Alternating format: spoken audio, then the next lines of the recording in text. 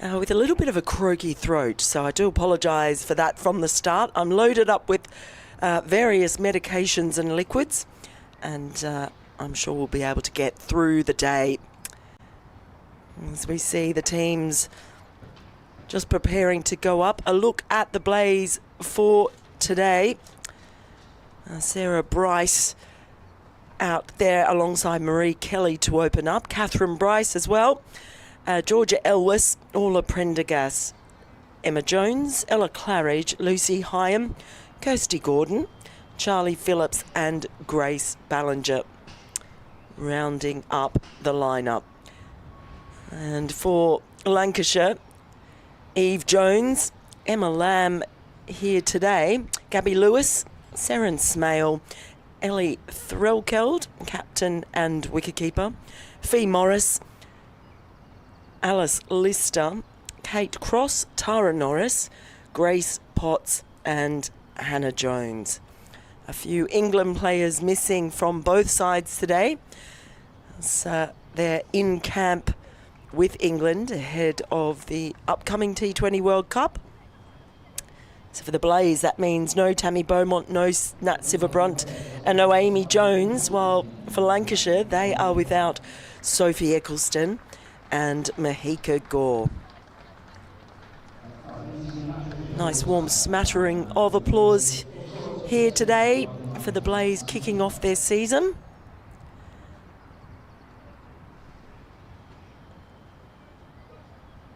As we see Emma Lamb and Eve Jones make their way out to the middle. Blaze winning the toss and electing to bowl under, well, quite gloomy skies here at Trent Bridge. We're very much hoping that some forecast rain will just stay away.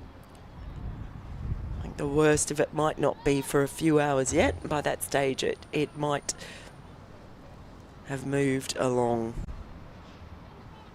So it's going to be Charlie Phillips opening the bowling from the Radcliffe Road end.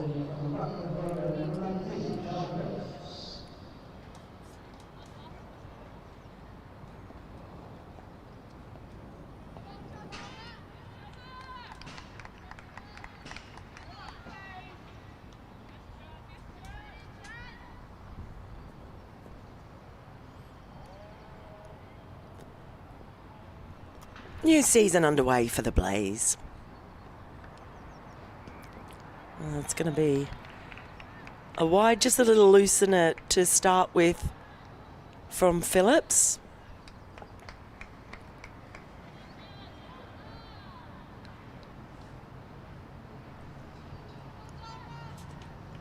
Some news coming through on the Blaze as well. They've announced a whole bunch of contract extensions.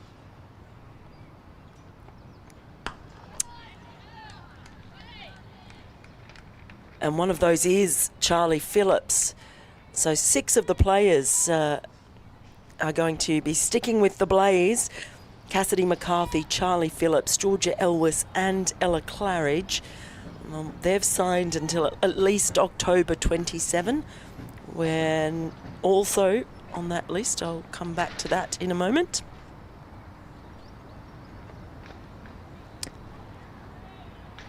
And Jones just a little bit frustrated there, had some width, couldn't make contact. Prisha Tanawala and Liv Baker, they've been given 2-year extensions, so they will be with the club until at least October 28. So the Blaze really shoring up their core squad this week. Great news for the club. Well, that's come off the middle of the bat, but not going anywhere for Jones. That offside is quite a way over the cut strip on the square. So the shorter boundary, that slightly straight boundary out there as well, which is essentially for Eve Jones running it down to third. They have got protection out there in the deep though. So apart from that first wide from Phillips, this has been a good over to start with.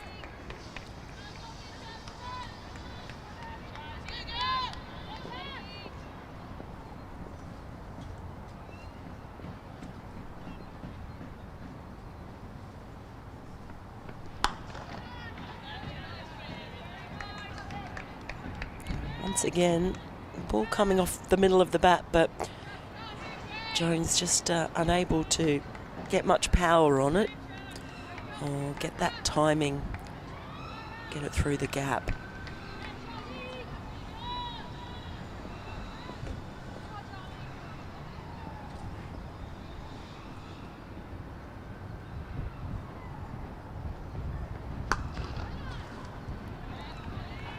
It's another shot that's nicely played, but that's a terrific opening over from Phillips.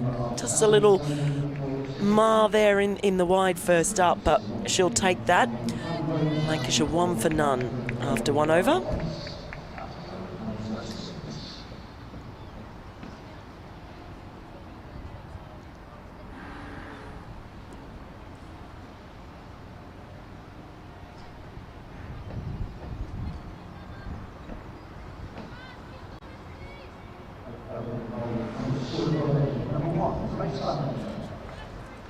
So it's going to be Grace Ballinger opening from the Stuart Broad end today.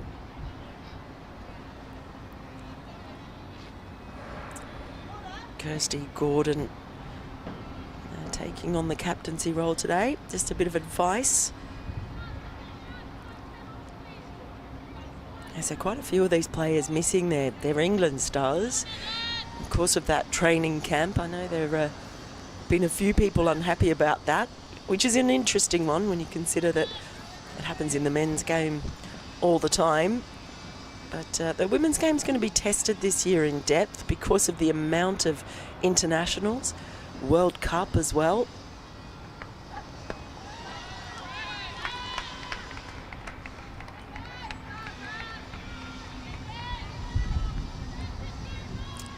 And I guess the exciting thing in that regard is perhaps we'll see some new talent unearthed. I know certainly the Blaze are, with all their Scotland internationals and all of Prendergast as well for Ireland. There we go, first run off the bat for Emma Lamb. First run off the bat for Lancashire. They've had the wood over the Blaze, it has to be said, but last year they met 3 times in the Metrobank Women's One Day Cup. And on each meeting, the gap got a bit closer. So perhaps today will be the day that they break that little hoodoo.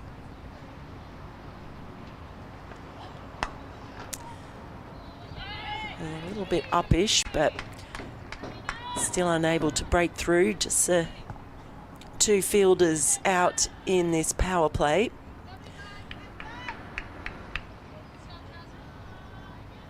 They've got one at deep backward square leg and one at deep third.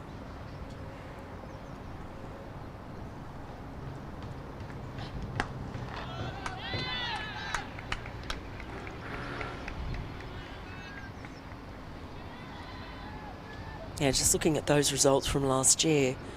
So the first meeting, Lancashire won by 8 wickets with 30 balls remaining. The second time they met, the difference was 4 wickets with 16 balls remaining. And then in that semi-final, Lancashire won by 5 runs. So it's been getting closer.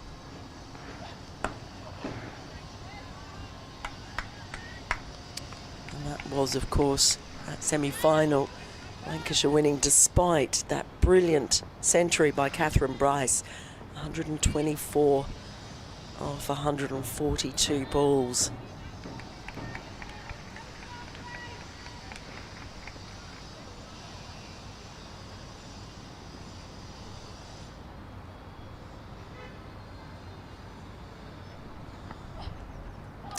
A nice bit of a way swing from Ballinger. She's just tying up Jones here.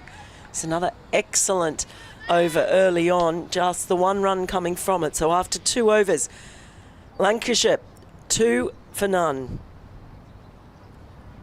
We're very, very happy with this start. All the Blaze, long way to go though.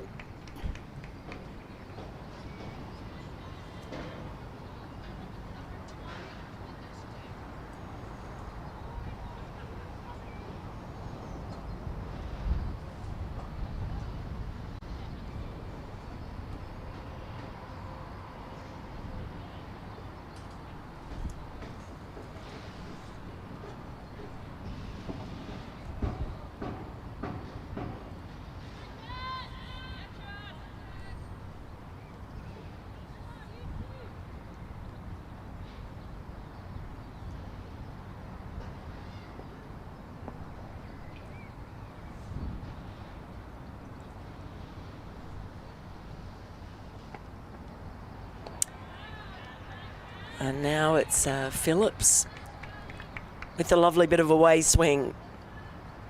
Ball just doing a bit as you would expect mid-April under cloudy skies at Trent Bridge.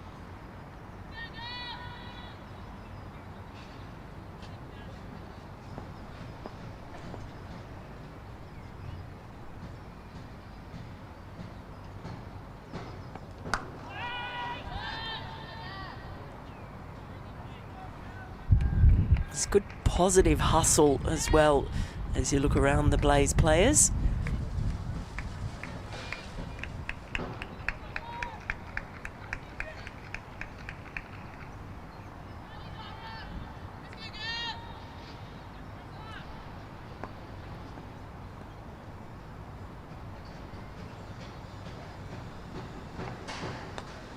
And that was a little bit uppish, but falls short of slip. Encouraging signs though.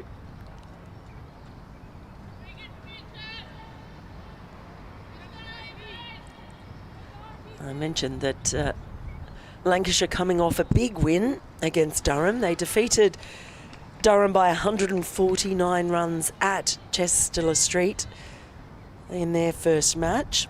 Eve Jones scoring 82 in that victory.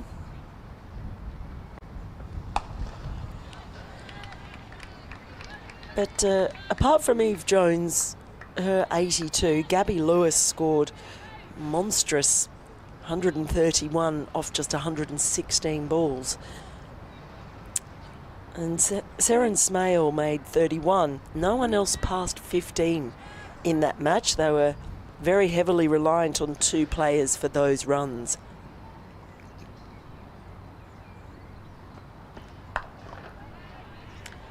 So there might be a bit of a feeling amongst the Blaze that, yes, they haven't been able to defeat Lancashire in this format, but if they're able to remove a couple of their big gun players, the others aren't coming off many runs, so it'll be something for the Blaze just to look at, get stuck in early, especially Eve Jones. It's a gorgeous shot by Jones, driven, does pierce the infield for the first time. The chase is on, won't be enough though, and that is a nice way to get off the mark for Eve Jones. 4 runs.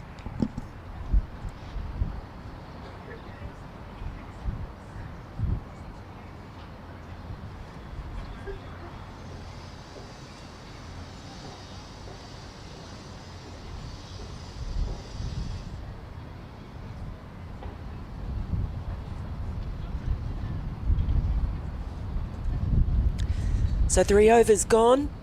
Lancashire 7 for none. A really lovely cover drive from Jones to get off the mark, but I think the Blaze will still be happy to have kept it quite tight early on. Ballinger to continue from the Stuart Broad end. Just 1 slip in.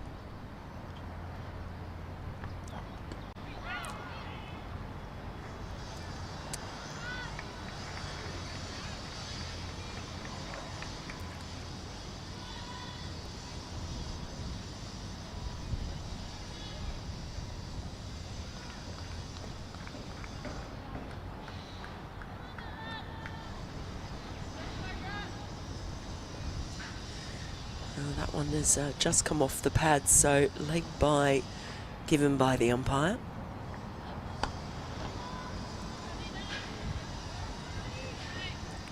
Another crisp drive. She's actually been playing them quite nicely, Jones, but only once has she been able to just find that little gap. Got extra cover, quite short, in off the ring. Quite a good way, but they've got that offside pretty well covered. So there are a couple of little gaps on the leg side though, which allows for them to take the run.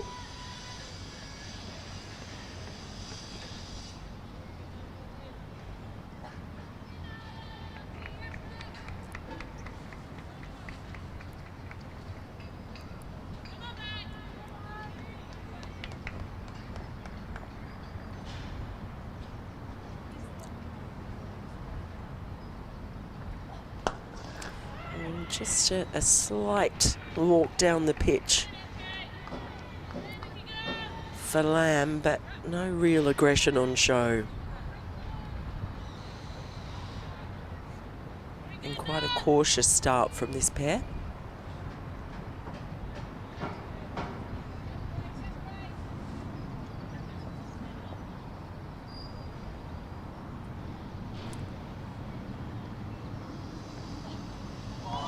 Oh, that's a good ball from Ballinger. They like it too. And teammates are pretty encouraged by that.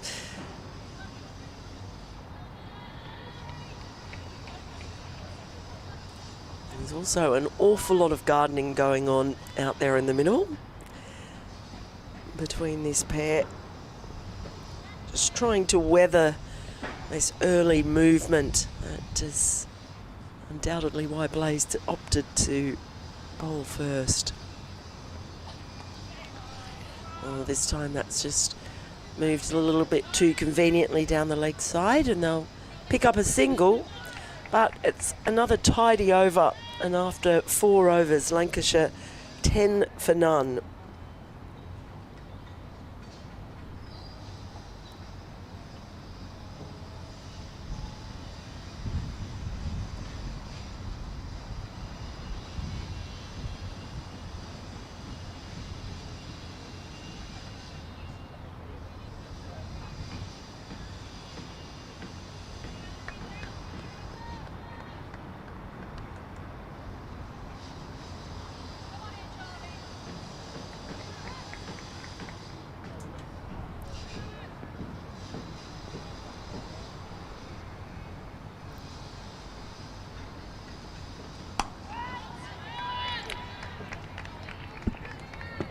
They've given very little away, this opening bowling partnership.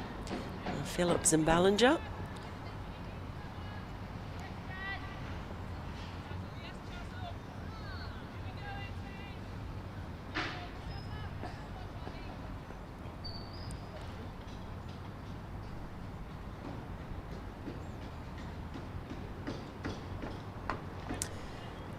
Away swing there, but this time Lamb was able to account for it. It'll be 2. And that's certainly a longer pocket on that side. On the leg side, it's much shorter because of that straight boundary. Bit of a chilly day here at Trent Bridge, about 14 degrees according to my phone. Oh, a little bit of extra zip there from Phillips.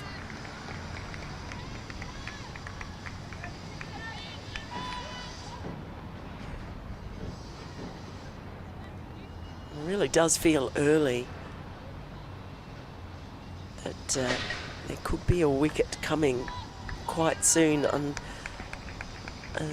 this opening batting partnership, I should say, just trying to find their way through it at the moment.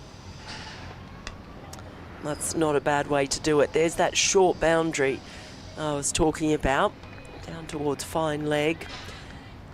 but that's well protected.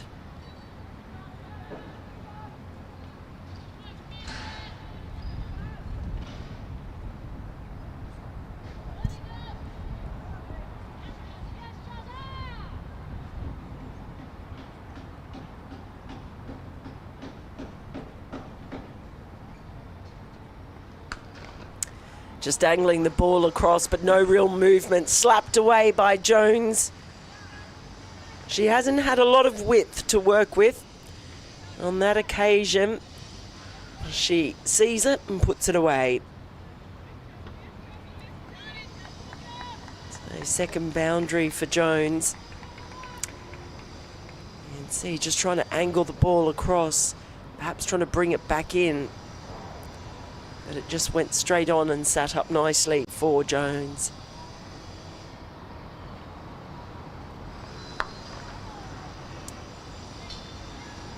That's good recovery though from Phillips.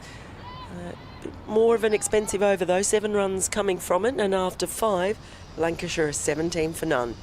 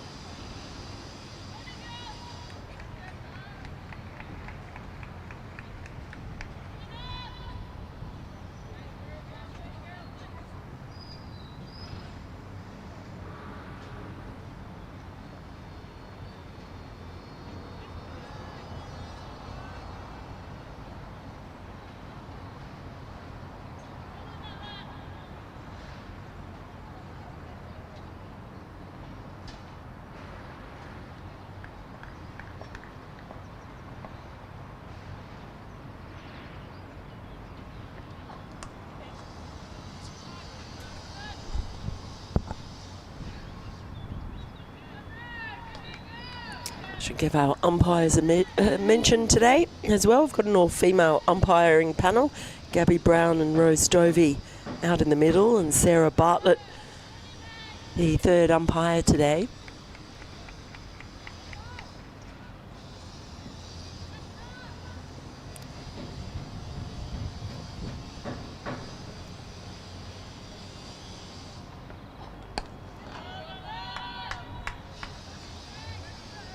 Ballinger has definitely been the most economical so far. She hasn't, you'd have to say, she hasn't really bowled a bad ball. Just very consistent.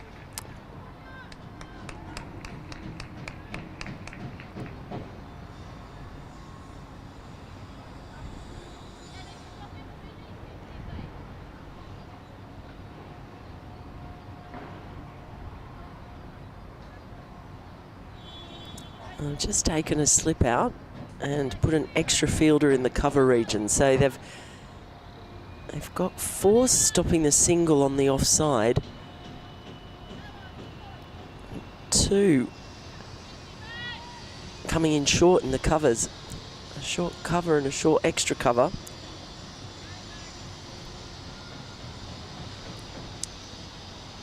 So within the ring, 5 fielders on the offside. And there's one of those short fielders in there. It's Catherine Bryce stopping the ball. So Ballinger can't basically afford to go leg side here. She can't afford to stray leg side because there's not much protection at all. It's all on the offside at the moment. And follows up with a good Yorker though.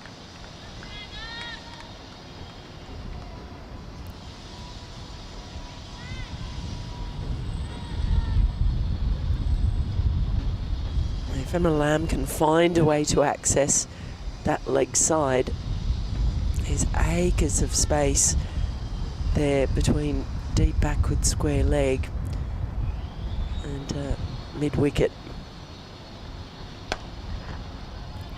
She's not getting the chance though.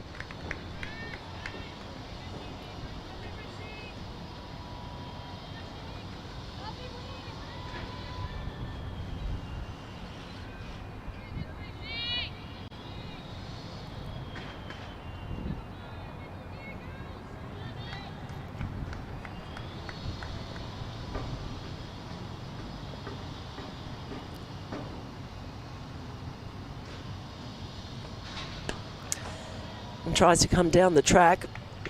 But that is another fantastic over by Ballinger. She's just giving Lamb nothing to work with. Some good captaincy as well from Kirsty Gordon.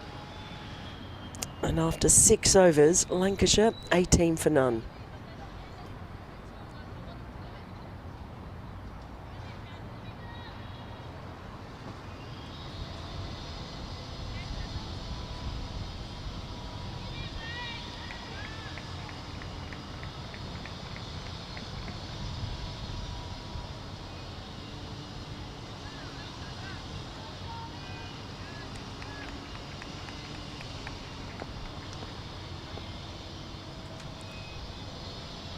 So Phillips back for her 4th over.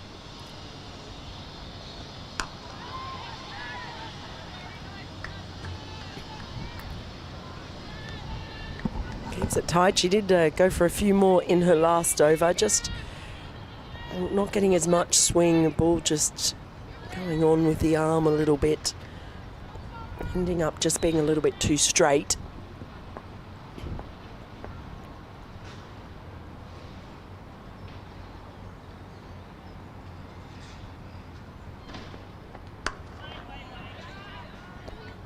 She's bowling a much tighter line in this over though, Phillips.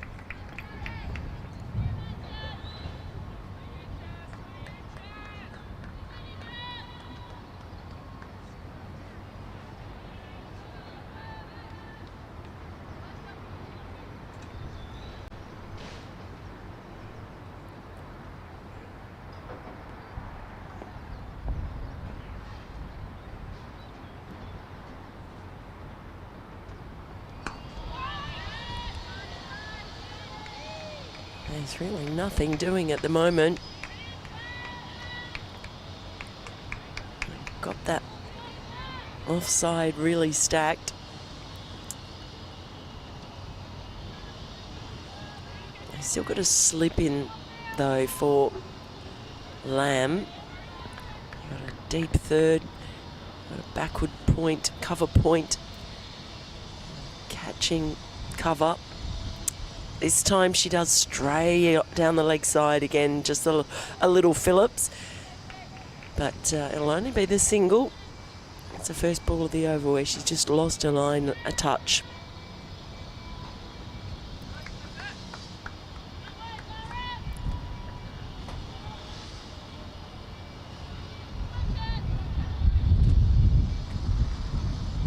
Probably hear that wind howling around today.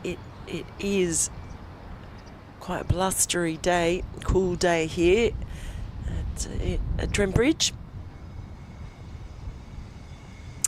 Oh, there we go. A little bit of aggression there. The bouncer comes out, but it's a little bit too bouncy. Too high. Umpire calls a wide.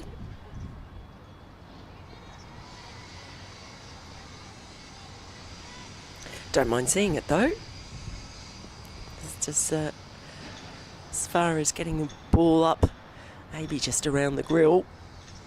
Just see how Jones copes with that.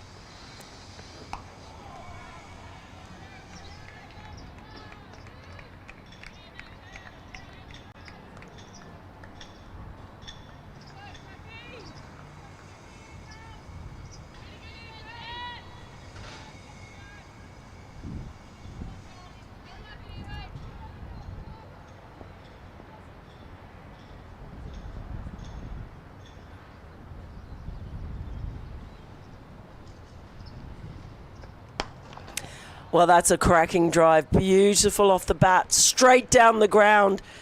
So Jones, she's been kept quiet in that over until the very last ball.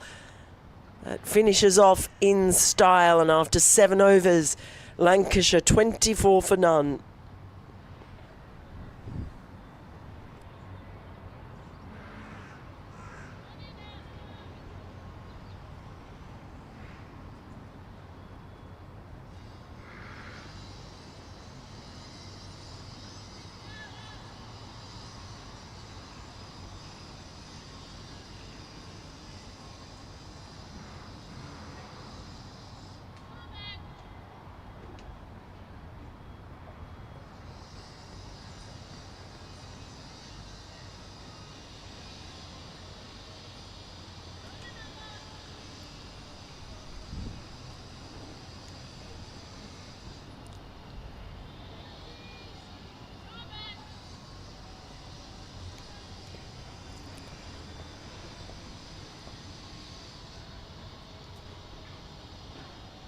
Ballinger now.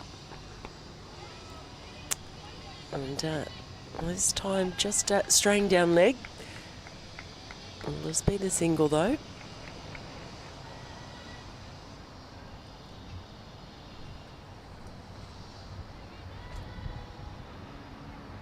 One thing in this first power play, Lancashire haven't really been able to get a hold of either opening bowler. Ballinger's been the tidiest of the two though.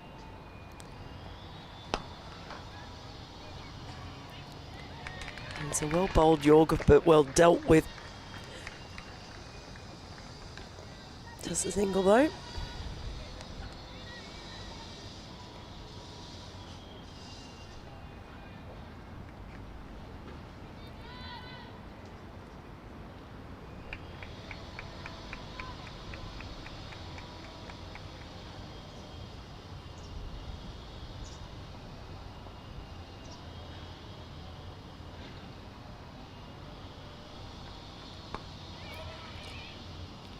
Just squirts away that one, but they still managed to hustle through. So the single's coming.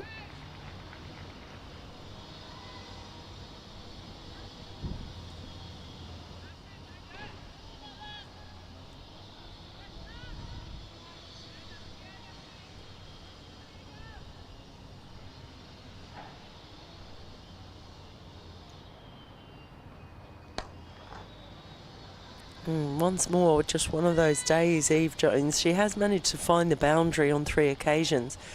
But for both of these openers, one of those days where the ball's just going straight to the fielder more often than not.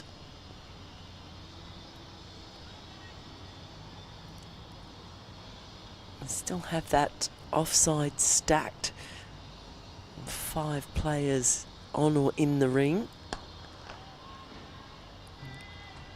There's one of them at mid-off, in the skipper, Gordon. So she's very much got her plans in place. Trusting in her bowlers to be able to just keep that ball outside off stump and keep the Yorkers coming. It's the balls that stray down leg side that you can see being put away for quite a few runs.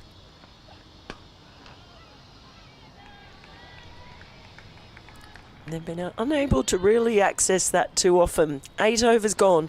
Lancashire 27 for none.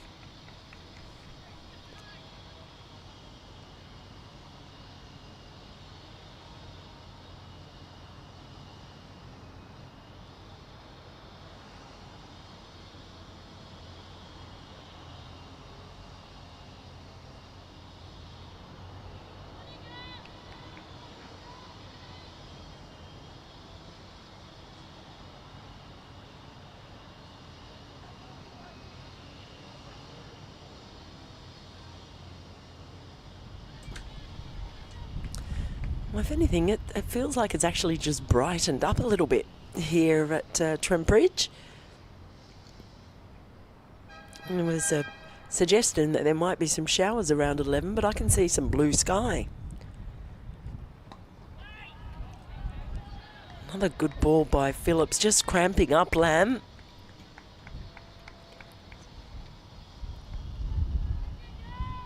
And just a few little patches of blue. So if that's what it is for the first forecast shower, then we might be all right today. Seeing that happen so often, miserable forecast, and then those showers just seem to pass a few miles away. I'll shy at the stumps, get through safely, but perhaps there's something about the pressure that the Blaze have been putting on Jones and Lamb, feeling that they have to take off for what might have been a little bit of a risky single if that ball had hit the stumps. I think that was Marie Kelly fielding. The fact that they haven't just been able to take the easy singles very often, just a little bit of pressure perhaps building on Lancashire.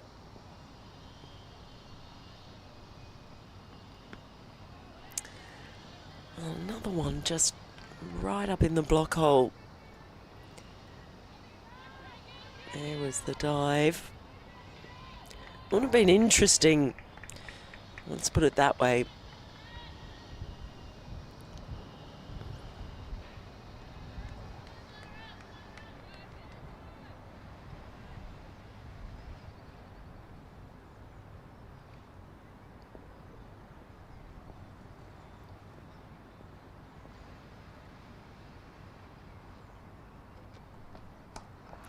Well, this one drops in short and Jones just rocks back.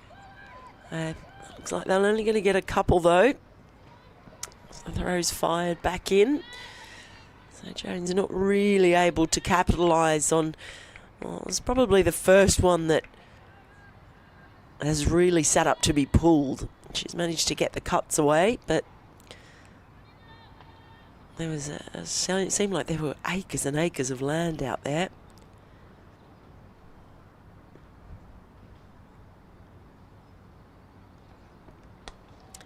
Goes the same direction, this time along the carpet.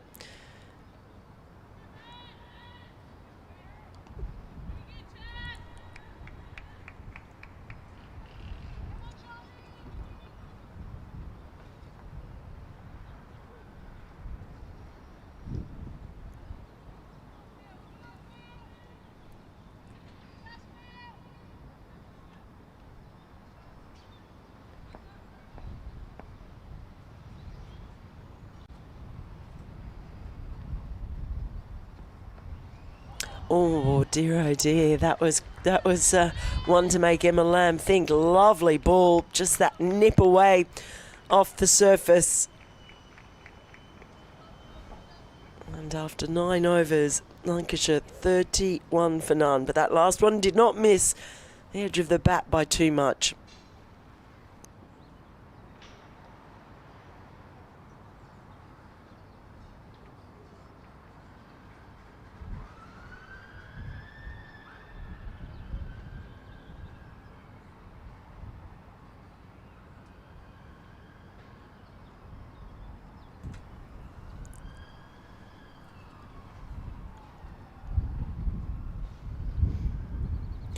Great to see that the work continues apace on the pavilion. Hopefully ready later on in the summer.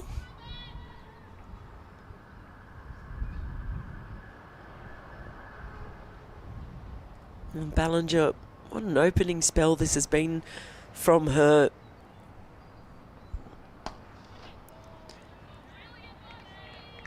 She's really kept them tied up, both batters.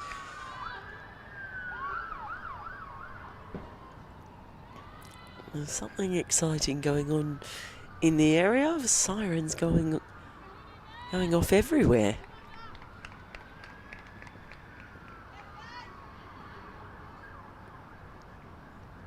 They've still got 5 fielders protecting for the single, but this time she manages to go straight, but that's a good diving stop.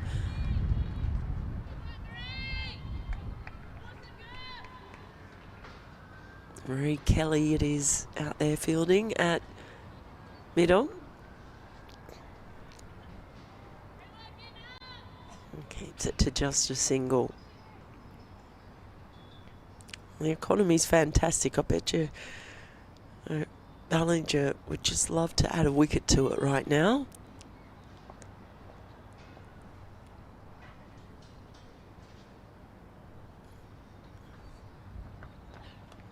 Oh, short ball. Manages to get it away. It wasn't exactly convincing, but 4 runs nonetheless. The first boundary conceded by Ballinger.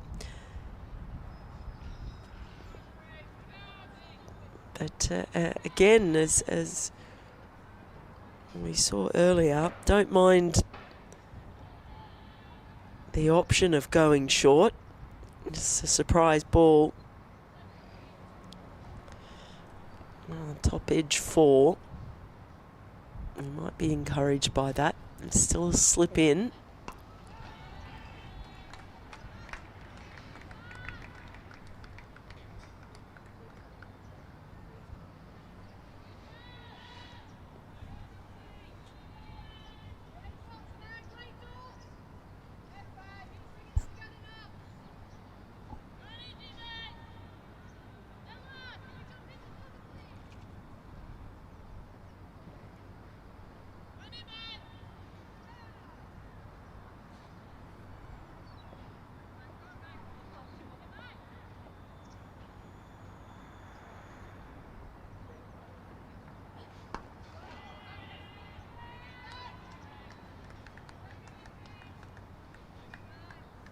Starting to see a bit brighter sunshine come out. The shadows. This is very encouraging. Let's hope that the sun stays with us. It's definitely a lot brighter than it was when play started this morning about 40 minutes ago.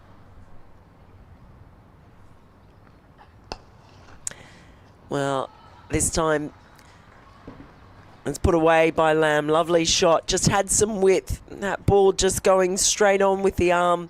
Perhaps the swing is all done and dusted now. And that is Ballinger's most expensive over. 9 runs coming from it. And after 10 overs, Lancashire 40 for none.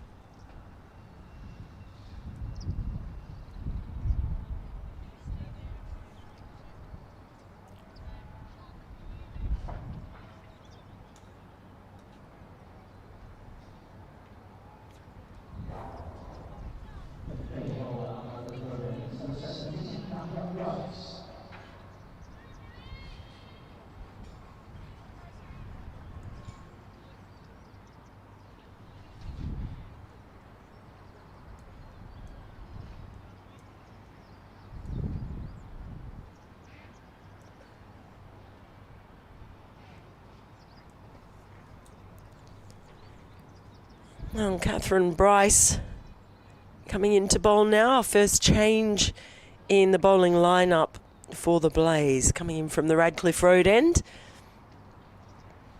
One of 3 Scotland internationals playing today. Real Celtic flavour to this Blaze side. Kirsty Gordon as well, all a Prendergast.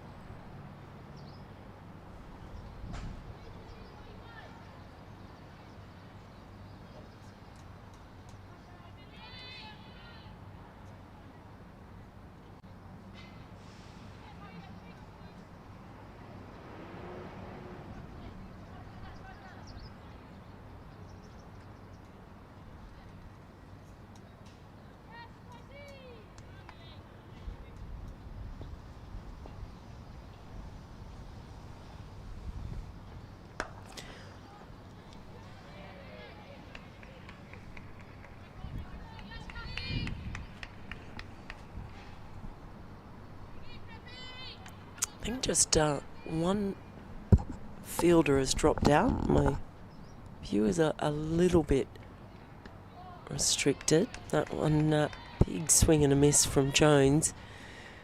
So they've got one fielder down at deep backward square leg, one at deep third, and one at deep cover point.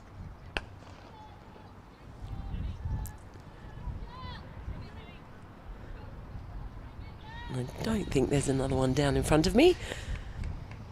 So still happy to keep a lot of fielders in the ring.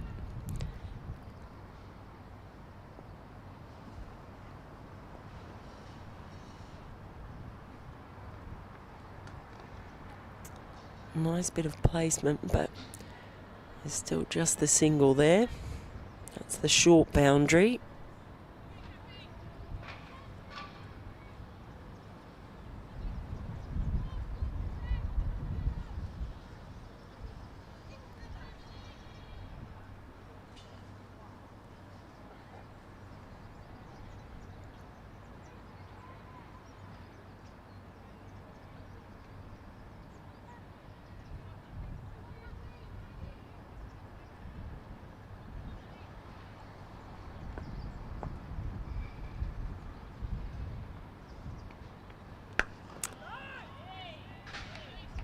Bryce happy to bowl full, tempt the drive.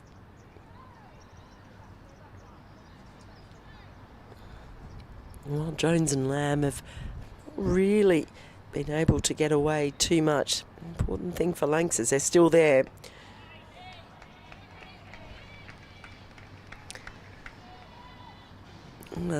Typically tidy over there from Bryce, just the one single coming off it.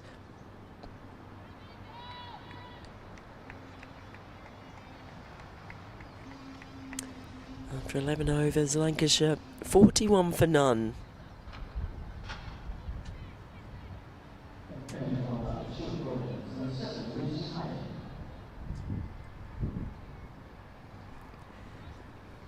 So the other change in the bowling, Lucy Hyam coming on for a bit of off-spin.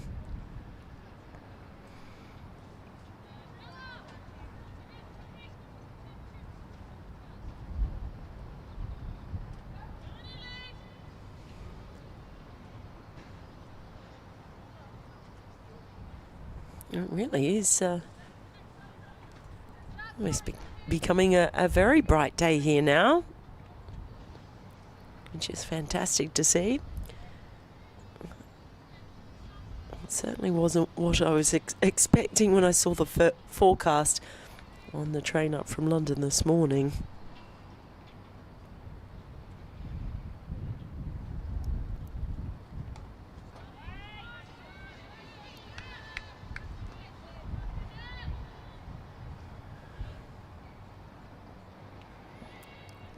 So I am coming in with the off breaks and just the 12th over. It'll be interesting to see if the Lancashire openers decide they're going to take on the spinner. They haven't had a lot of opportunities. But the run rate just creeping up a touch now compared to what it was in those first few overs. So they've been patient, allowing themselves to get set. It'll just be rather fascinating to see what happens with the introduction of Hyam, but it's been great from her so far.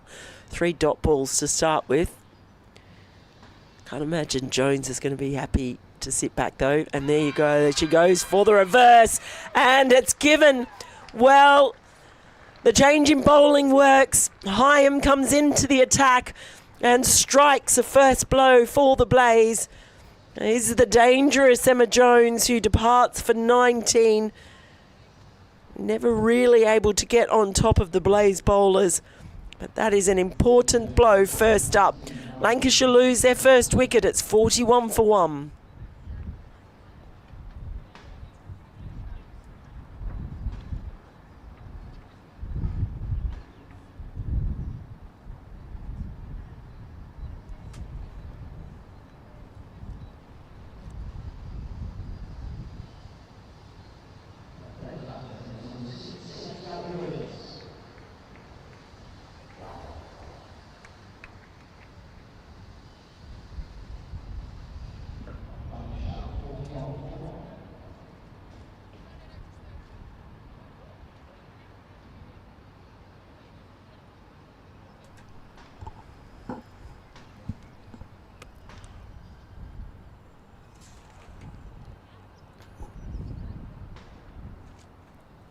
Well, Gabby Lewis is the new batter coming in for Lancashire.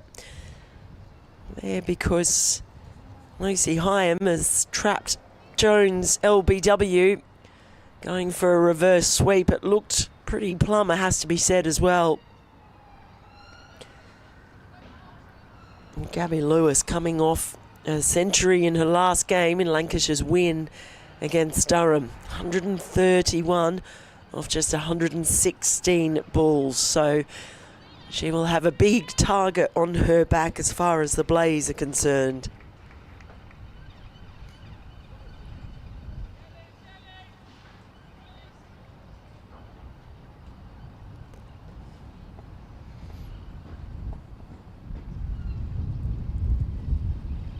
Oh, that one's tossed up, and goodness, it hasn't missed by much. This is a great first over from Hyam. She can't believe it.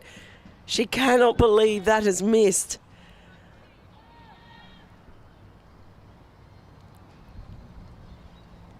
And she certainly made an impact since she's come on. In fact, that was a bye in the end that they've run through, so it's missed everything. The next ball just sits up a little bit better for Lamb, but terrific first over by Hyam. The important breakthrough, that of Eve Jones. And just another look at that second ball. Goodness. Getting turn early on. And I just don't know how that's missed everything. 12 overs gone. It's 43 for 1. Lancashire.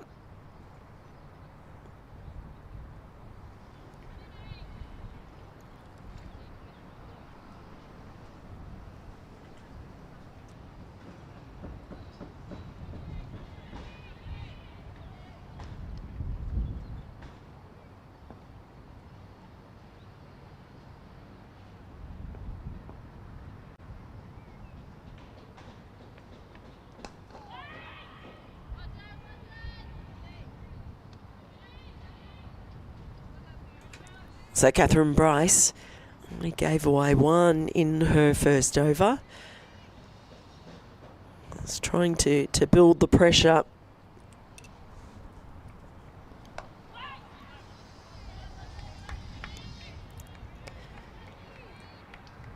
It's not been easy for the Lancashire batters. It's not being allowed to be easy for them. Eve Jones got a couple of looser balls once it had stopped swinging, was able to put those away.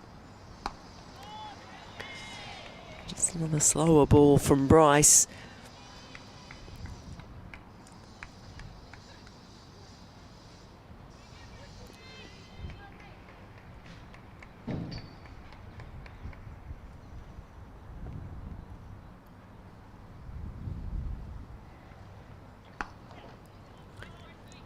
Manages to pick out the gap. Just the one.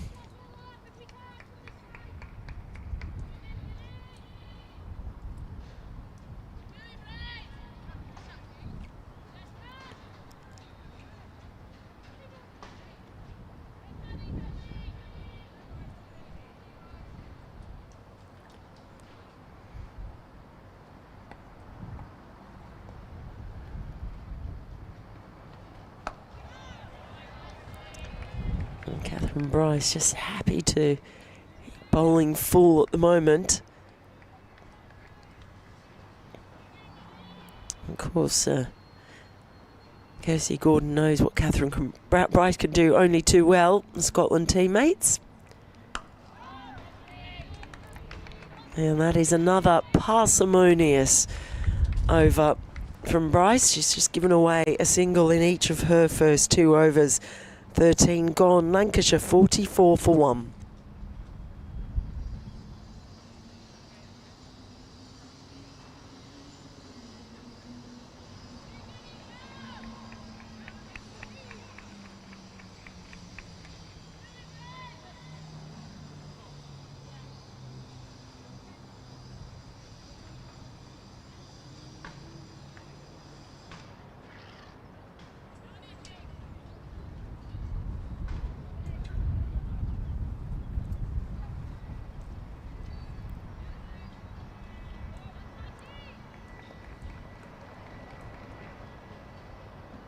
Hyam to continue. Tosses this one up outside the off stump.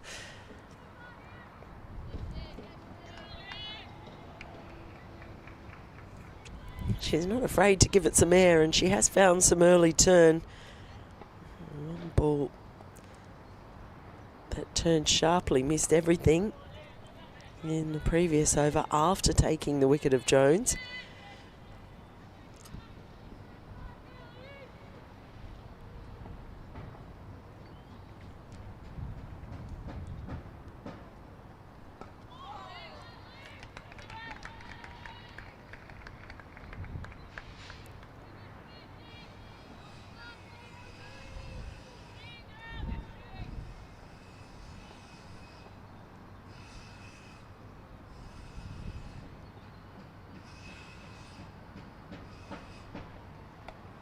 Another one tossed up, finding that flight and that turn into the right-hander. Lewis is generally a pretty aggressive player. She's just taking her time to have a really good look at Hyam, though. Still yet to get off the mark. She will get off the mark now. Just the one run.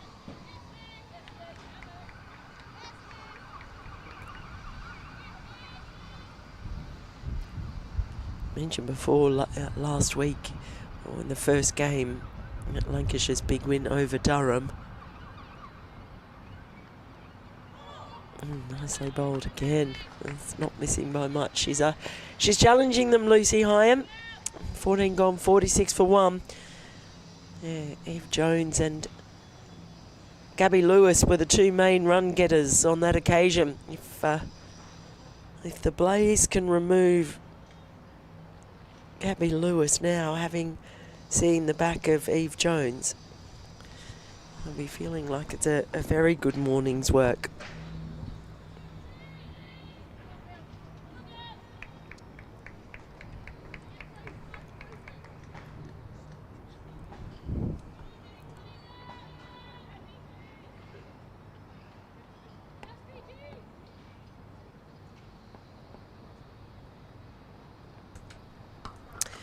Oh, that one sat up nicely pulled, but only as far as fielder out in the deep.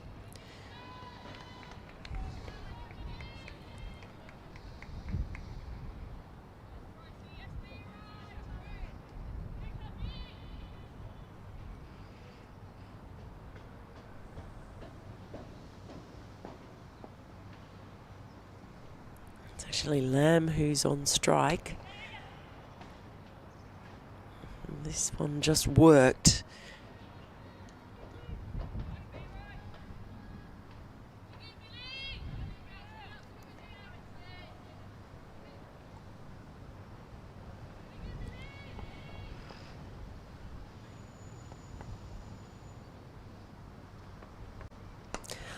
Inside out, she goes for that. It's actually skewed off the outside portion of the bat.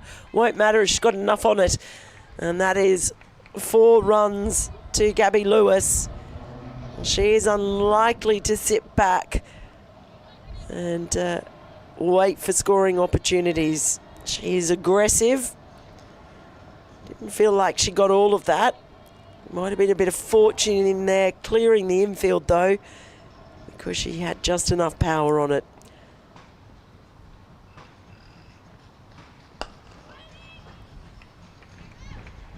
So first boundary for Gabby Lewis. First boundary conceded by Catherine Bryce.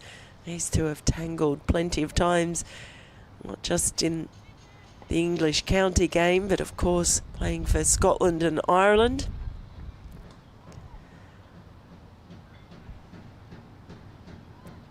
You just feel immediately with Gabby Lewis coming on, all of a sudden,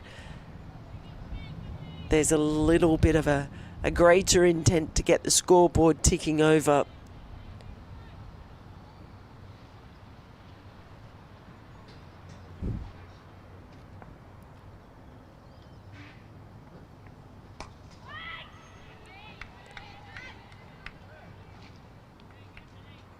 So 7 runs coming from the over, and a 50 has come up in that one.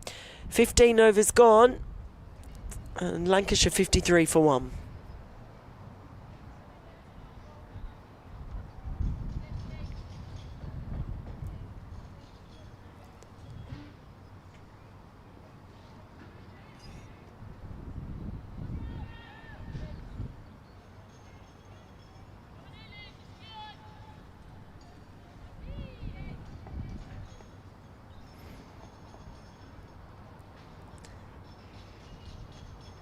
Well, there's the reverse sweep. Now, that was the shot that was the undoing of Eve Jones. Gabby Lewis attempts it as well, does not get hold of it. And was perhaps a little fortunate, and it popped up and was out of the reach of Sarah Bryce, keeper. Oh, that one's tossed a little bit too high, and ends up being a full toss that Emma Lamb gobbles up. The first really loose ball that has been delivered by Hyam. It's just slipped out of the hand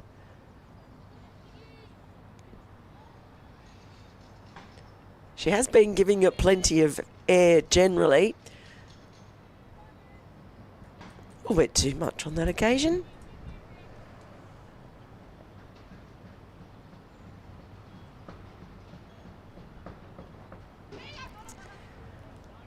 It's played very fine by Lamb, who was perhaps just been given a little bit of impetus by the arrival of Gabby Lewis.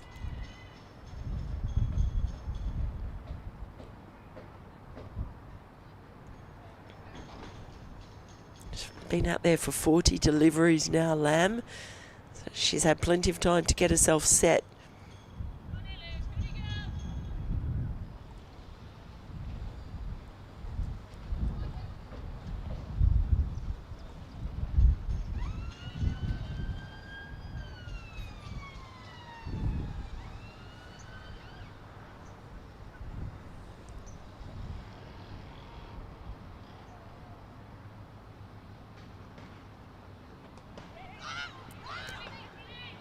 Well, there was a little bit of confusion there, the thought of taking the run. And I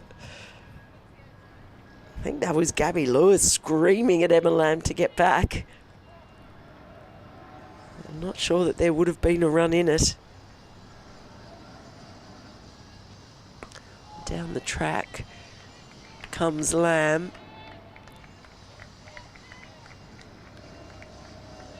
But after going for a few, Hines pulled it back.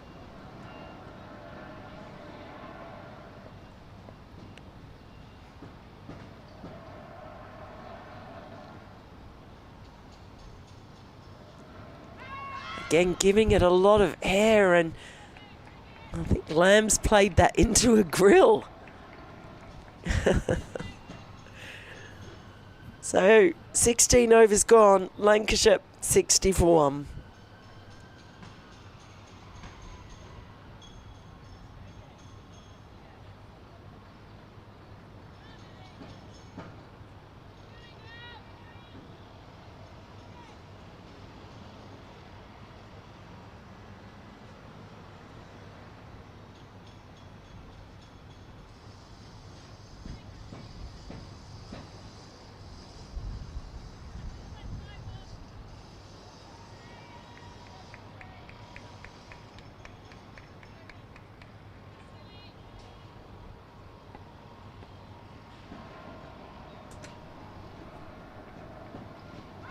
Well, big shout.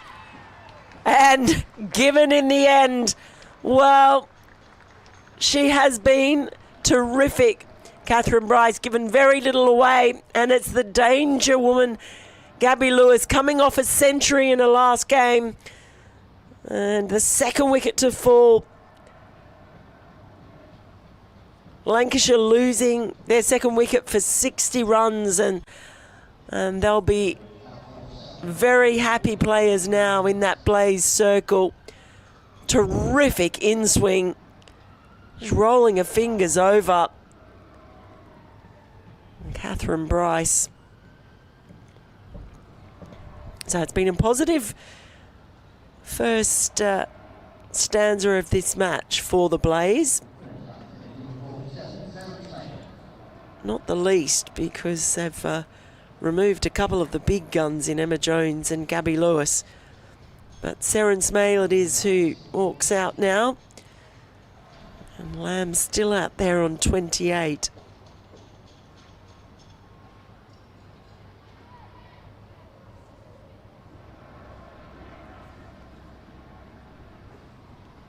Yeah, big smiles out there. It was a lovely ball that hooped back in.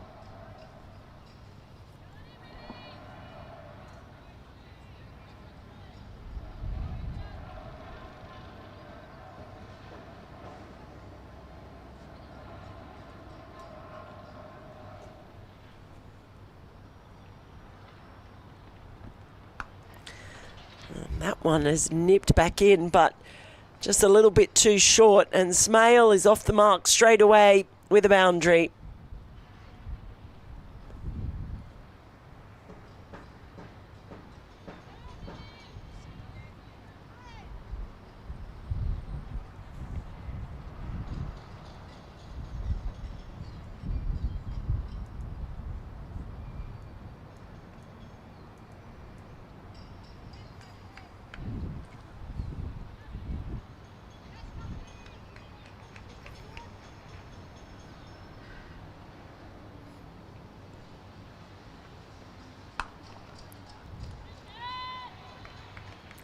Catherine Bryce really has got that ball hooping in.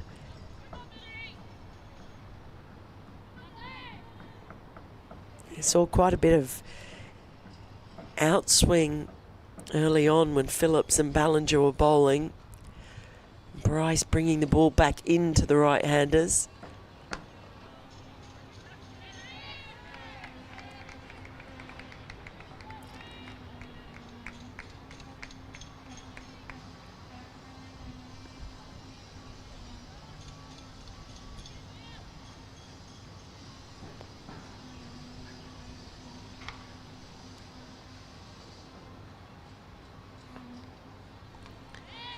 Short ball, but just a little bit too much, and a little wry smile there from Bryce. In fact, I think that's the third time that a bowler has tried to bowl short, a genuine bouncer, and it's been given as a wide each time.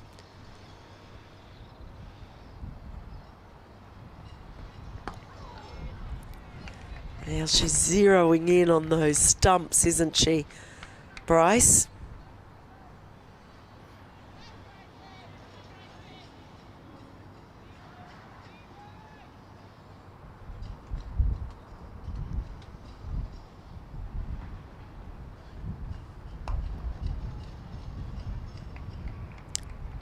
Just be the single to finish off the over, but a good one for Bryce. It saw the end of Gabby Lewis, and after 17 overs, Lancashire 66 for 2.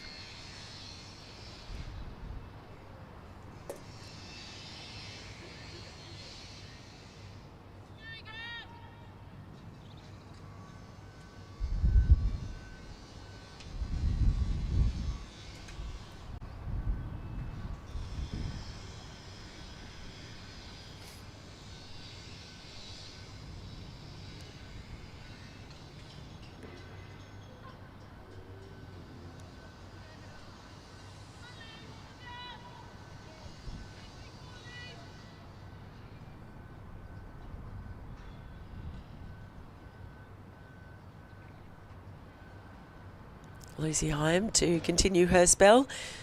Certainly been willing to toss the ball up, give it plenty of air. She's been finding some turn as well. Bowled really well so far. Gets that ball right up there, well above the eye line of Smale.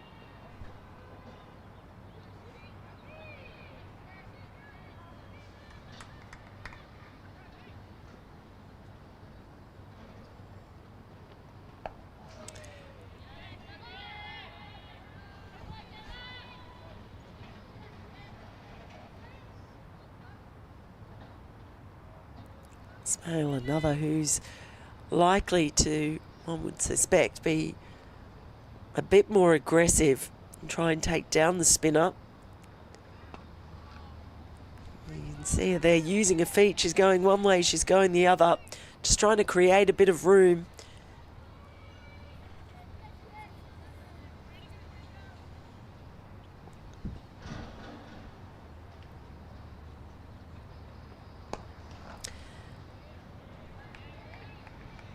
Getting very little, and Hyam gets through her deliveries quite quickly as well. Not giving the batters much time to settle.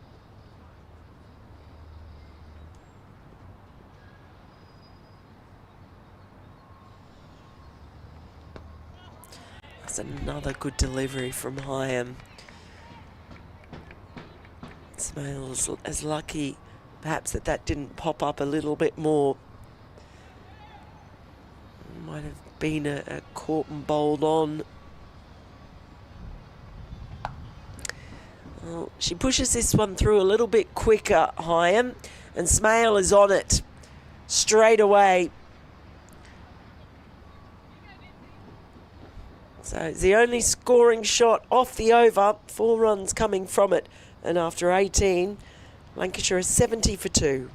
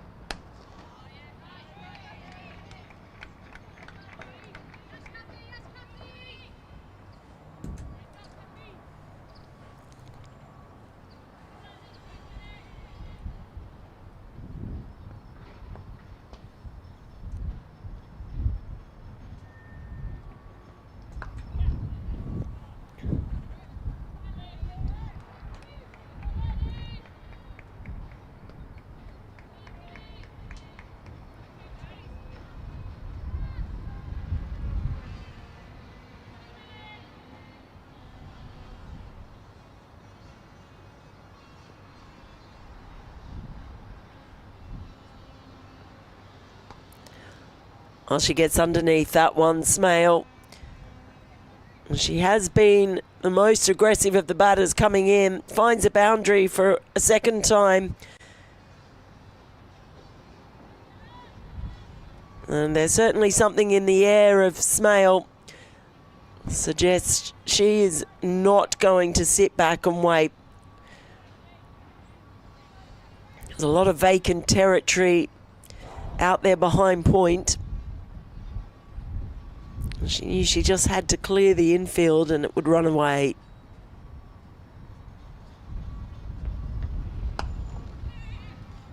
Drives that one hard, beats two diving fielders as well. Back-to-back boundaries it will be for Sarin Smale. And that has just changed the tone of things here at Trent Bridge. First time we've seen back-to-back boundaries scored off anyone. And Bryce has been so tidy until now.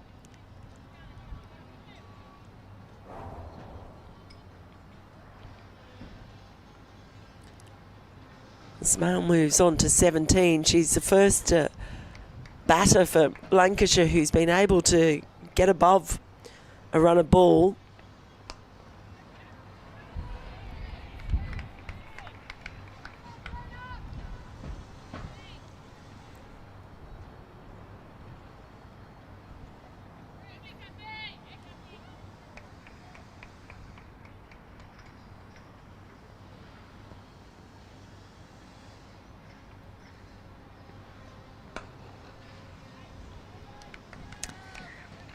There's that ball moving in again as Bryce is able to do so well. Dot ball to finish her over after 19. Lancashire 79 for 2.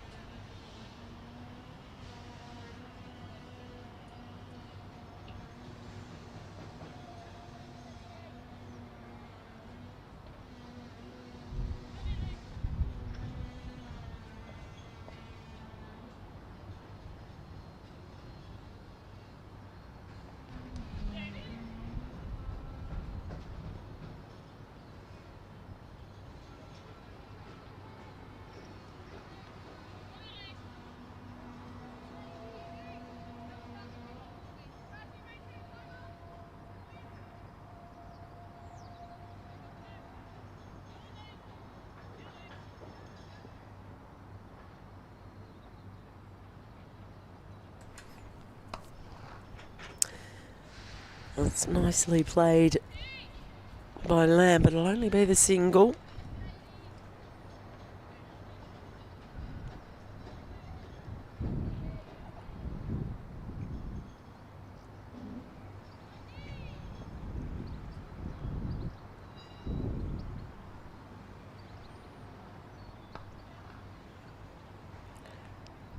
Something very pleasing about watching an off spinner who is just so willing to really give the ball some air.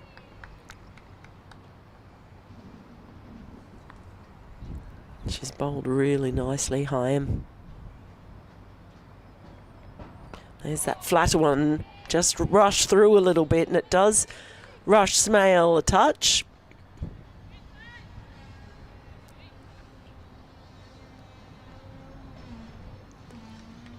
Just a little variations in pace.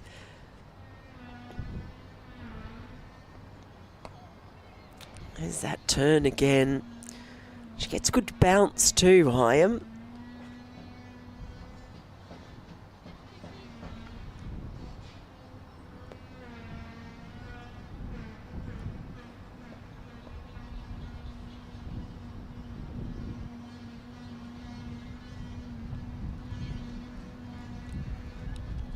One just helped on its way. It'll be another single, the fifth one to come off the over And after 20, 84 for 2.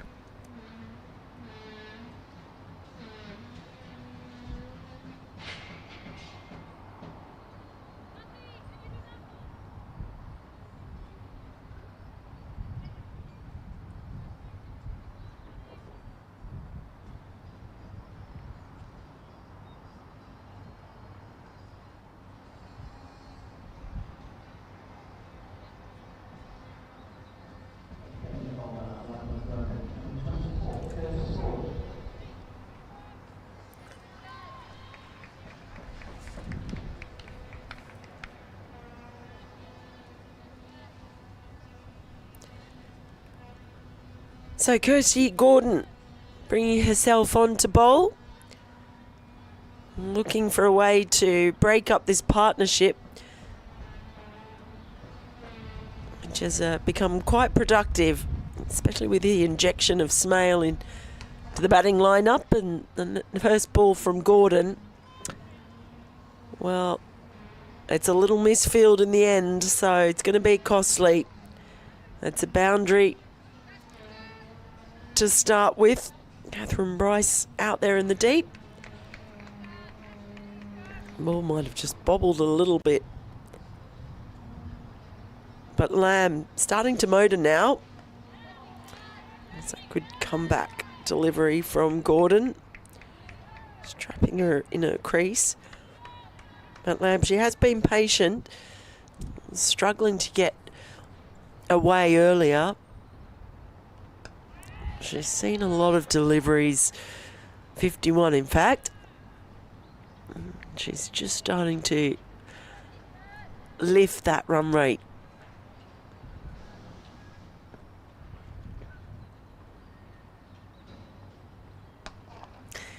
And pulled firmly once more. This time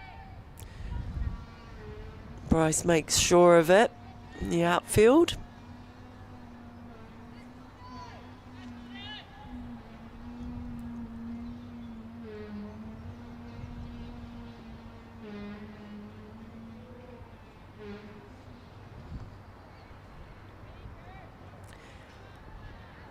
It's just a fence into the gap.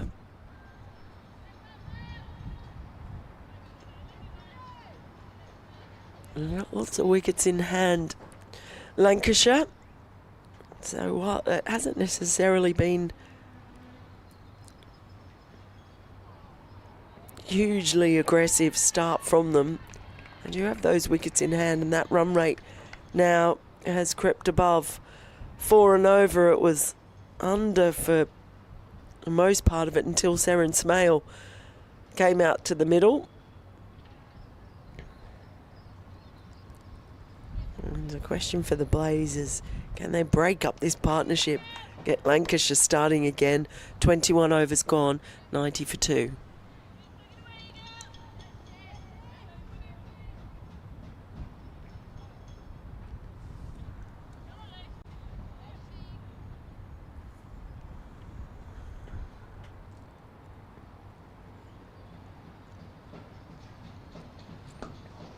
A looping delivery, but it's met with aggression. Smale really has given some verve to Lancashire's innings. Just met the pitch of that one.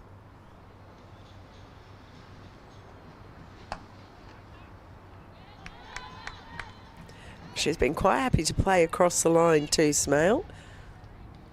Just pulling anything that's a touch short.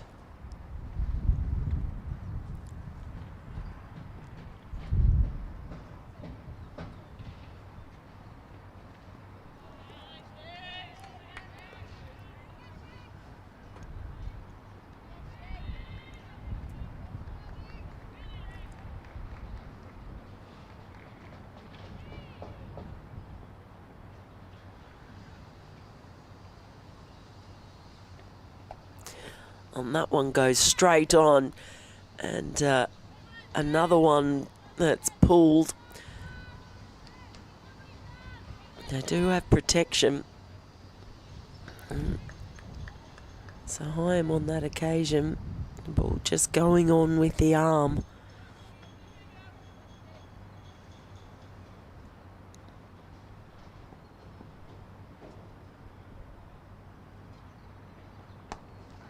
And she finds a bit of turn on that one.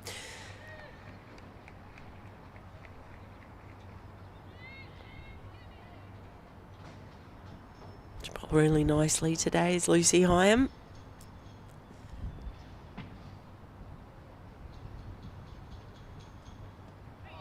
And has the satisfaction of beating the bat as Smale looks to try and cut her away. 22 gone, 96 for 2.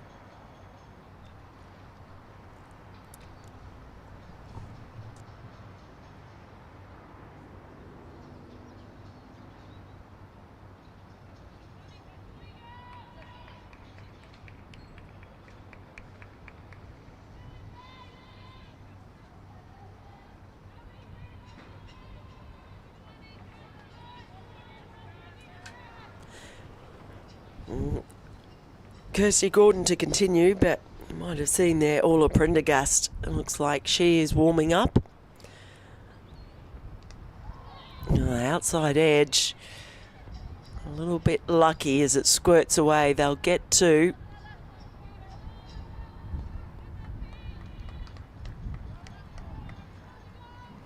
There's a big patch of blue sky just to my right as I look out from the Radcliffe Road end. It's quite welcome. Forecast really wasn't too clever for today. Oh, and that one's tossed right up and it becomes a full toss. Probably got away with it a little bit, did Kirsty Gordon.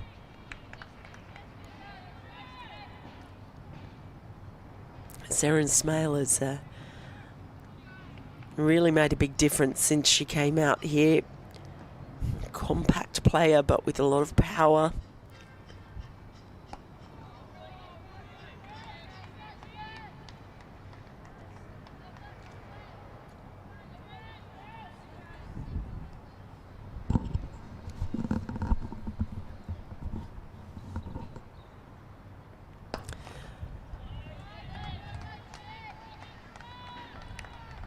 And just a little bit of cat and mouse. Kirsty Gordon's quite happy to tempt Smale.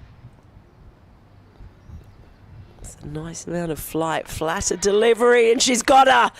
Well, it was cat and mouse, and in the end, the cat that is Kirsty Gordon pounces on a victim, removes Smale, who looked really dangerous. She departs for 26. Lancashire lose their third for 99.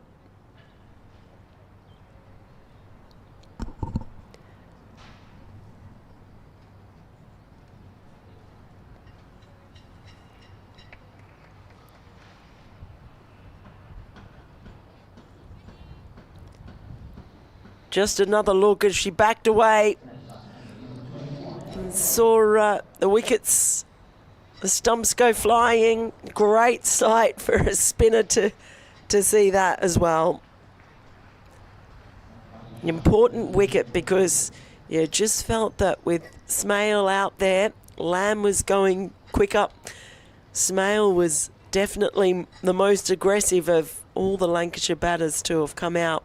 So they've chipped away, have the Blaze.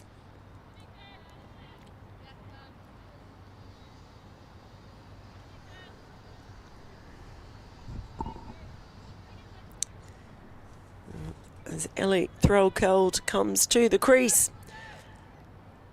So it's going to be skipper to skipper. As Gordon will close out her over to Threlkeld.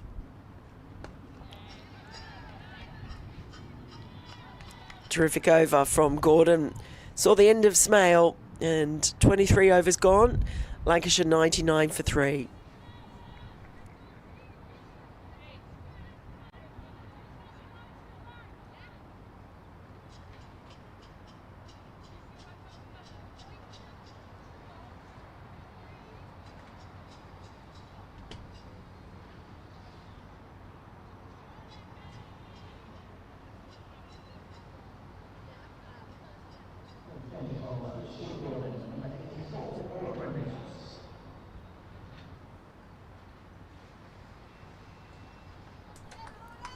So Orla Prendergast, the Ireland international, one of the most impressive all-rounders you see going around, tall, athletic, kind of athlete you feel would be good at any sport they played. That's what you feel whenever I watch Orla Prendergast play. And can she remove Lamb? Oh, well, she gets that ball moving away. It's a positive start for Prendergast.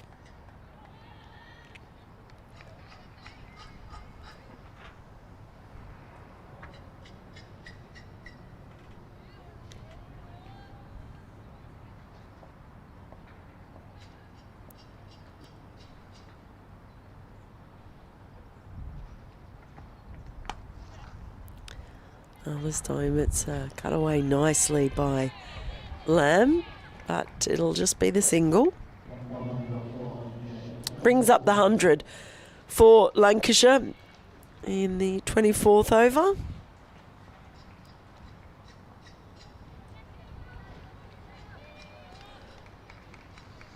And Threlkeld now on strike, yet to get off the mark. Has faced just the one ball so far.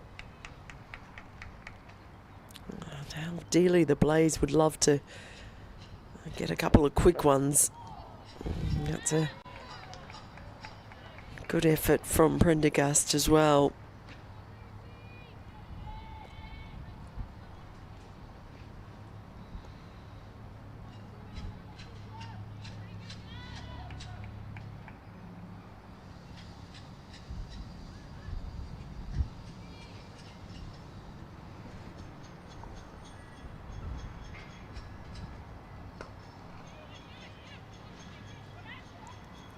On that, oh, might have been a tight one had the ball clattered into the stumps. As it is, they'll get a single. Once more, it just shows that bit of pressure building. And you see sides starting to take those risky singles. That one just stayed a little bit low on Emma Lamb, who has really been the mainstay. She's batted well. Yes.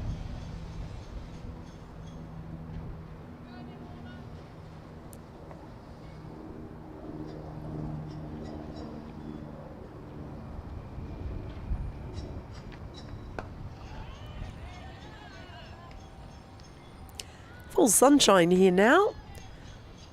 Lovely patch of blue. What a wonderful sight that is. One of the world's most beautiful grounds as we finish off the 24th over.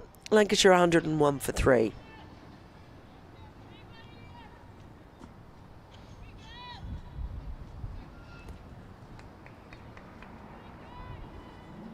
Yeah, it's a beautiful sight when you see Trent Bridge bathed in sunshine. It'll be even more beautiful once the pavilion is finished.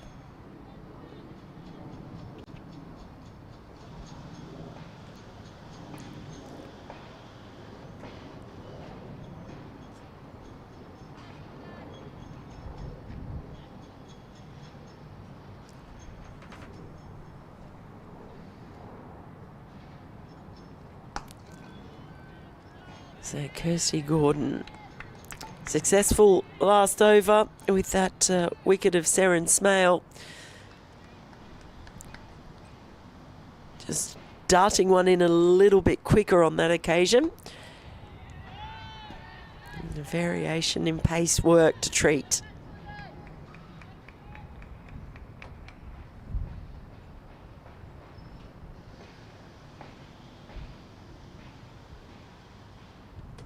That's going to be a little bit too wide though.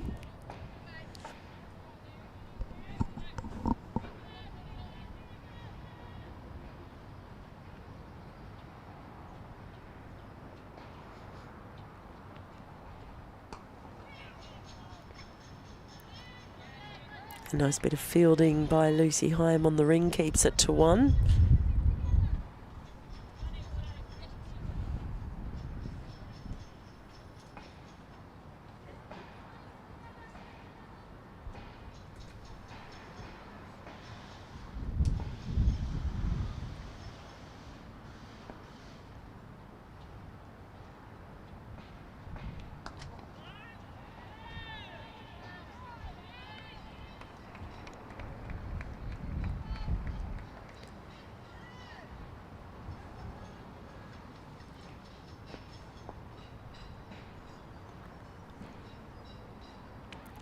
And that's a very delicate little shot from Lamb. And only get the 1.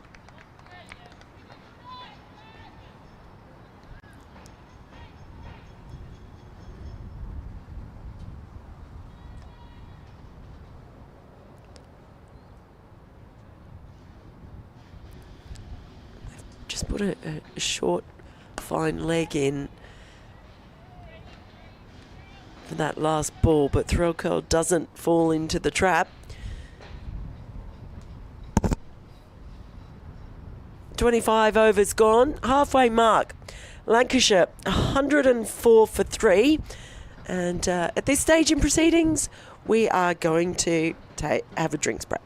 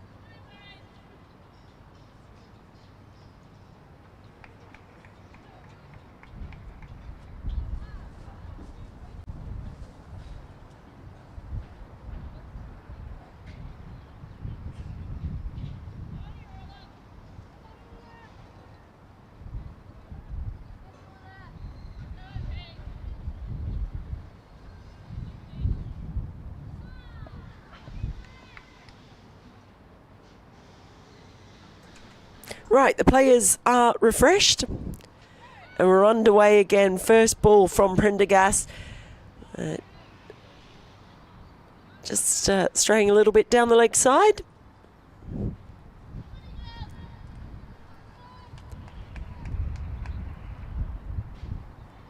Just be the leg by.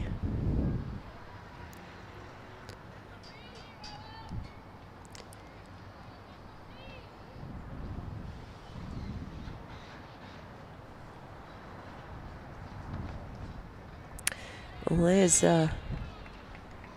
another bouncer, and that's the fourth time we've seen a Blaze bowler attempt the bouncer, and the fourth time that it's been called a wide.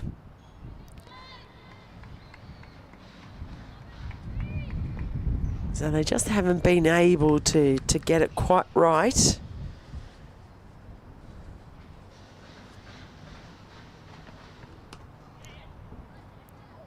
There was one short ball that managed to get a top edge earlier on. So I'll take that back. I think there have been 5 attempts at a short ball, 4 of them called wide. Emma Lamb out there on 42. She has been the mainstay of the Lancashire innings so far.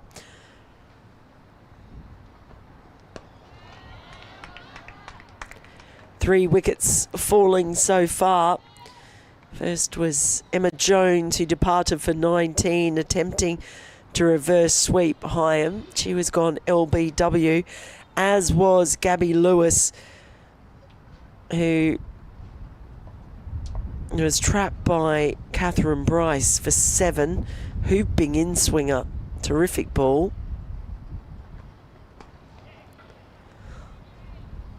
And then Sarin Smale,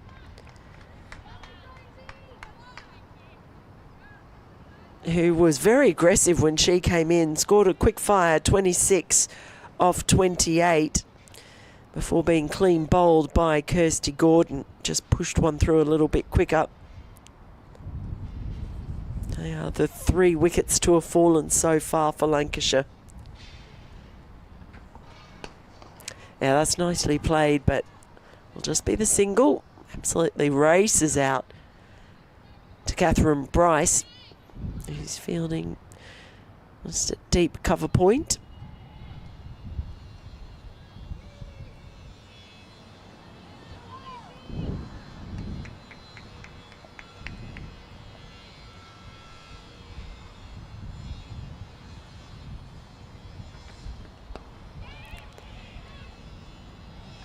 And they'll be through quite comfortably in the end for the single to finish off the over. 26 gone, 110 for 3.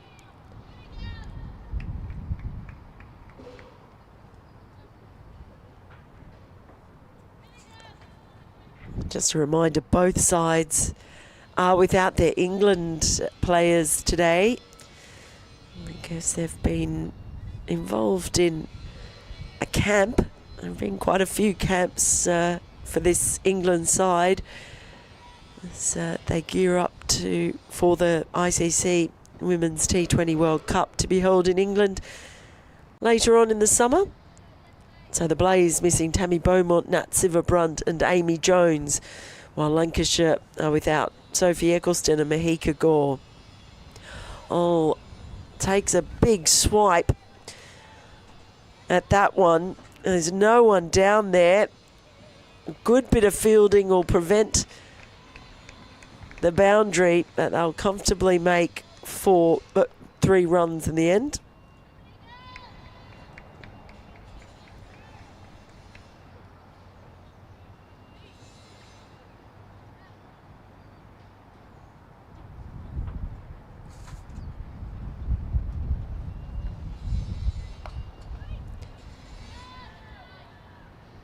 Threlkeld at times playing forward, at times playing back.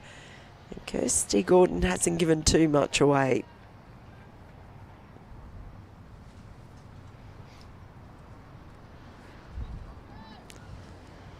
So handy to have the left arm option when it comes to the spinners.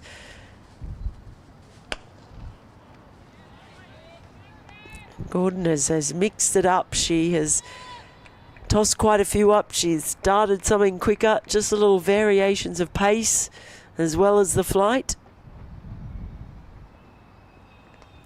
Well, that's another full delivery that clips the outside edge. Ballinger's once more off herring after that one. So it's encouraging for Gordon in that she's getting those edges, just not going to hand, going a bit too fine. And in fact, they're going to bring a slip in now. There's been 2 balls, probably should have had a slip in there at the start of the over.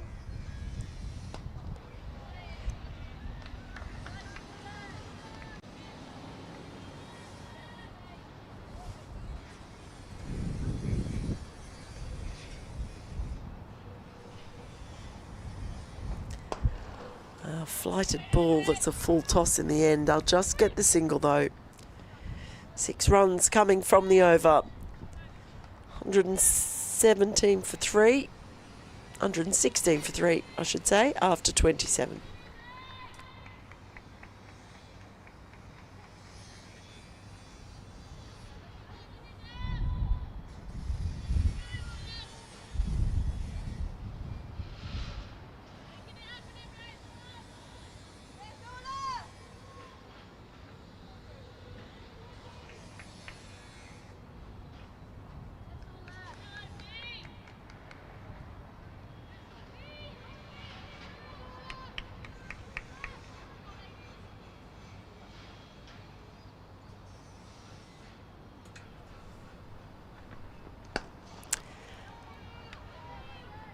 So Ulla Prendergast to continue her spell.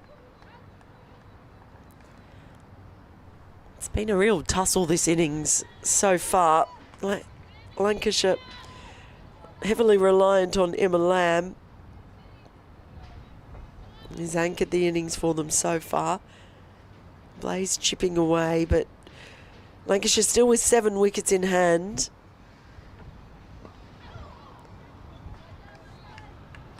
Prendergast still finding a bit of nip as well.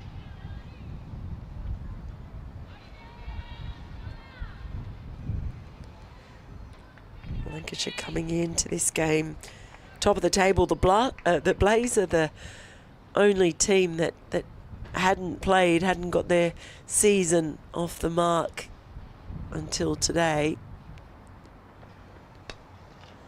Well, that's carved away, but only for the 1 run.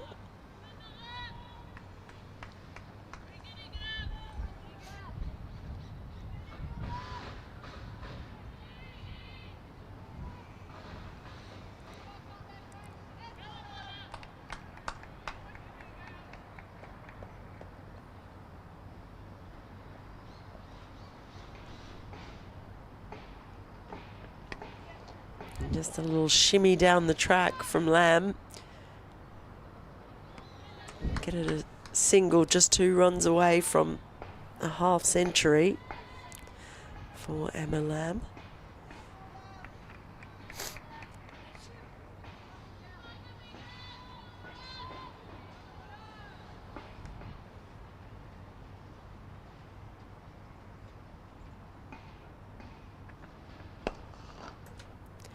And that one's nicely punched, just a little bit too straight for the fielder, and that's going to be 4 runs.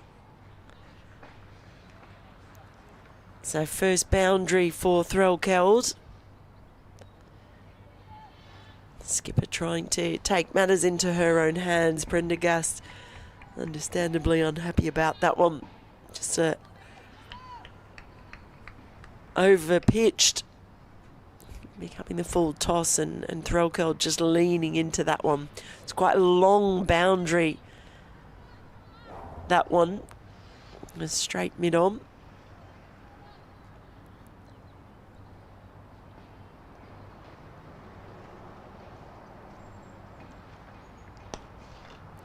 That's beautifully played. Through the covers, diving fielder can't stop that one. So Threlkeld finds the boundary in consecutive balls, and that's a good over for Lancashire. 10 runs coming from it. 126 for 3 after 28.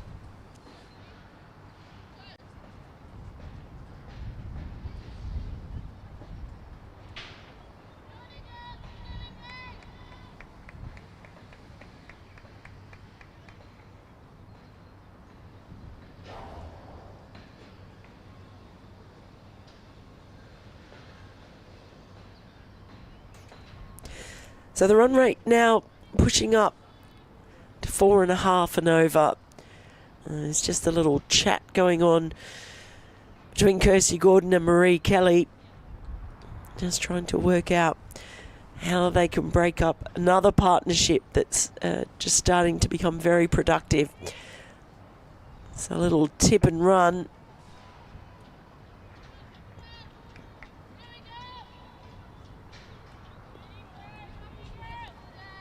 So Threlkeld as another who are a little bit like Sarin Smale, has just come out with the intention to be a little bit more proactive. Just bringing up a bit of sawdust now.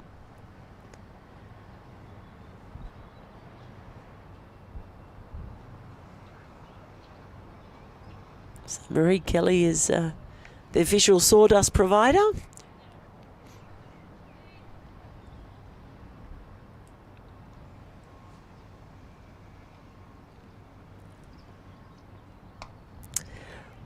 Well, Kirsty Gordon has managed to find that outside edge or there or thereabouts. It's just never quite carried to the fielders. She does have a slip in. And she's got that backward point in there as well. Ball just dropping short of backward point. There's another one that squirts off the outside edge. There have been about 6 or 7 balls that have not carried to anyone. They've just managed to nip that outside part of the bat. Lamb now on 49.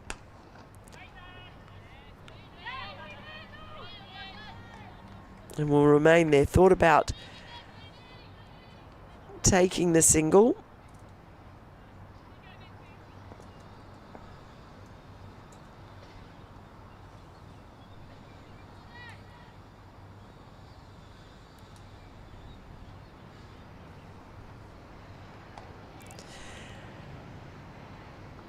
And she will bring up the 50 with that single. It's been a terrific innings by Emma Lamb. She has been the anchor for Lancashire, the Lancashire anchor.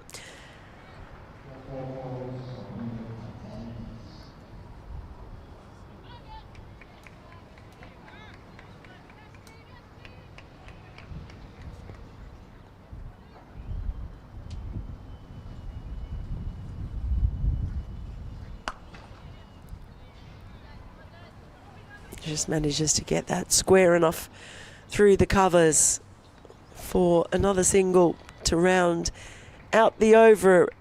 29 gone. Lancashire 132 for 3. Emma Lamb bringing up her 50 off 70 deliveries in that over.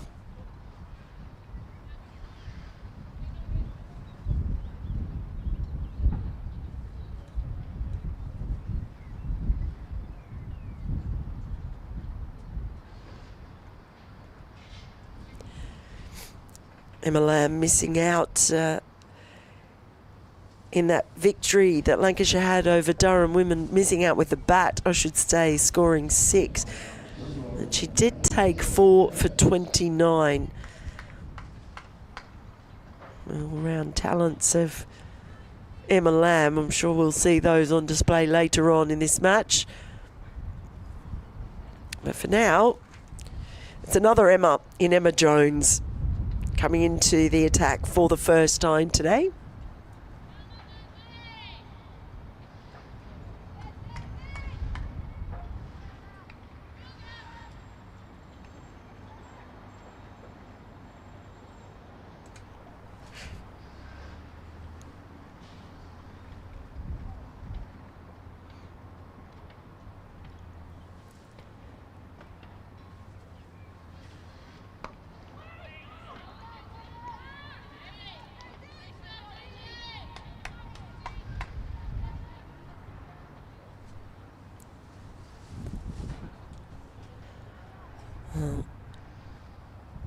There's protection deep square of the wicket on either side.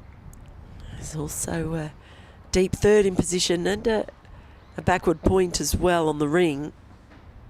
That's going to be too far down the leg side.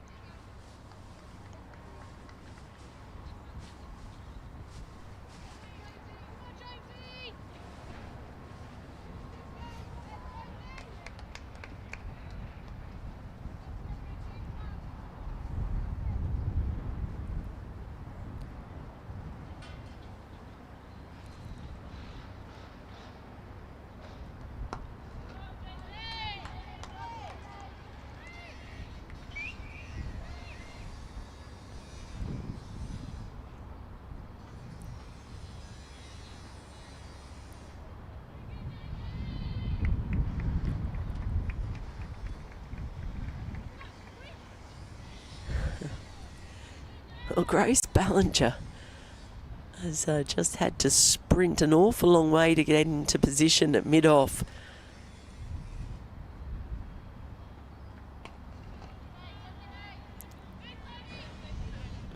That square leg is vacant on the ring, so there's an easy run for them there.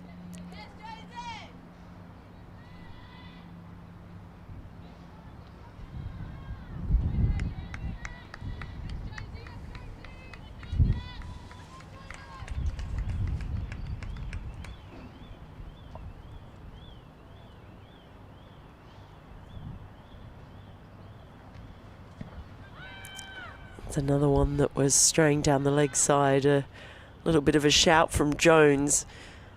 An appeal, but was definitely going down the leg side. And I suspect that smile probably means she knew it as well.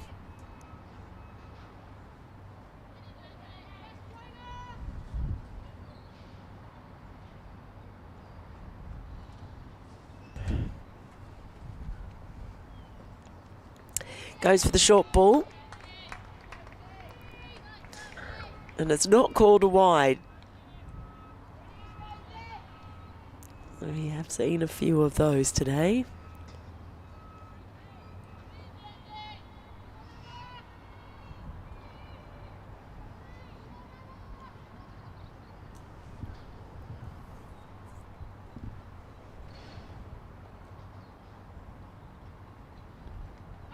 Oh, that one was a little bit closer, perhaps. Might have been a little bit of bat in there too. End of Jones's first over, and 30 are now gone. Lancashire 135 for 3.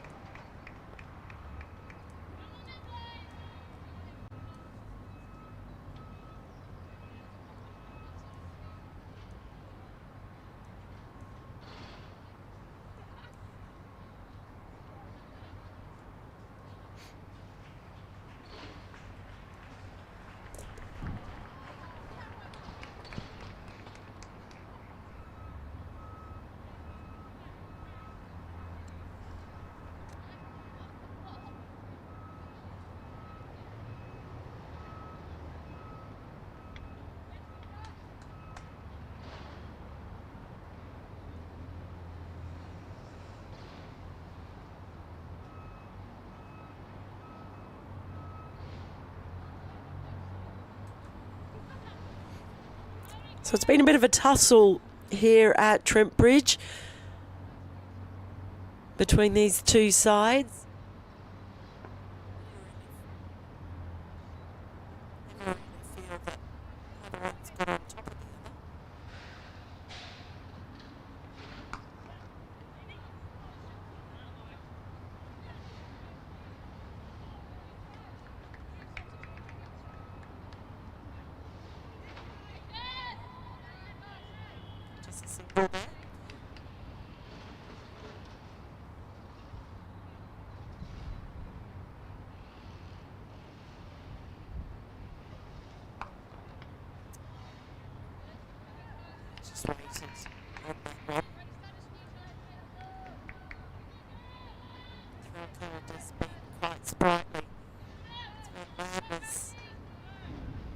fortunate in that she's had the likes of Smale and now Threlkeld.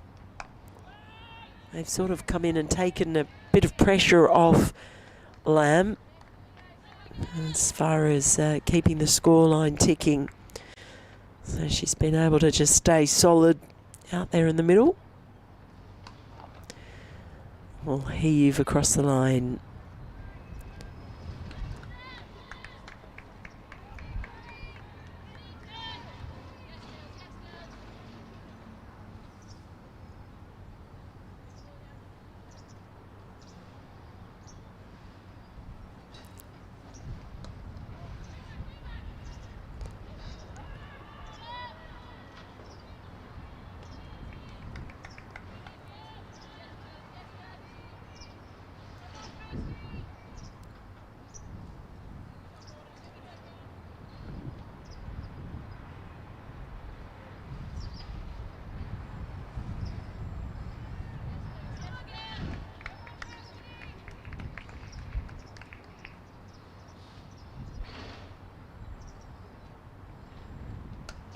Down on one knee, and that's beautifully played, but terrific piece of fielding out in the deep. Catherine Bryce has been patrolling that boundary.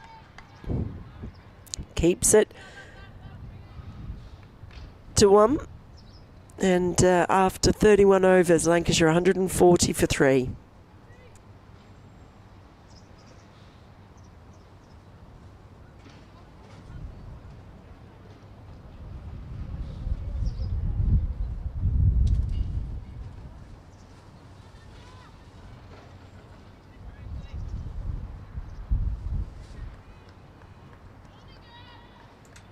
We've been blessed with some beautiful sunshine. It's being followed by some rather ominous looking dark clouds. So hopefully they can scoot off around us rather than over us.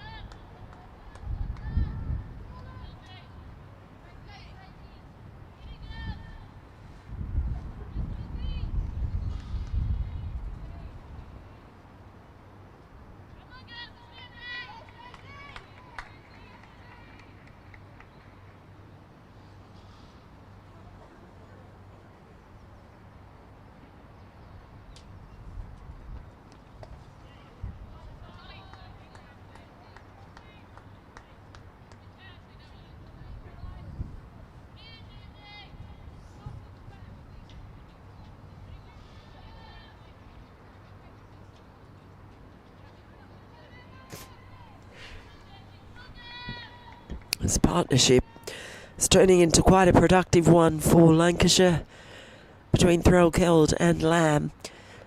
And Blaze have found a way to just keep chipping away.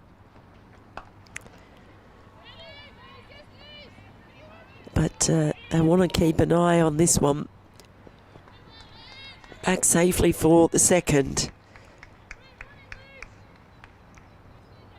Because Lancashire are just putting themselves into a position from which they could really launch an assault in the last 10 to 15 overs.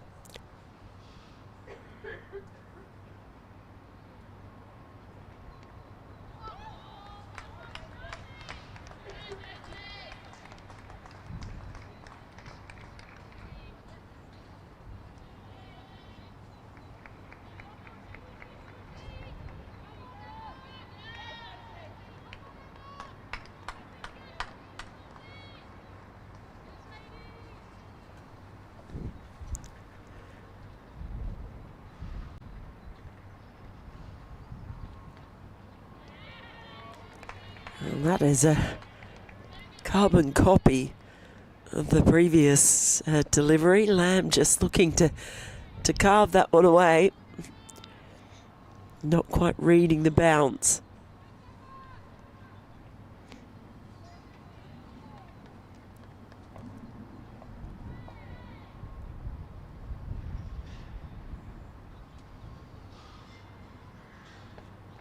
Oh, she's got a top edge.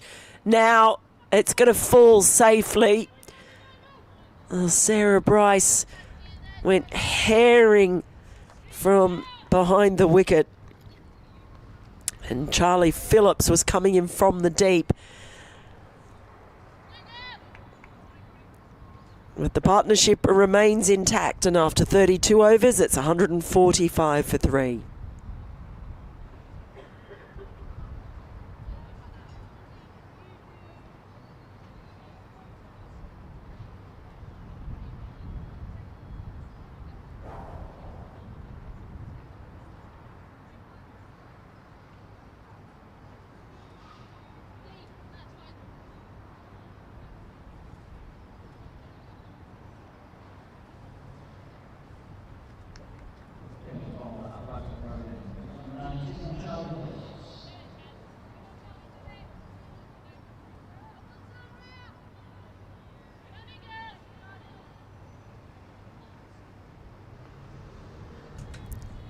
Charlie Phillips returns to the attack, none for 22 off her 5 overs, bowled first up this morning.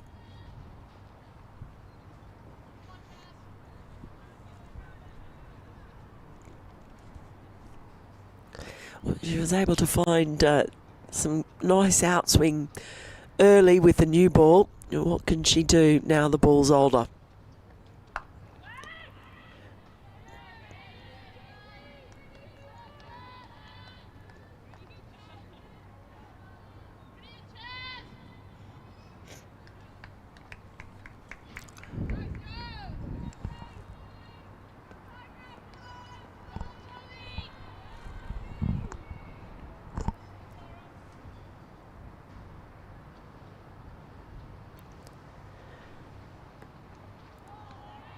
Oh, she's hanging it wide of off stump at the moment with that slightly slingy action of hers.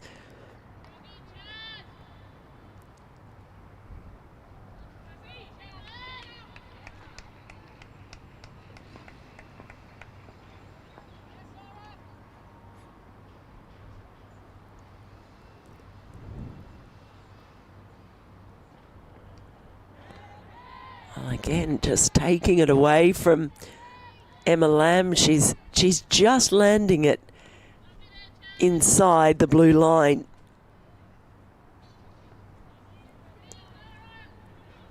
It's been a good over so far from Phillips on her return to the attack.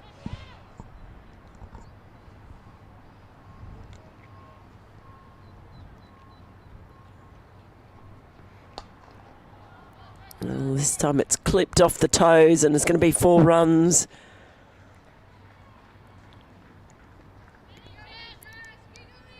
So Phillips targeting the stumps after starving the batter outside off stump, but Emma Lamb, she'd had enough, and as soon as that ball was angled back in, she was just able to help it on its way. That's the short, straight boundary on that side as well. So she goes back to pushing the ball wide of off stump. This time Lamb was actually able to make contact. She missed the first 3 attempts. Brings up the 150 for Lancashire. Still just the 3 wickets down.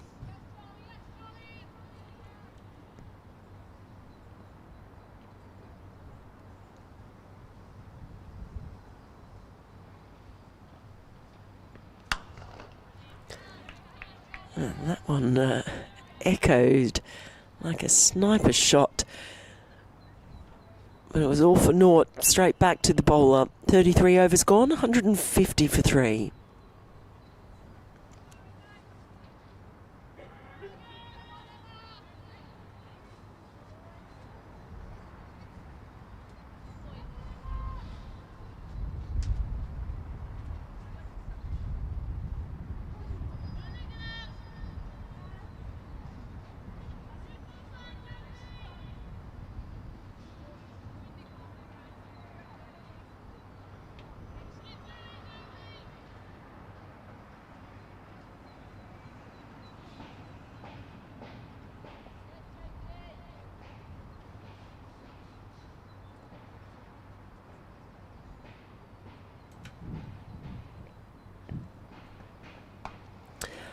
Well, a nice languid swing, but it goes straight up in the air and the fielder's just run past it.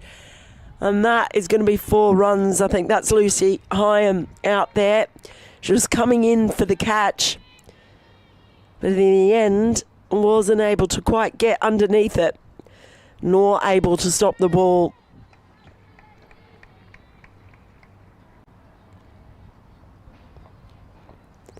You can see there, Hyam was herring in. It might have been a little bit of a tricky bounce for her as well.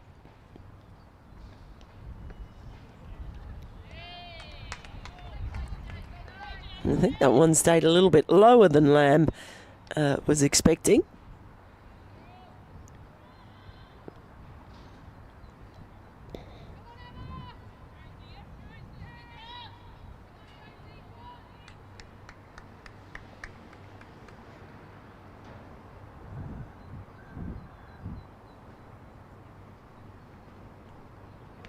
Oh, tries to carve it away. The umpire does not think that Emma Lamb had anything on that one. Jones thought she had her. Emma Lamb just stands there smiling innocently, as if to say, I don't know what you lot are on about. Got nowhere near it.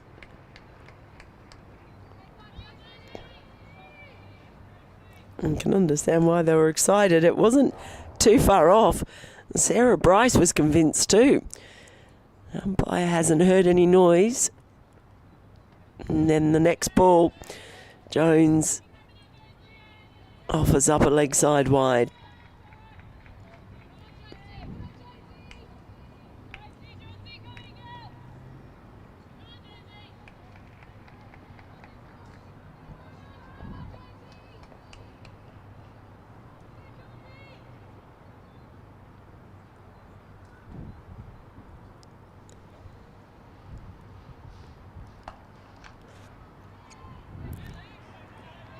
Pulled nicely, but only as far as Hyam.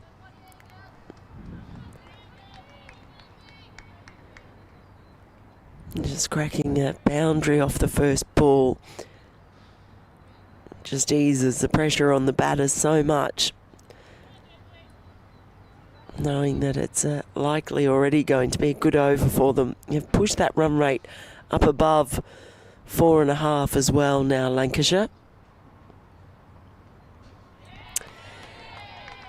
That's a well-directed bouncer that Threlcold can only duck under in the end.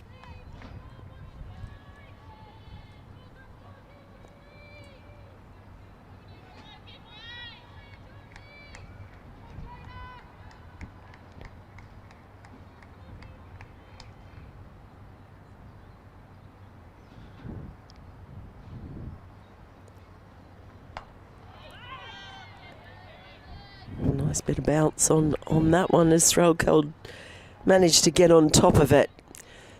34 gone, Lancashire 156 for 3.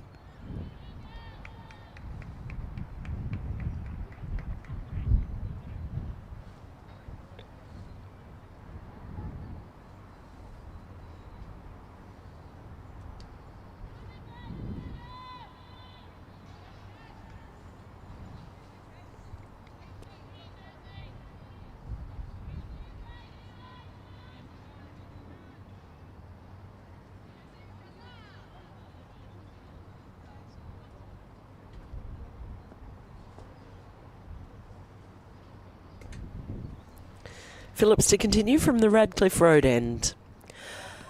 There's a huge swipe at that one by Lamb.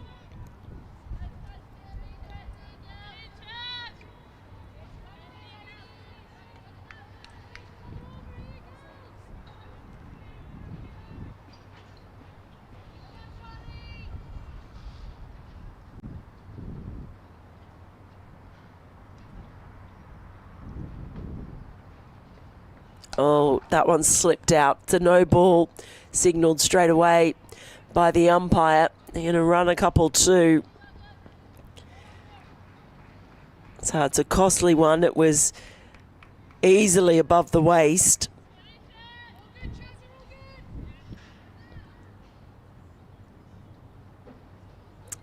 So we will now have a free hit as well. So we've had the no ball, had a couple of runs scored as well.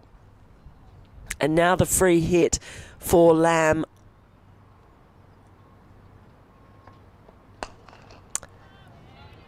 Not really able to get all of it though, because it's well bowled by Phillips. Trying to just jam that Yorker in.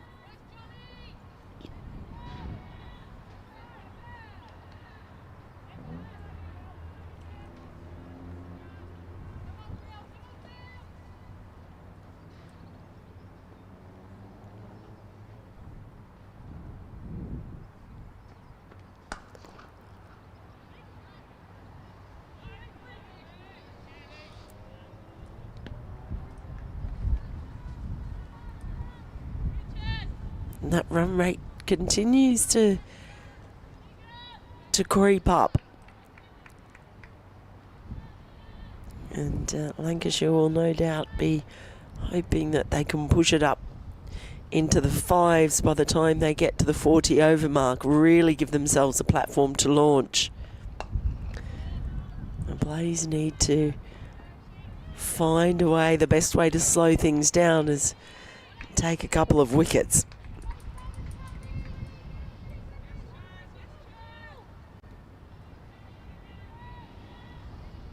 Emma Lamb in particular has just been so solid for Lancashire.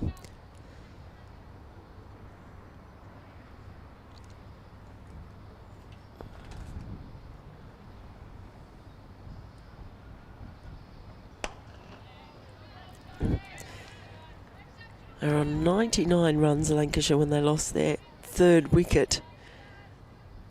Now on 162. So 63 run partnership between this pair, if my maths is correct. Being 99 for 3 makes it a little bit easier for my woolly head.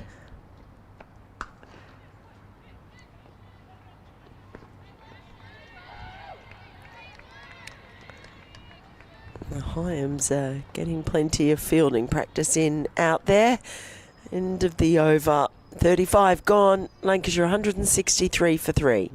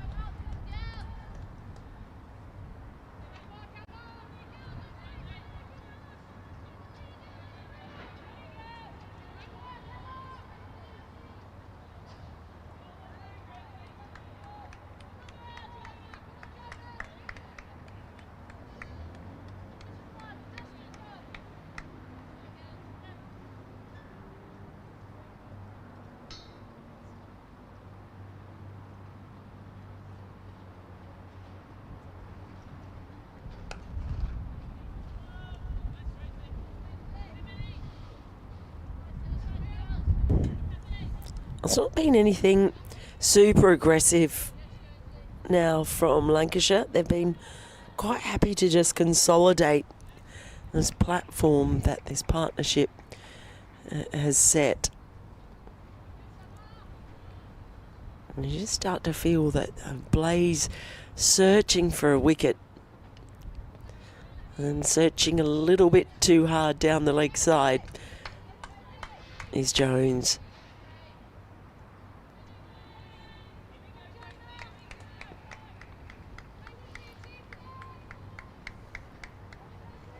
The sun coming out again once more. There's still those dark clouds to my right, but we seem to have done very well so far.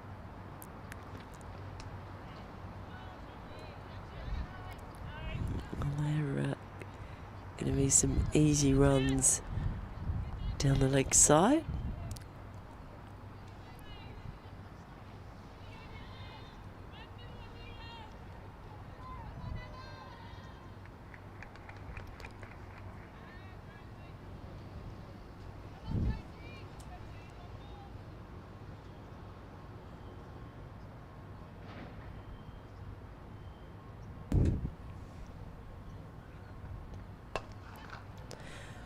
Bangs one in short.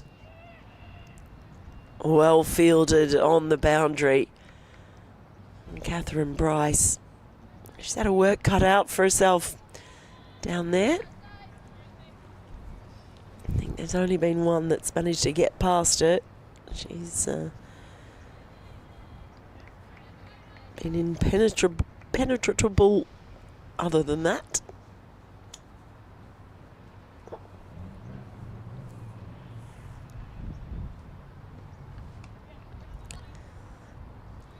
More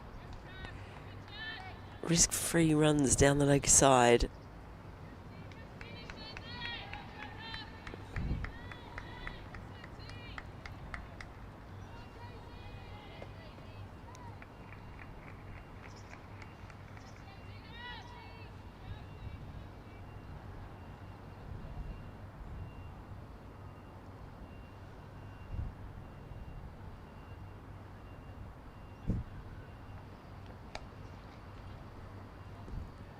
And that one just pulled off the hip. And done so nicely by Threlkeld. It's been a while since we've had a boundary, but that one keeps things ticking over nicely. And this partnership is becoming a real thorn in the Blazers' side now. 75 runs of just 80 balls. And at the end of 36 over, Lancashire 174 for 3.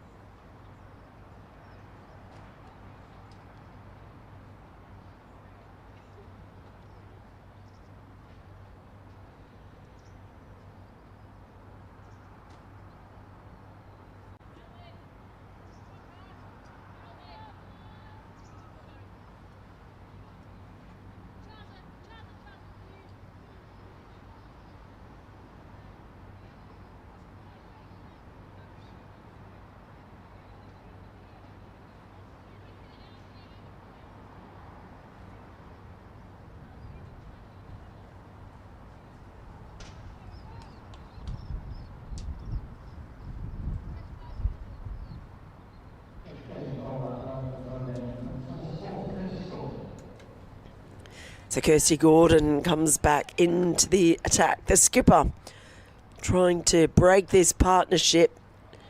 She did take a wicket in the first over of her first spell. It was Gabby Lewis.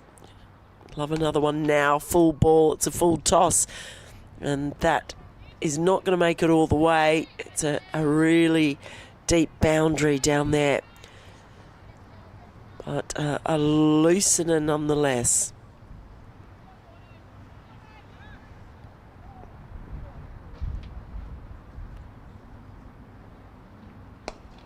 Down the ground, could be out, is out. Marie Kelly it is. Takes a catch. Safe pair of hands is the one they'd been hunting, and it is Kirsty Gordon yet again. The skipper brings herself onto bowl and gets the vital breakthrough.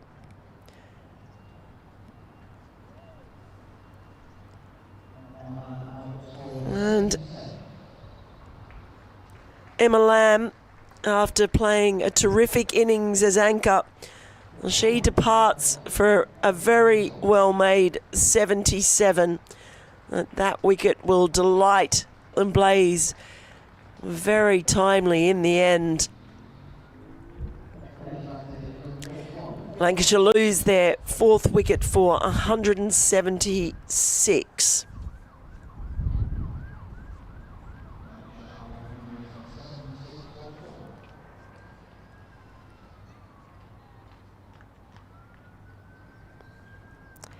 Just came down the track and tried to clear mid off. It was well taken in the end by Marie Kelly. Had to come forward, took it low to the ground.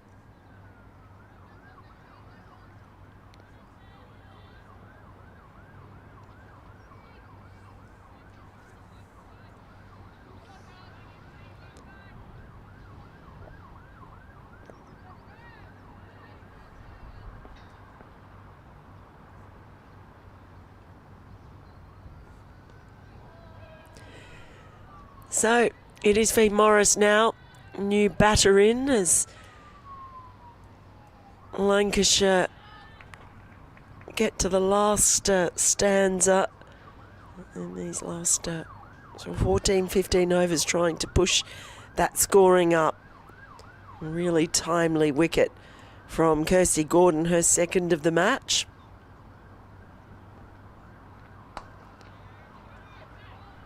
So it's Threlkeld now taking the lead. She's on 32.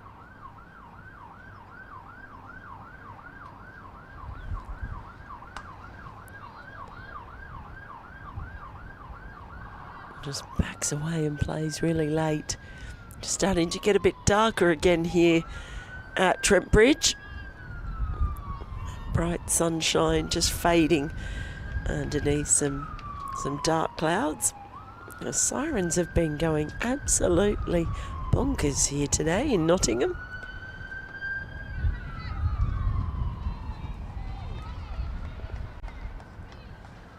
Great over by Kirsty Gordon. Key breakthrough. The wicket of Emma Lamb after 37. Lancs 178 for 4.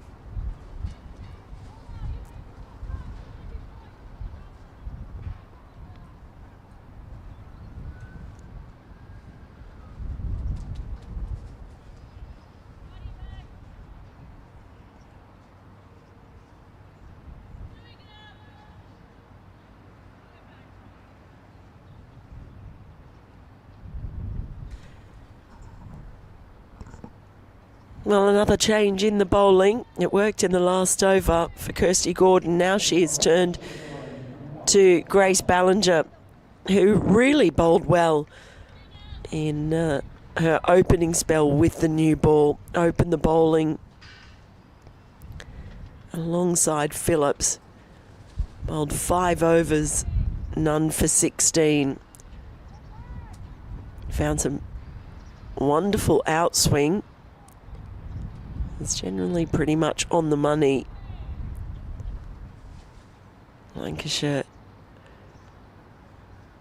building a new partnership once more. Nicely driven, but straight to the fielder. And for the Blaze, if they could remove Threlkeld at this stage of the innings, have 2 new batters at the crease, maybe feeling quite bullish about their chances of restricting Lancashire. Something almost awkward about the way that Ballinger bowls. Might make it a bit awkward for the batters watching her. Just sort of at that moment of release. Just everything seems to be everywhere, and then it comes together all at once.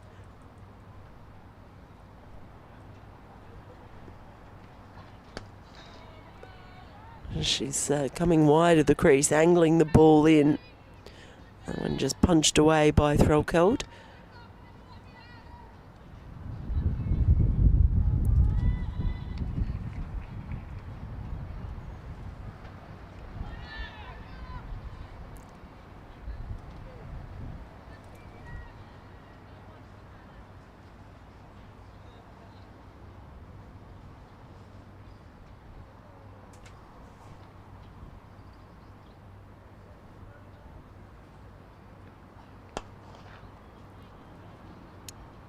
maybe just a little bit too full, but I've generally had fielders in the right position out there on the boundary. Certainly Catherine Bryce has been busy.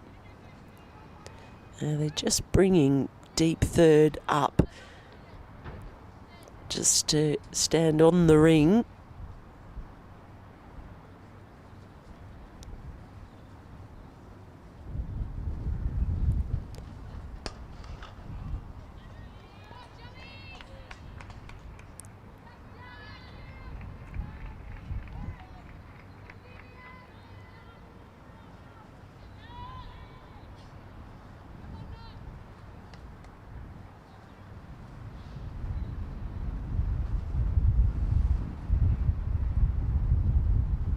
That wind is clearly picking up again as well. No, all play and a miss, and that's a great over from Ballinger on her return into the attack. Just a couple of singles coming from it. 38 gone, Lancashire 180 for 4.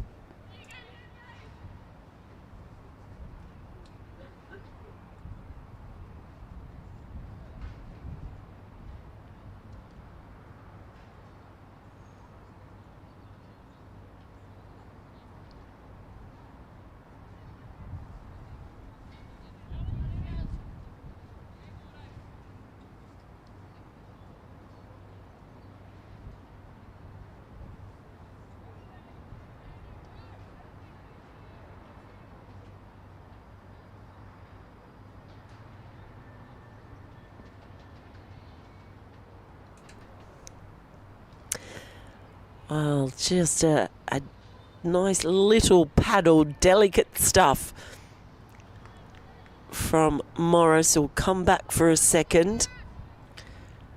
There was no one there, and she just got it fine enough. Clever little bit of play from the new batter who's at the crease.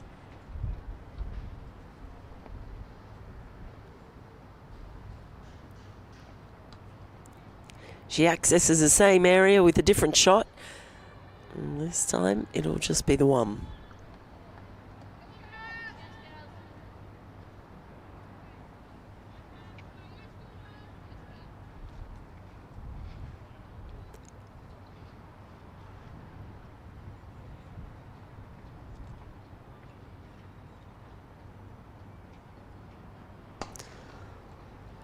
She's bowled a few full tosses today, has Gordon. She's kind of got away with a lot of them, including that one. Just a single in the end.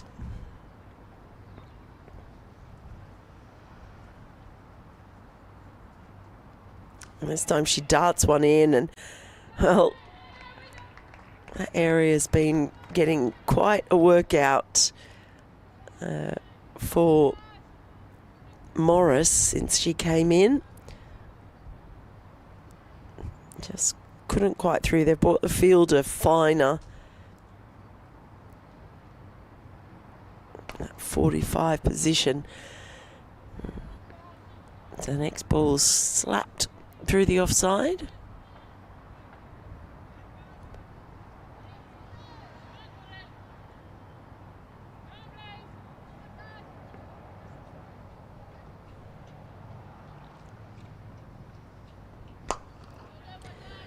It's another full toss, not put away. It's the end of the over, 39 gone, 186 for 4.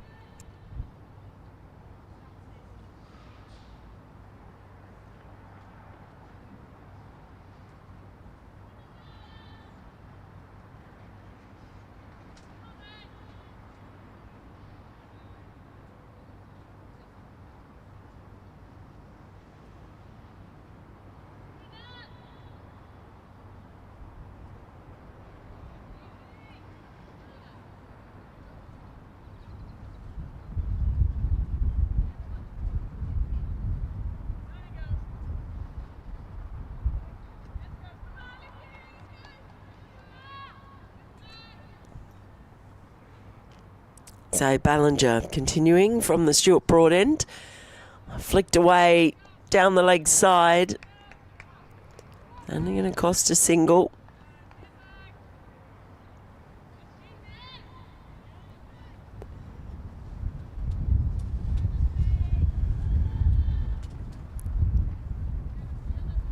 You really hear that wind howling around. It's definitely become stronger in the past 15-20 minutes. Oh, asking the question. Umpire not interested in the end.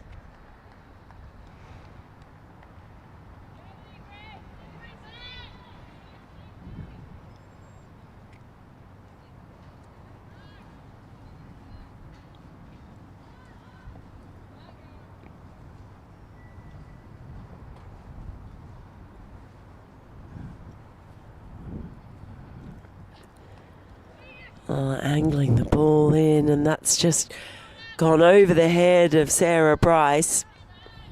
And it'll just be the single.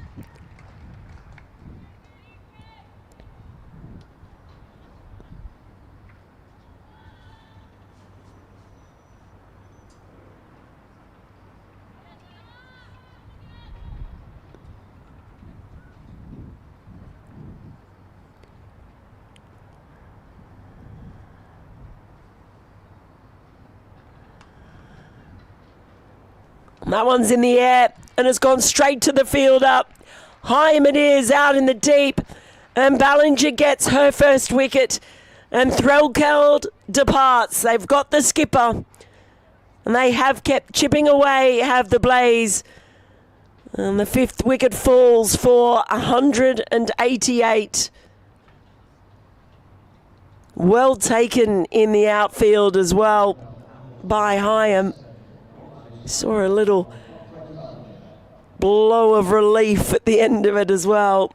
She managed to hang on to that one. They've kept at it, have the Blaze.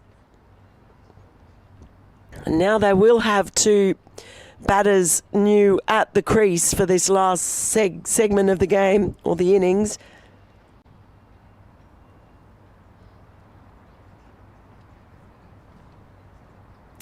Just tried to pull that one, but Hyam well placed. Fell on her knees. You see there that little sign of relief from Hyam as well. Well taken. And well played by Threlkeld. It was a good innings from her, but she becomes the latest victim. If only Emma Lamb has been able to push on past the 50.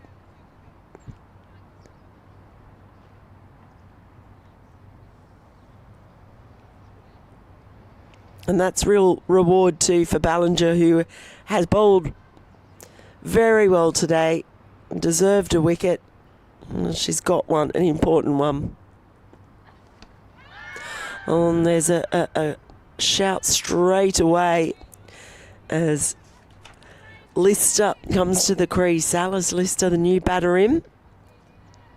And this will be an interesting little period here, because it's right about now that Lancashire would be wanting to push on and really up the scoring rate, but they've lost wickets at inconvenient times, and now they have two new batters out there. It's an opportunity for the Blaze to really put the pressure on. End of the over for Ballinger, just 2 runs coming from it, and most importantly, the wicket of Threlkeld. 40 overs gone now, and it's 188 for 4.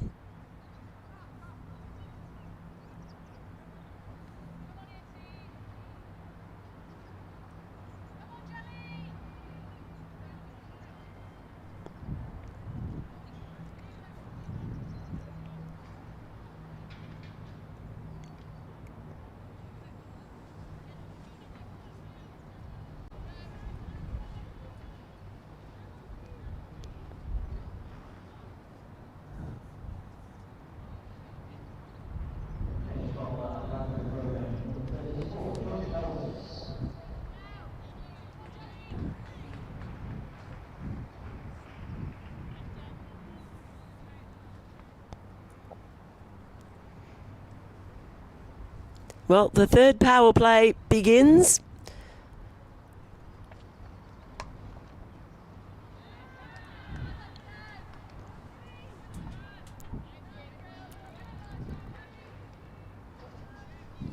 So 4 fielders out in the deep. They've got the square leg and deep point boundaries covered, as well as deep third and fine leg. Oh, that is a big heave across the line. There's 3 fielders chasing it down. It's just plugged in the outfield a little bit. Slightly longer boundary. I'll just get the 2 runs. Georgia Elwes, it's the first time we have seen her bowling today. One of the players who's been given a year-long extension. So 6 players for the Blaze. It's been announced to have got extensions, 4 of them with a year. And one of those is Georgia Elwes, vastly experienced in, and that looked like it was worth shouting over.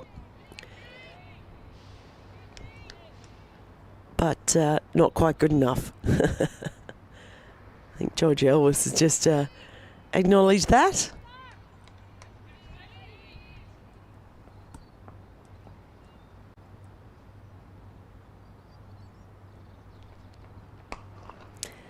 And that's another one just on leg stump. But Morris gets down to deep square leg. Well, there's a one that was the shout. I'm not sure if there was any bat on that or not. It definitely looked like it was worth a shout.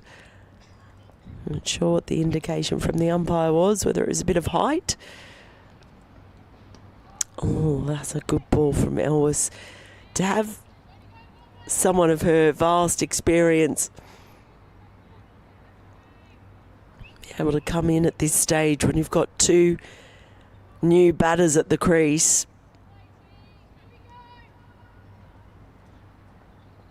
And they still have over 9 overs with which to post a very good score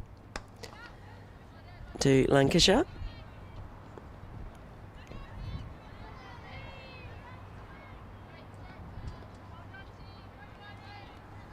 But as they try and push it up, the risks might come as well. 41 overs gone, 192 for 5.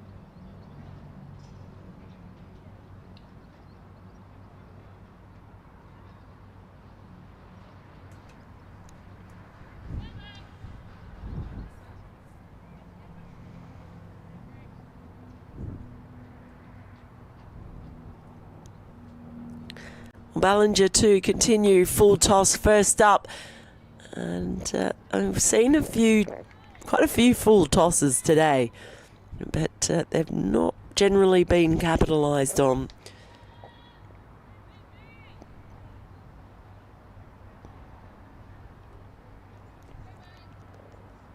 Lister, a new batter coming in to join Morris after the departure of Threlkeld.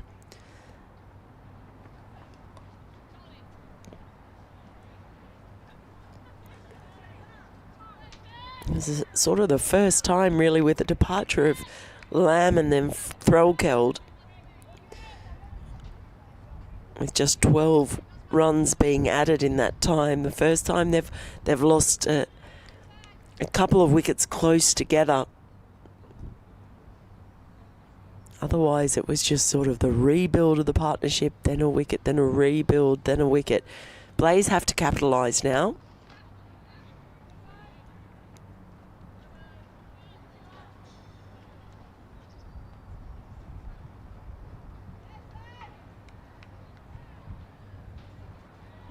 If they could manage to keep Lancashire under 250 from here, I think that would be a pretty good effort.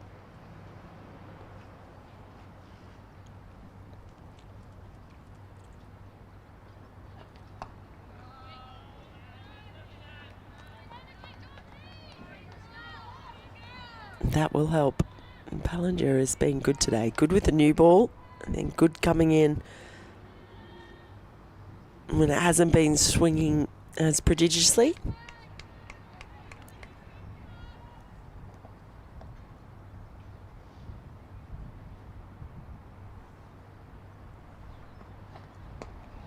Oh, well. Morris trying to adjust late. Might have been a bit fortunate there. Ended up not quite sure what shot she wanted to play. It's good to be able to laugh about it.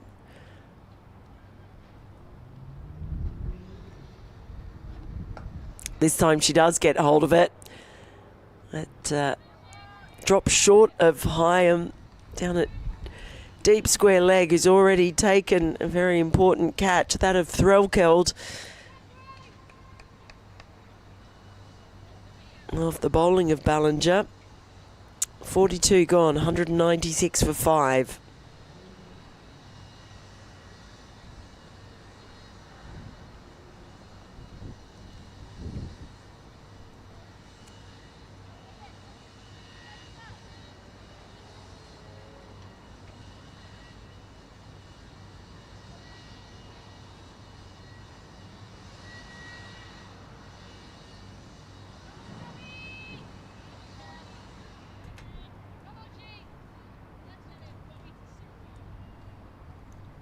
So Georgia Elwes to continue her spell from the Radcliffe Road end.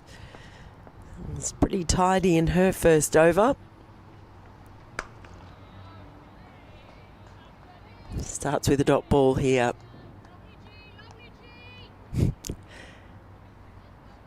Sarah Bryce making her feelings known about that delivery.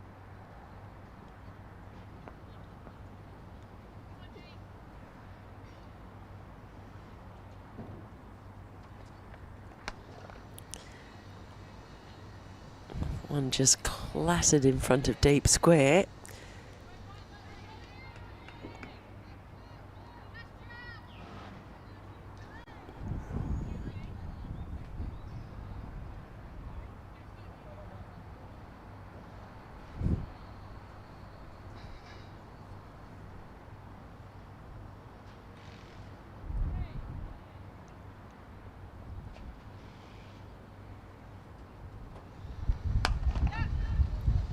And she's put some muscle behind that one, but yet again, it's only the single. The timing's not quite there.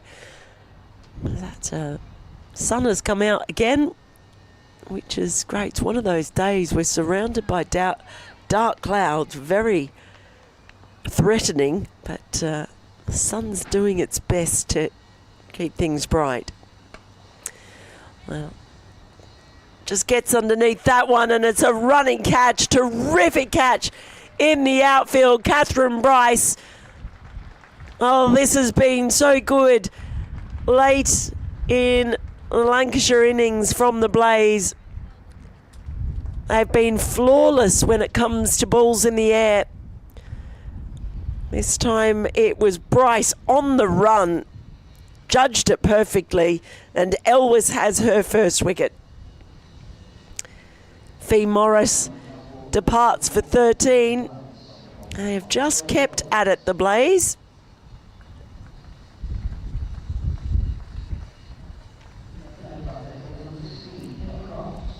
Yeah, Elwes, the ball perhaps just sticking in the pitch a little bit. And that's a great take by Sarah Bryce.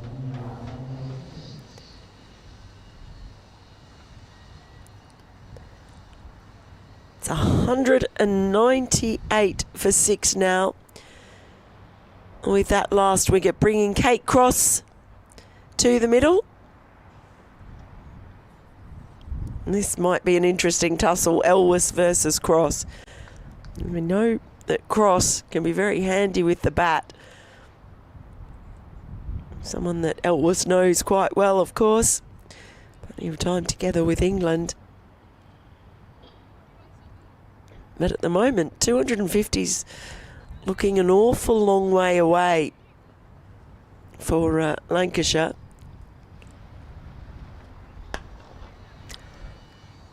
The first ball makes a fantastic sound off the bat.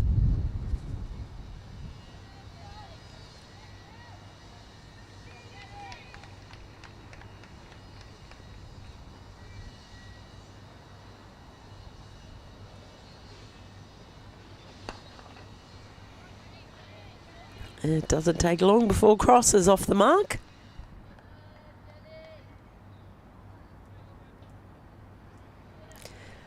Wonderful over from Elwes, successful one. Gets the wicket of Morris for 13. And after 43, Lancashire 199 for 6.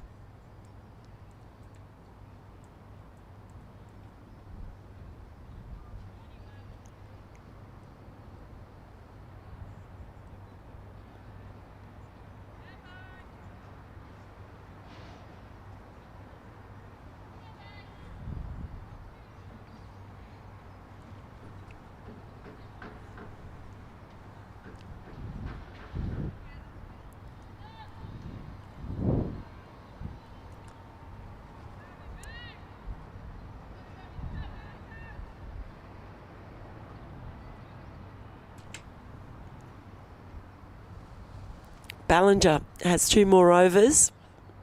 Oh, she's got a first ball of the over. Topples the bails, and Kate Cross's stay at the crease is short. Lancashire lose their 7th. It's all just going a bit wrong for them towards the end of the innings, but fantastic stuff yet again from Ballinger.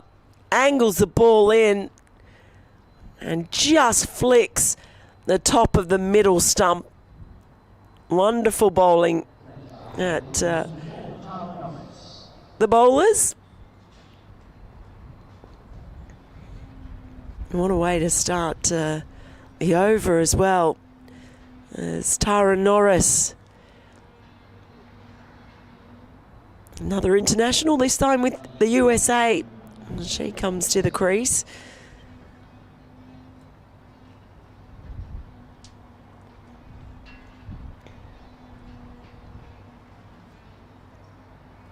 And they've lost after going really well with that partnership between Lamb and Threlkeld. Lancashire have lost 4 wickets for the addition of 23 runs. So this has been a really good period for the Blaze.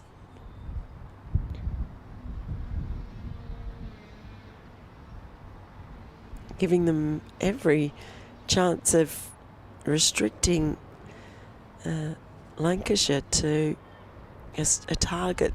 And I think they might fancy. Remember, the Blaze have never beaten Lancashire in the Women's One Day Cup. They met 3 times last year. Lancashire won all 3 of those matches, one of which was the semi-final that eliminated the Blaze from the tournament.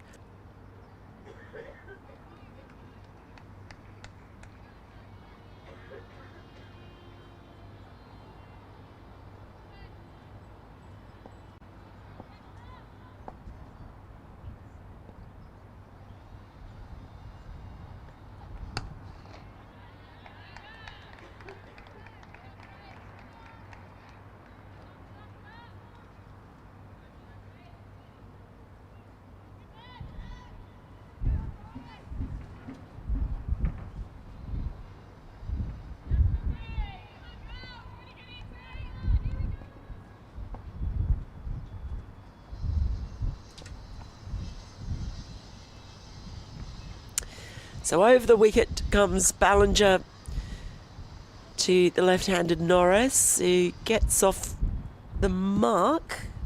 No, she doesn't. Well, not technically. It's a leg bye. Brings up the 200 for Lancashire with 7 down.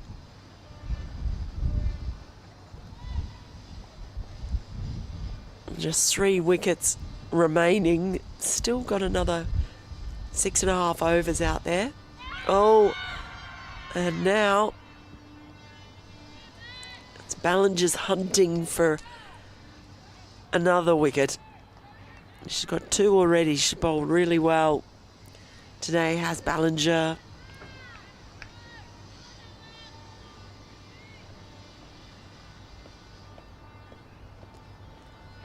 It's been a really productive period for the Blaze. That one just helped on its way. This, Sarah Bryce has to do a bit of her own legwork.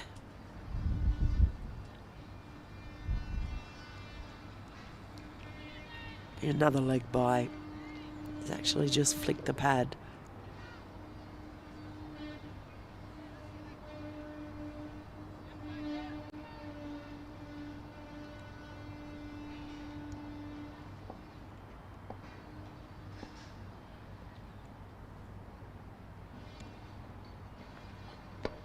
Oh, lovely Yorker, and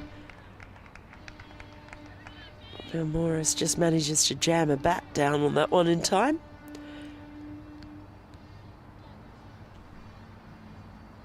Terrific over again from Ballinger at the end of it.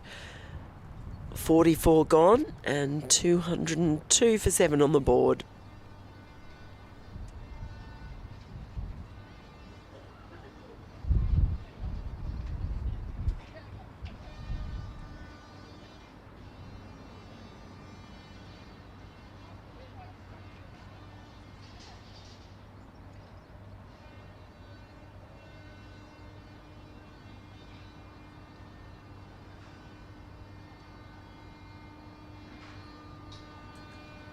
Six overs remaining in Lancashire's innings. And the question is, what can they get themselves up to? They were looking pretty good for at least 250 at one point, but the Blaze have pulled it back. Elvis continues. Excellent Blaze is the call, and they have been, oh, really good. Oh, I've just been shocked because someone has appeared next to me after being here on my own all the way through.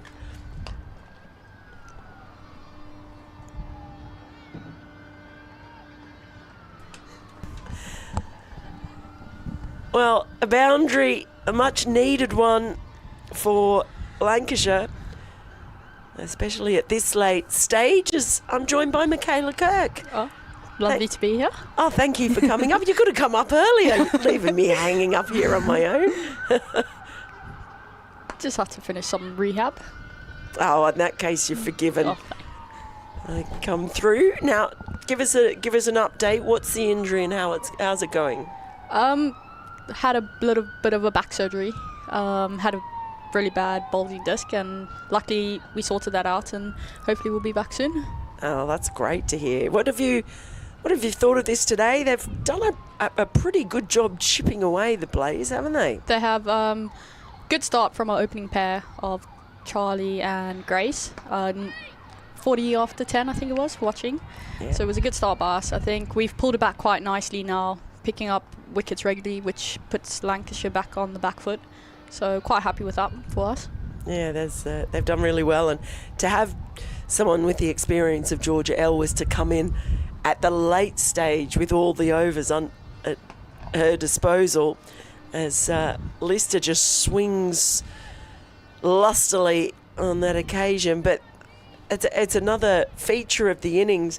They've tended to have their fielders in the right spot to defend those boundaries, you'd have to say as well, being good captaincy. Good captaincy from Gordo. Yeah. I think also we worked really hard on our plans during winter, and it's nice to see it coming playing out. So yeah, straight down the ground, but can't get through again.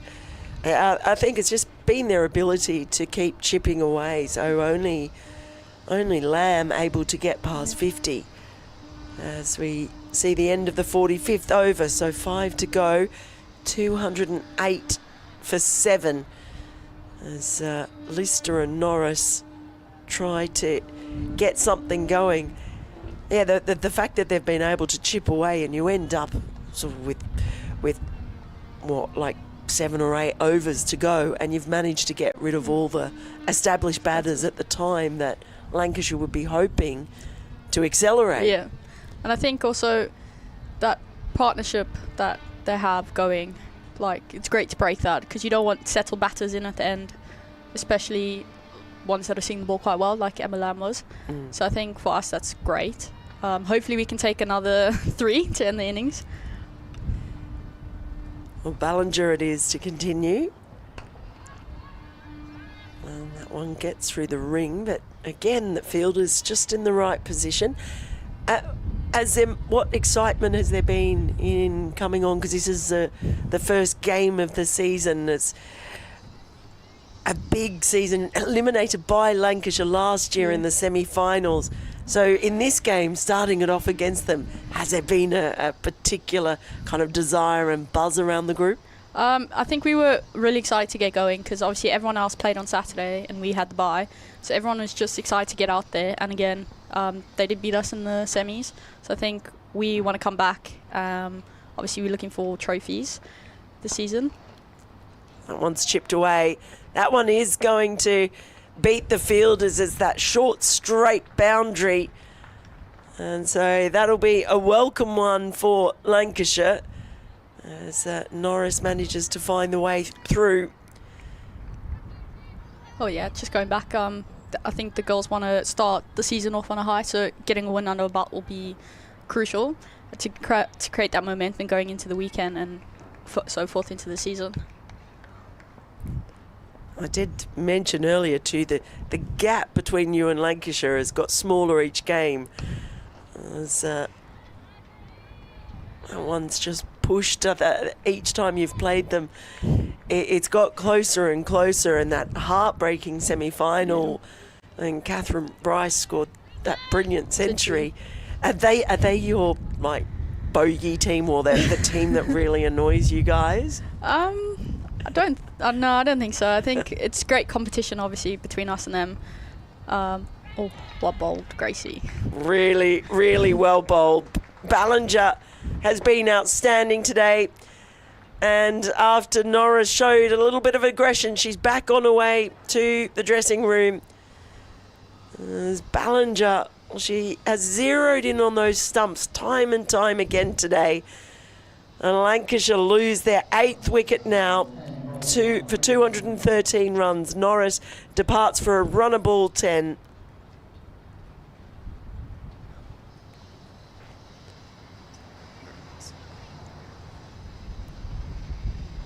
It's the second time in a row that she's pinged that top of the middle. She's just been so accurate. She's an interesting bowler, isn't she? Because I sort of put it, she's like the movie, where as she comes, everything looks like it's everything everywhere, but then it comes together all at once at the end. At the end, yeah. I think she's been working really hard, especially during the winter, to get everything going and everything right. So if you notice, before she comes into bowl, she has her little dots that she puts just next to the umpire, so she knows exactly when to take off. Ah, she does too, yeah. I didn't notice those before, but you're right. It's just where that umpire is standing to the left of the umpire's feet, there are 3 little dots.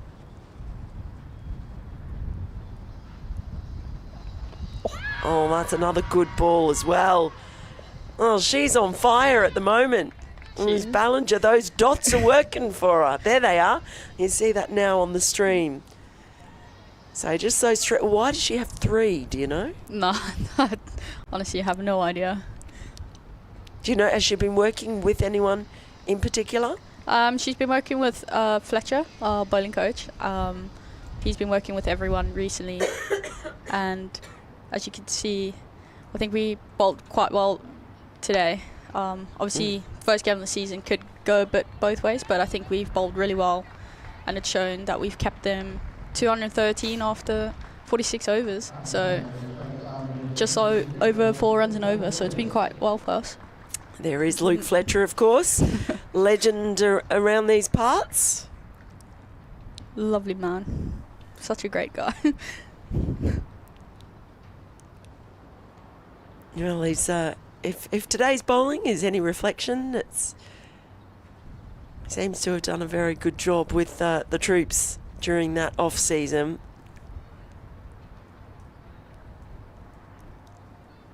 For Ballinger, so she got Cross with one that clipped the top of middle stump, and she got Morris with one that clipped the top of middle stump. I mean, you sort of say that that's supposed to be top of off, isn't it? Yeah. So she's obviously got more work to do. I reckon you take that. So she's been very accurate. It has been quite fun watching her today. She's a fun bowler. Right. So Lister on strike as Phillips is back in, and that one's high in the air, should be out, and it is. It's another catch in the outfield. It's Catherine Bryce again, and they are all over them at the moment, the Blaze. They have been perfect under the high ball. Anything in the air has been taken. Not a single drop catch. It's a second catch for Bryce. And Lister departs for 6.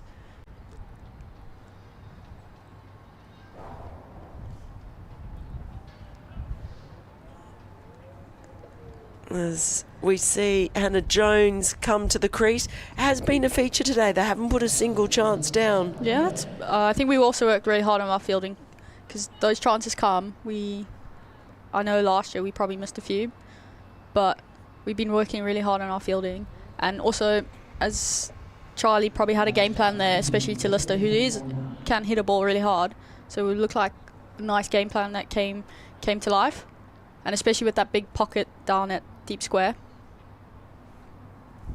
Yeah, they're certain that straight boundary, it means that you do have some close boundaries, but then you do also have these deeper pockets where I think Gordon's done a really good job of setting her fields. So Jones in and off the mark straight away with a quick single.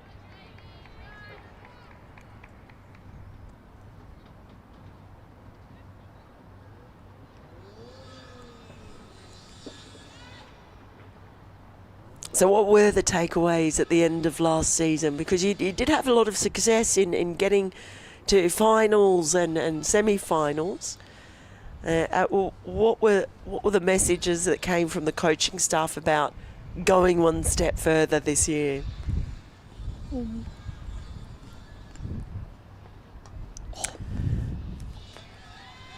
I think just obviously we were a bit disappointed with how we built a great partnership with Brycey and Ola during the semi-final, and I think we were just a bit disappointed that we just couldn't get over the line.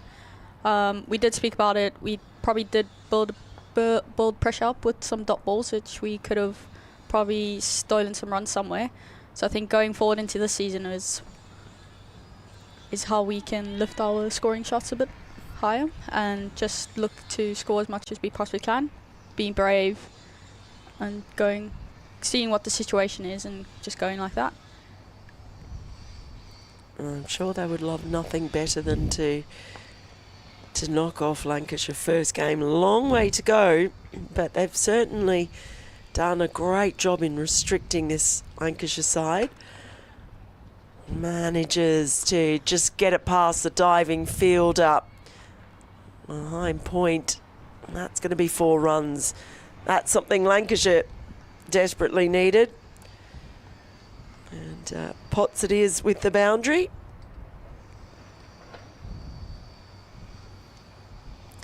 At one stage it looked like 250 was well on the cards when you had Threlkeld and Lamb both out there.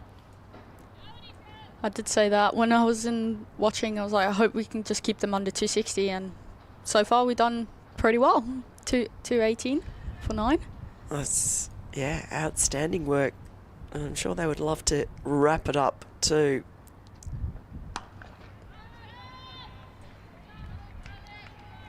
Yeah, if they can bowl them out, that how much of a almost psychological difference does that make, even if the runs aren't that much difference as we finish the 47th over at 218 for 9? I don't like. You could look at it that way, but we still also need to go out there and score the runs. So I think we can probably talk about after the game and say probably bowling that would have been great. But we still have a job to do with the bats, and hopefully our batters can get us over the line, and hopefully the rain can stay away, because I can see the clouds are building. Well, they have sort of mentioned it all day. All the time there's to our right. Yeah. There've been these dark clouds, but then these blue patches keep coming around. I've been fooled by Nottingham weather before. So have I. Yeah, the forecast. Catherine Bryce. She had the ball hooping in earlier on when she was bowling. It was really impressive stuff. She's taken the 1 wicket today, but it was that of Gabby Lewis early, which is a big one to get. It was, especially after Gabby had a good game on Saturday, and she had a good game in the final. Yeah, so. Huge century against Durham. And that big win.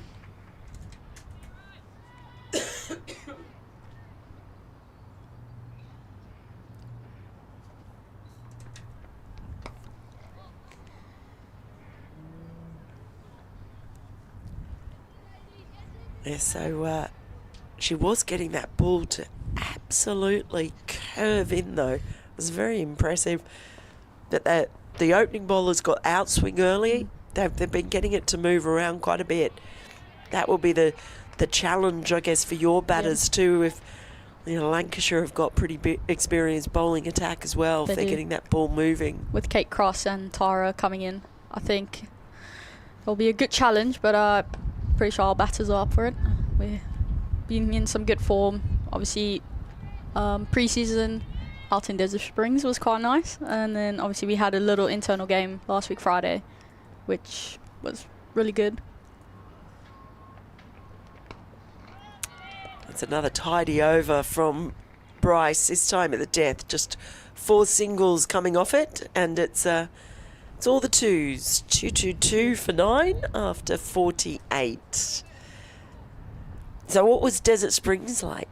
It was not sunny, really windy, but it was nice to get out in the sun and play a bit of cricket. Yeah. So that was great. Obviously, a few of the counties were supposed to go to Abu Dhabi, but obviously with everything that's happened, we're really fortunate that Notts got us over to Desert Springs to have a pre-season on grass as well. Get out the rain for a bit. Now Phillips to bowl the 49th. So were the Notts men and women out there at the same time? No, our men's team went to South Africa, Pretoria. That's right. For their pre-season. We went with Durham. Okay. So we played a few warm-up games against Durham when we were out there. It's a nice cracking drive, but only as far as Marie Kelly. Is Marie Kelly wearing her cap? Is that the one she's designed? No, I think this is the normal. The normal one? The normal one, but she's cut a hole at the top so she can have a ponytail up there. Oh. Well, goodness gracious me. It's been a day for clean bowls. It certainly has. And now it's Phillips rattling the stumps. And that is it for Lancashire. They are all out for 223, and it has been a fine all-round bowling effort by Lancashire in the end. It looked as though by the Blaze, I should say. It looked as though Lancashire were going to get well above 250, but the Blaze just kept on it and kept on it. And that's a nice way for Phillips to finish as well, as Hannah Jones is bowled for 3. Overall, you think they'll be pretty happy with that effort, Michaela? I think overall we will be. Like we said, we brought it back quite nicely. Looked like Lancashire were on for 260 almost, so I think we'll be happy with that. Like I say, our batters will have to go out there and do the job for us, and hopefully we can get over the line. And again, hopefully the clouds stay away too. I'm manifesting the clouds staying away. I like to visualise. I like to manifest. But that is it. That is the story at the moment from Trent Bridge. Terrific effort by the Blaze in the end. 3 wickets for Grace Ballinger. She took 3 for 30 off her 10 overs. As you can see there, it also shared around Kirsty Gordon, a skipper, with 2, and Phillips getting another one at the end there. Georgia Elwes was pretty tidy. For Lancashire, well, it was all about Lamb and Threlkeld and that wonderful partnership they got going. But Lamb was the only one who was able to push past 50. Aggressive contribution from Sarin Smale as well. But in the end, Lancashire bowled out inside 49 overs for 223.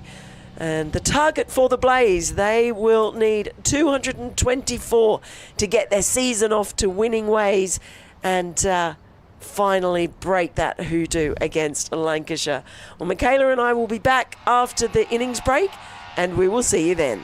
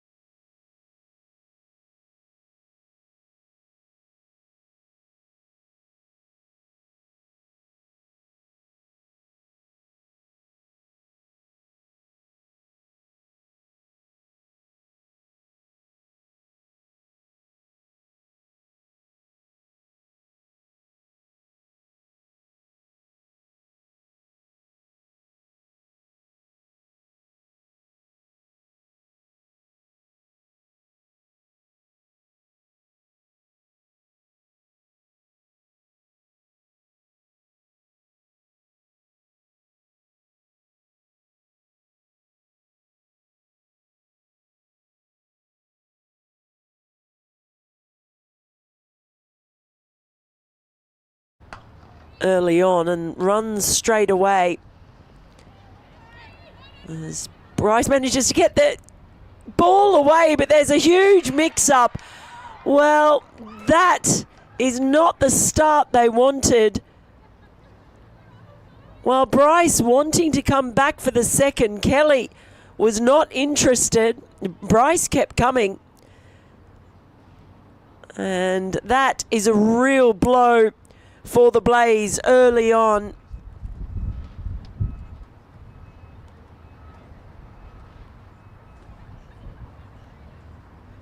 Sarah Bryce, it was Lister with the fielding. Actually, that wicket has fallen without run. I thought they'd taken off for the first. Just a little bit of confusion. So that is a bit of a disaster for the Blaze in this chase. Losing their first wicket and that of Sarah Bryce. So not the start they wanted, but one Bryce is replaced by another. Catherine Bryce coming out to replace her sister.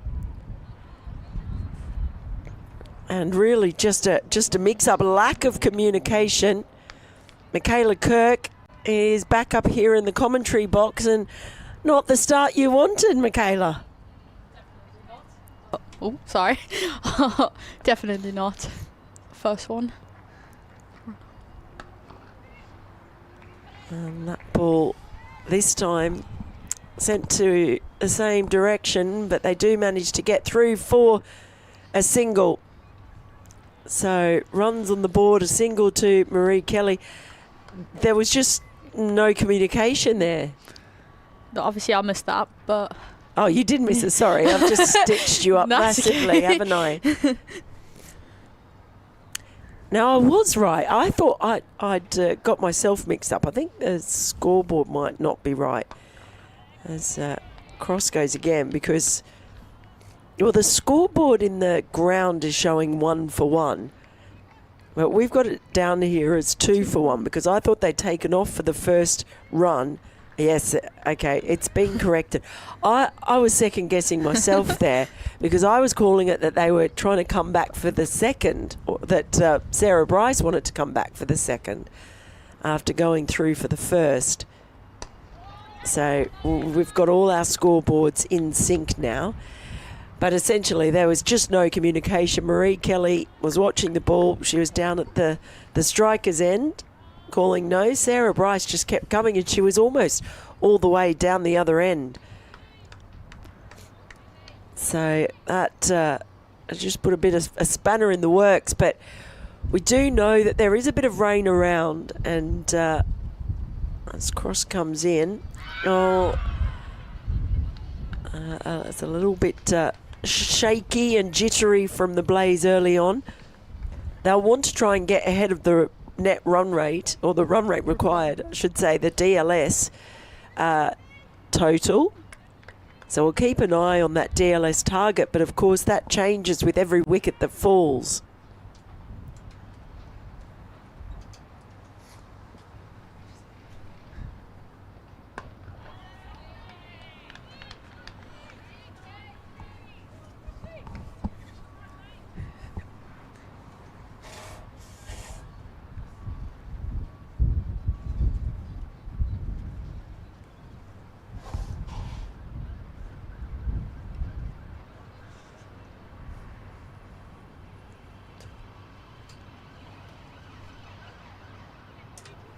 So who is the person who keeps an eye on the DLS and gets the messages out there? Is everyone pretty much clued in? I think all the coaching staff will know more or less what we need. Also on the scoreboard, yeah, it does say more or less what we should be on. Obviously, par score. Every time you lose a wicket, I reckon that goes up. So obviously we lost the wicket in the first over, so sitting quite high at the moment at 21. But I know once we get in, I think we'll be all right. Well, we need 10 overs to constitute a game. So I'll be keeping an eye on that. 1 over is gone, 2 for 1. at the moment. Tara Norris running in from the Radcliffe Road end. And yet again, they're taking off for the quick single. And so what we're seeing here is the fact that they know from the start that they need to get themselves up there in the first 10 overs. Yeah, I think that will be good. And also scoreboard pressure. The more we can rotate, the better for... Obviously, the DLS will stay the same, I think, according to that. If no wickets fall. If no wickets fall, yeah. That's right.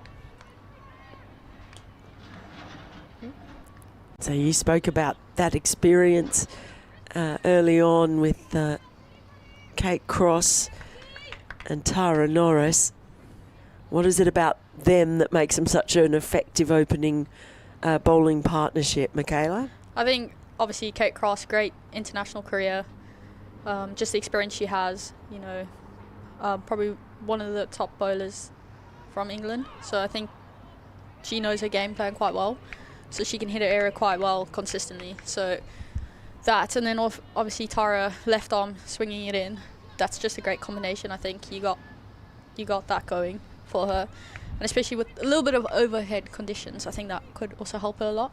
So just tight bowling from their end could put pressure on us, but you know, if we can try get singles and put pressure back on them, will be great, but quite good. At the moment, just finding the fielders. We talk about that another one of these blue sky patches is just coming overhead now. People will be watching this at home wondering what we're talking about. Because look at that, beautiful picture.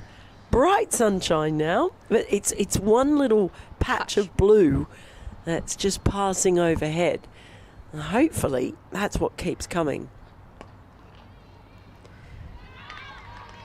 It can be one of those things too, isn't it, that you talk about DLS and you think that the rain's coming, but then it doesn't eventuate, and you can get yourself into a bit of trouble as well. Trying to catch up to that, yeah. I think we just have to get ourselves in, create partnerships, and that will take care of itself.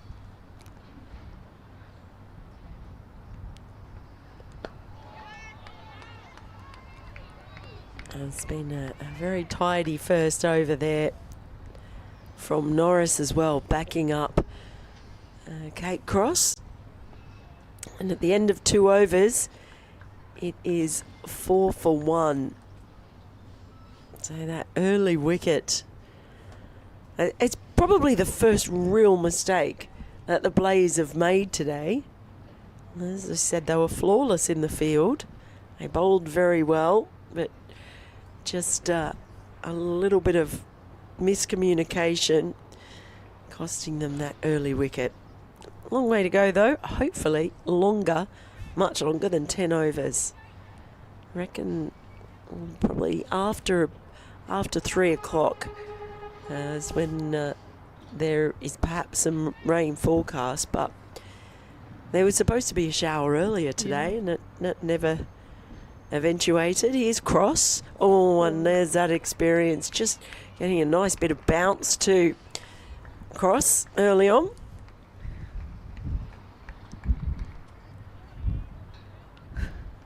Trying to watch the replay. And we've got a bit of flicker on our monitor, haven't we?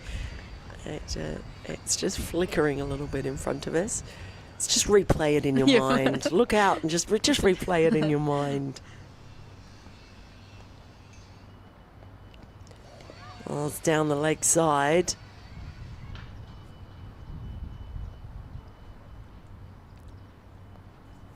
Leg bye given there.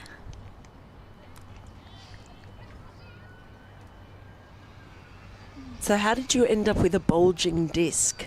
I had it for quite a while, and it just got worse. And obviously, being in pain, sitting on all my nerves is quite it's a bit painful. So just thought to sort it out, so I can have a long career without having a little bit of pain in there.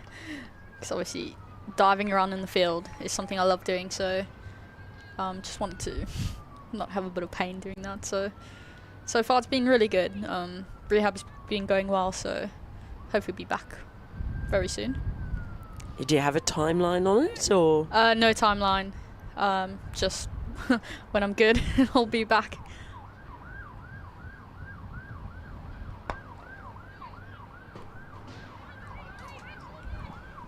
And it's one thing to talk about trying to get ahead of the DLS early on, but not so easy when you've got Kate Cross coming and bowling at you, isn't it? Yeah. Marie Kelly on 2. Catherine Bryce has faced 10 balls for just the 1 run. They're finding it hard to get going. Oh dear, she's flirting with danger there. Kelly trying to carve that one away. There's a lot of sirens today, by the way, just in case you haven't noticed. We've got sirens all over.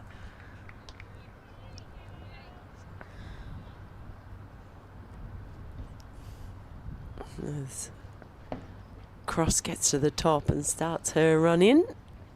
Oh, that one, I thought for half a second I heard a little noise, but it wasn't. Ball on bat. But what a second over that was. Maiden from Kate Cross. And after 3, Blaze, a 5 for 1, finding it difficult to get going. I guess that's what Kate Cross does to batters, just puts them under pressure, builds up that dot ball pressure. And I think having to go in, Catherine Bryce having to go in for the second ball as well, might take a little bit of adjustment, but she's vast. You talk about experience. You've got a lot of international experience at the Blaze, just not all of it for England.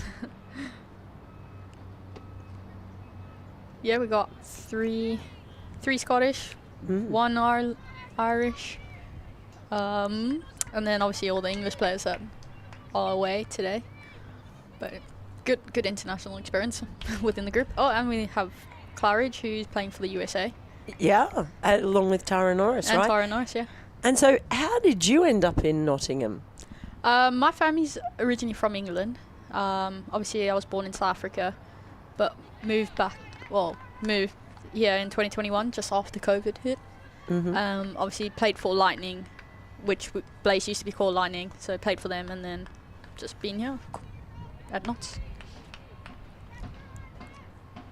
Well, you've ended up in a pretty good spot. This is one of the nicest grounds, isn't it? Yeah, it's probably one of my favourite grounds in England. What's your favourite in South Africa? I'll ask you after this ball from Norris. I just again can't quite break through the ring, which is what happened to Lancashire early in their innings as well. What's your favourite in South Africa? Newlands in Cape Town. And then obviously Supersport Park will always have a little special place in my heart. Grew up playing my cricket there, so that place will always have that little special place in the heart. Get through. And that one has got through. That's just slowing up there in the outfield. That'll just relieve some of the pressure, adding a couple of runs to the score. Takes Catherine Bryce to 3 and score to 7 for 1.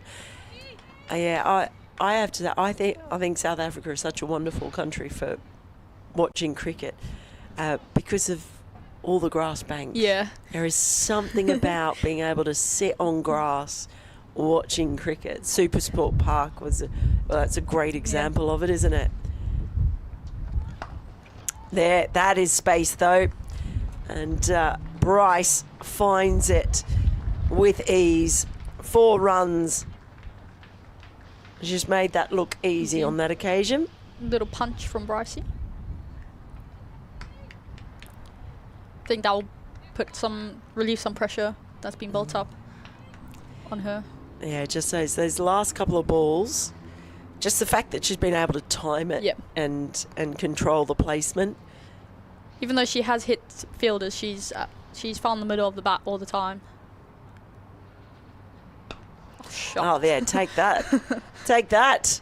Catherine Bryce has joined the party, and she's just hit consecutive boundaries off Tara Norris to close out the over. All of a sudden, it looks a little bit different, and 4 overs gone, 15 for 1, but 10 runs coming off the last 3 balls of Tara Norris after she'd built it up with 3 dot balls, and the previous over from Kate Cross, a maiden over.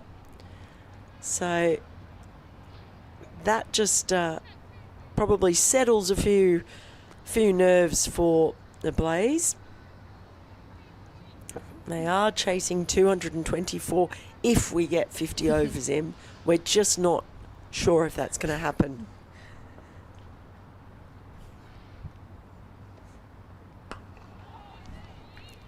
You can see the respect paid to Kate Cross straight away, can't you? Just a reminder that both sides are missing some of their England international players today. And Blaze are missing Tammy Beaumont, Nat Silverbrunt and Amy Jones. That's a pretty big trio to be missing. But then Lancashire are missing Sophie Eccleston and Mahika Gore. Slapped away. Oh, that's carved beautifully now by Kelly. So Kelly gets in on the act and just cuts that one beautifully just behind point. I think that's what MK has done quite well, absorbed some pressure, but then any width she's put it away, and again relieves pressure off herself, and again takes the score to 19 with par Ducklock Lewis only being 25 currently. It's bar that we don't lose any more wickets, but I think that will relieve a lot of pressure as well from the pair.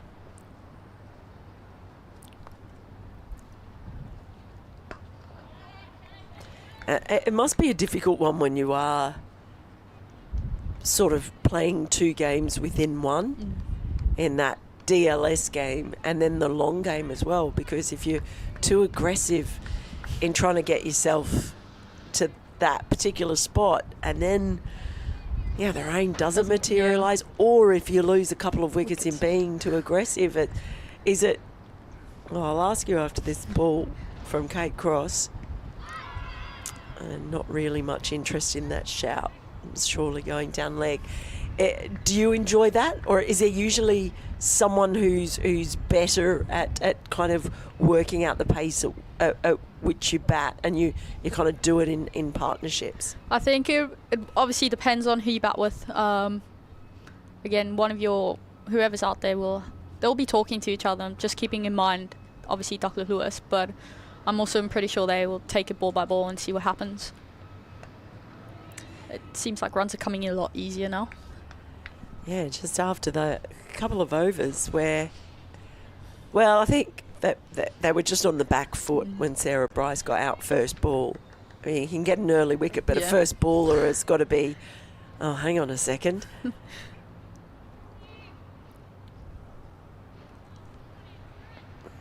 Remember, Catherine Bryce, who's out there, she did score that century in the semi-final against Lancashire in a losing cause ultimately.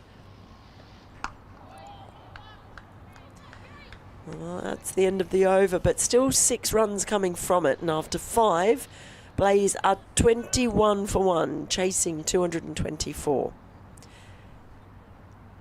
Yeah, so is that something you enjoy? Do you like that kind of situation where you've got the game within a game? Sometimes, not always, depending on obviously situation, what game we're in. But also, I find it quite easier knowing how many runs we need within certain balls. That, for me, in my head, just makes a lot more sense. But I know some people love batting under pressure and they thrive under pressure. I think, again, a personal preference. So I reckon out of those two, I think Catherine will be very chilled, just doing her plan, and Marie obviously also vastly experienced will be the same, just talking through what our options are, what our plans. If there is anything needs to be run out, I'm pretty sure it will be run up, but at the moment it looks like we're just playing the 50 overs. as we should go across. And obviously now Brycey being strong through points, I see they putting out a deep point and bringing up fine leg. Yeah, well, that offside for Catherine Bryce is also the side that has that short straight boundary. They've got protection in the covers. Oh, she has a dabble at that one. I mean, if she picks a gap, then save your legs. Yeah, that cover boundary is there, but she's got there are two fielders in the cover point, extra cover region, and then a mid off as well. That one manages to get wide of slip, but that deep backward point running around, as you say, it's that strong area for her, but enough to get a couple of runs. And if you look now, so they're 23 for 1, and the scoreboard is showing the DLS pass score is 27. So that has changed dramatically. It's just that one good over early in the innings. Well, again, has a little nibble at one.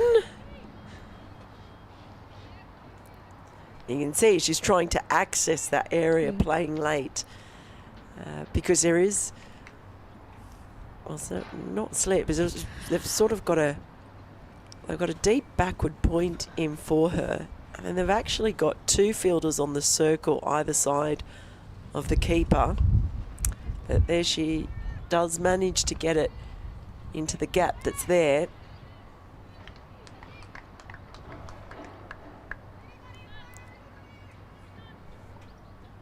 And you're going to be without quite a few of your players. Because you do have Scottish and Irish players as well. It's going to test the depth of the Blaze this summer, isn't it? Yeah. Unfortunately, we'll lose 6 players for the World Cup. But again, it's a good opportunity for the rest of us to step up. And like you say, I think we have really great depth within our squad anyway. And giving the youngsters some opportunities to come through. I know Prisha's on the bench. Also, second season with the Blaze, so she'll be a great opportunity for her. She was with the under-19s at a stage in the under-19s, and then obviously we have a few that are obviously on in the squad today, but some great youngsters coming through the Blaze system or Nottingham system. The end of the 6th over, and Blaze are 24 for 1, going at 4 and over, chasing 223. DLS pass score at the moment is 28, so they're just behind there at the moment. I guess what they want to do, 6 overs done, the over where they really wanted to kind of get to the themselves above is that 10 over mark. Yeah. Pretty sure they will have a conversation of when to look at that and when to try achieve being on the same. But I think for now they'll just keep going the way they are.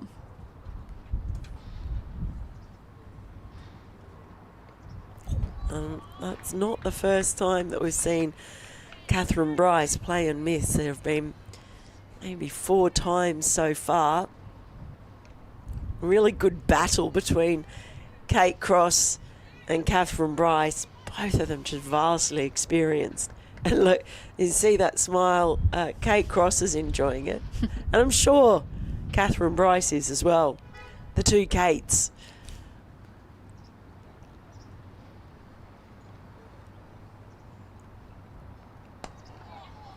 And this time just a little bit too straight from Cross.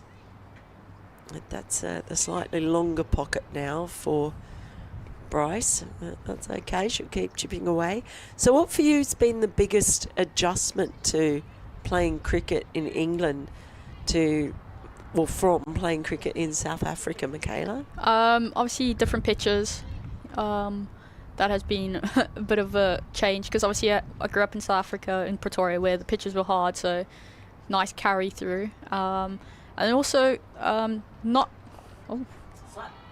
Slapped away beautifully by Bryce. Well, it's been a really good tussle between these two, but Bryce coming out on top on that occasion, just a little bit too short and wide from cross. Yeah. Also, the ball swings a lot more in England than it did in South Africa, so that's been a great adjustment for me. But I've actually thoroughly enjoyed my time in England and playing cricket here. Just sometimes miss the weather in South Africa, the nice hot weather. But besides that, I think it's been a great move for my career, and hopefully my career can continue growing. I guess especially in the past couple of years with the tiers opening up and the revamped competition, the women's 100, just a lot of opportunities. Especially now being able to play Tier 1 and Tier 2. So a bit of last year, I did a stint at Northants, which I had such a great time. Obviously, it's just more about game time and playing. That's where you learn the most out on the pitch. So I think I learned a lot about my game playing a bit of Tier 2 cricket with the mixture of Tier 1 with Blaze. So the systems have been great, and hopefully we'll see more, as we've seen already this past weekend. A few of the Tier 1 players were playing in the Tier 2 system. Meg Austin scoring 124 Northants, and then a few others playing across. I know Liv Baker played for Derbyshire as well, one of our players. Oh, I was wondering if, because of what we were talking about and the fact that there are going to be a lot of players playing international cricket and World Cup, we may see the opposite flow this year, where some of the Tier 1 teams may end up getting some players from Tier 2 on loan if someone's sort of stood out and done really well. It could be possible, obviously, with teams missing some of their big players, and obviously also long season, so you never know with injuries and everything. So it could be a great opportunity for some Tier 2 players to show off a bit in the Tier 1. It's a fascinating prospect, one that I'm very interested to see how that plays out. 7 overs gone, and Blaze up 30 for 1.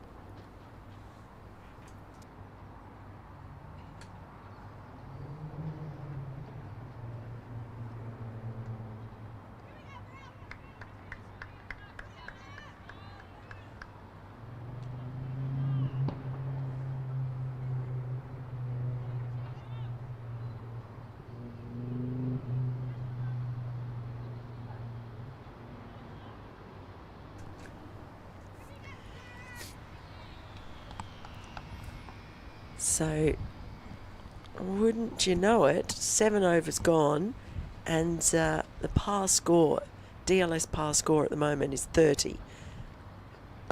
So they've done their job so far in getting themselves to there or thereabouts. And so then those dark clouds are coming over again. They just don't need to do anything rash at this point.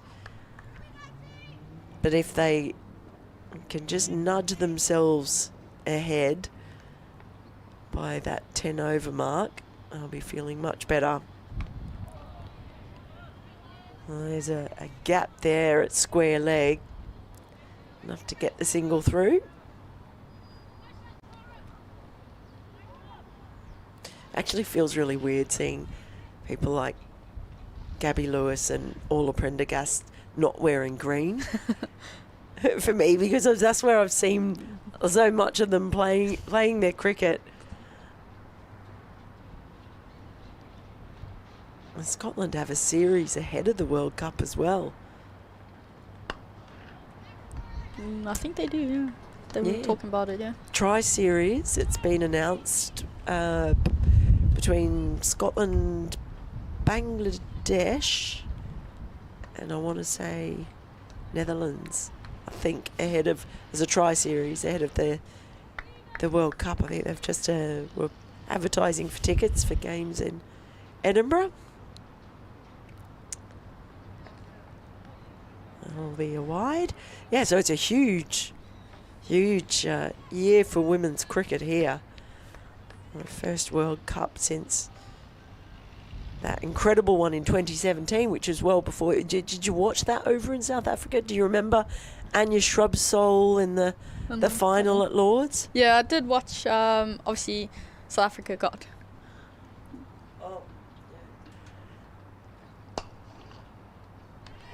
Yeah, South Africa got so close. They yeah. Anya Shrubsole broke their hearts, yeah. didn't she? The semi-final. Yeah, she did.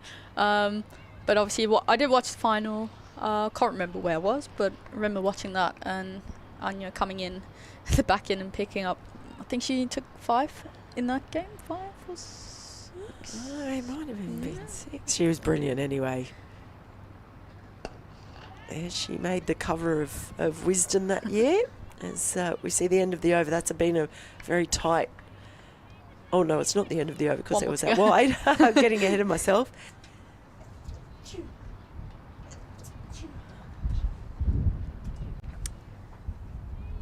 Yeah, Kate Cross was part of that campaign as well.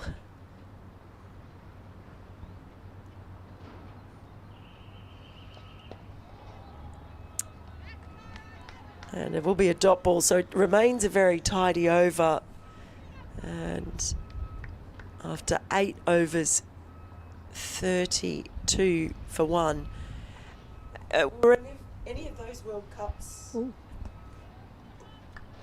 particularly inspiring for you? Because I know that one in England. I mean, that felt like that was the first sort of women's tournament that really kind of captured the imagination, certainly over here. And then you had, in Australia, MCG, 86,000 people. But that one in England felt like it was really significant. Did it make that kind of impact on you in South Africa? Yeah, it did, obviously, because South Africa making the semi-final.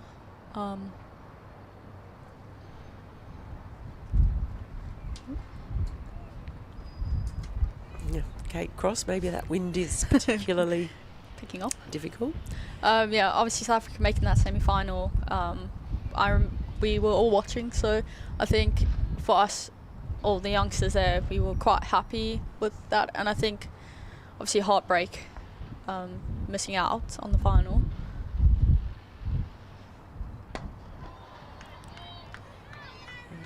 Just again picking out the fielders. But I think it did inspire a lot of the youngsters in South Africa to get into cricket, and I think we did see a little bit of a grow in numbers in the women's game. A lot more participation at school levels and everything. I was just fortunate enough to play with Mignon Dupree, Sune, and played against all the others. Mm-hmm.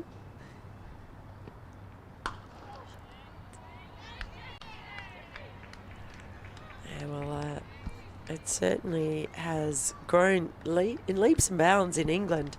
In particular, I think obviously the WPL in India has been massive, and Women's Big Bash in Australia kind of set the benchmark early.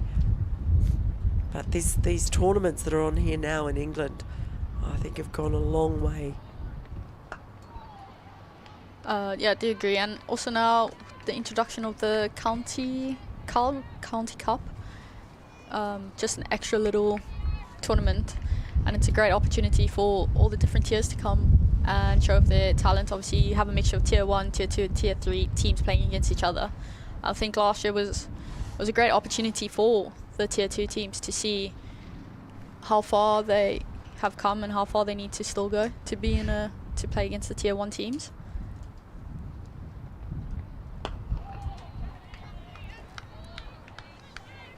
Well, after being dispatched in her previous over, Kate Cross has come back and bowled 4 dots back to back. She's just really squeezing Marie Kelly now, and those clouds and the wind, you can see it whipping Marie Kelly's ponytail there. You see a few trouser legs flapping out there as well. So They have to keep an eye on it. They're right on it at the moment.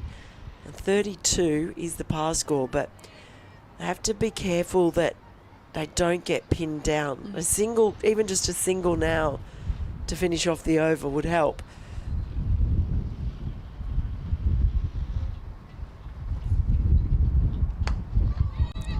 And they will get a single. On cue. Yeah. But that does keep Marie Kelly on strike for the start of the next over.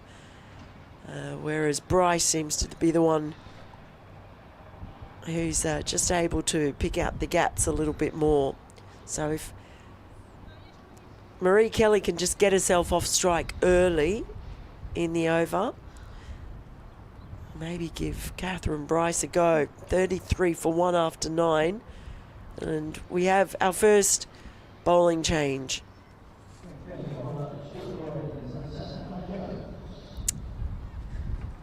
It's Hannah Jones coming on. We saw spin quite early for the Blaze as well, with Lucy Hyam coming in. And she found some real turns. Yes, she does toss it up quite a bit, gives it plenty of flight, but she found some serious turn, yeah. I wonder if this is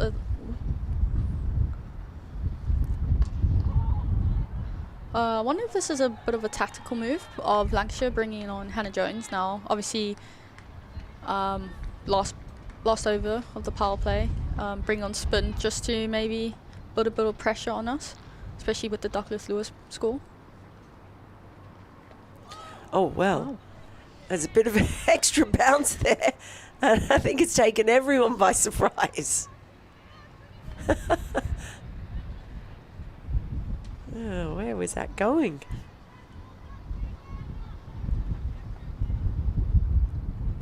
Yeah, Marie Kelly needs to find something here.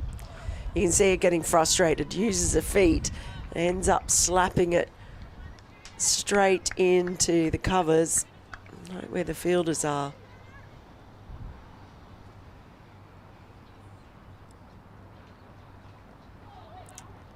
And again, tries to sweep it fine, finds the fielder. So you feel that they're bringing on Hannah Jones to try and make them feel that they need to attack. And especially, obviously,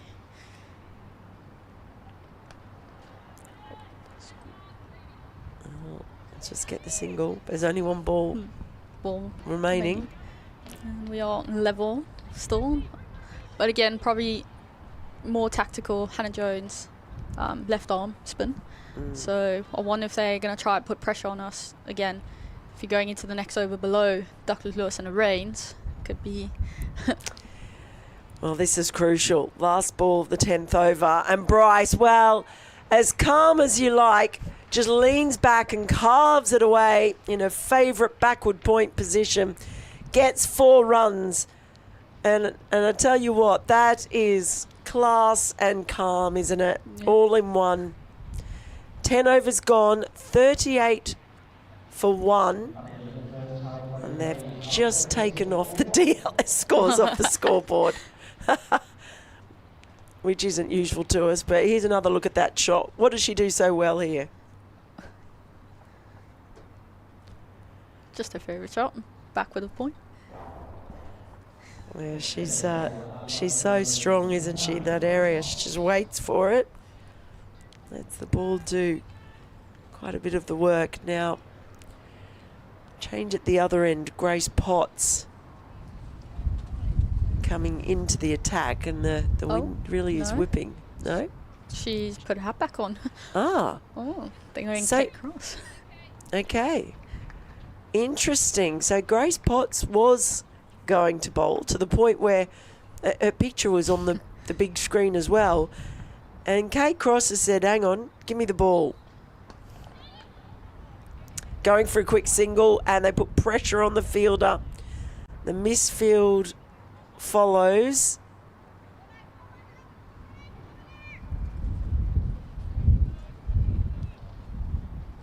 That's Fee Morris.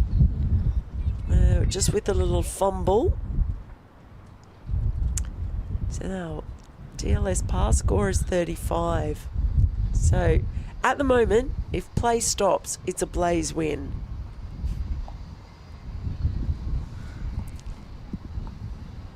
Just how do you plug that region and stop Catherine Bryce? I mean, you bring fielders up, she carves it, manages to get through the gap. You put a fielder in the deep, and it's an easy single for her. Yeah, I think that's, as Catherine Bryce, you're quite happy with that. Scoring runs, really.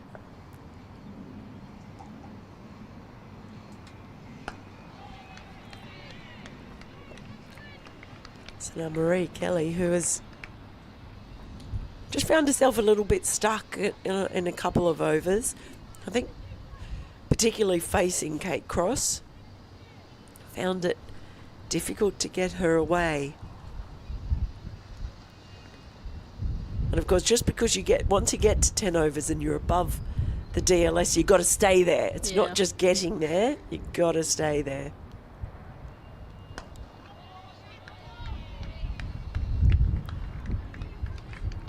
So at the moment, it's almost ball by ball, just checking the score.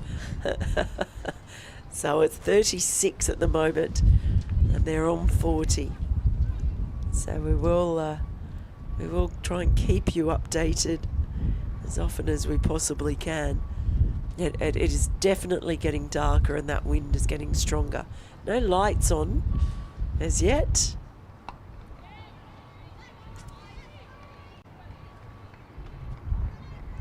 This is why I think Kate Cross wanted the ball for another over, because she feels like she's been able to really stifle Marie Kelly, perhaps hoping that pressure might lead to a mistake and a wicket, and then all of a sudden those DLS permutations change again. So last ball of Cross's 6th over. Oh, it's a big swing from Kelly. More of a desperation appeal than anything else. There was not really anything in it to suggest that she made contact. 11 overs gone, 40 for 1. So the DLS target is still ahead. It's 37 at the moment. They've just got their noses in front, but it's by no means comfortable, is it, Michaela? I think if we can get the run rates a bit higher than the rate required, I think that could also help pressure-wise.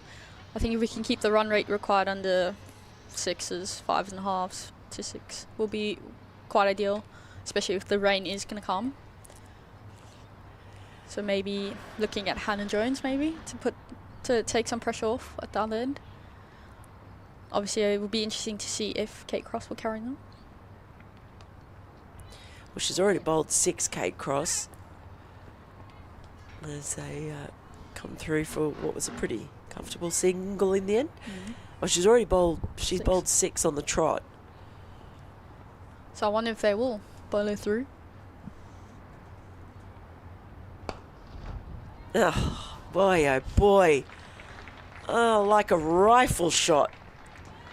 Straight as a die. And that might be the most beautiful shot she's played so far. It might be the nicest shot anyone's played so far today. Great shot. Now that does perhaps relieve a little bit of pressure.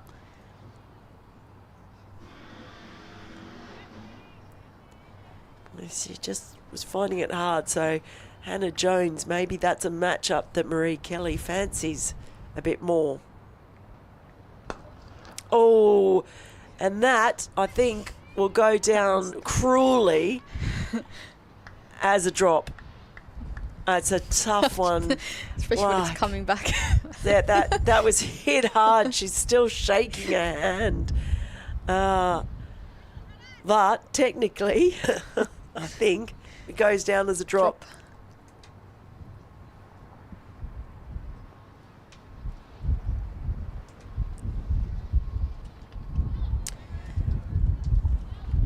Just tried to help that one. It's maybe got a little bit lucky with that one. I think you and I both thought, maybe it might have been a wide.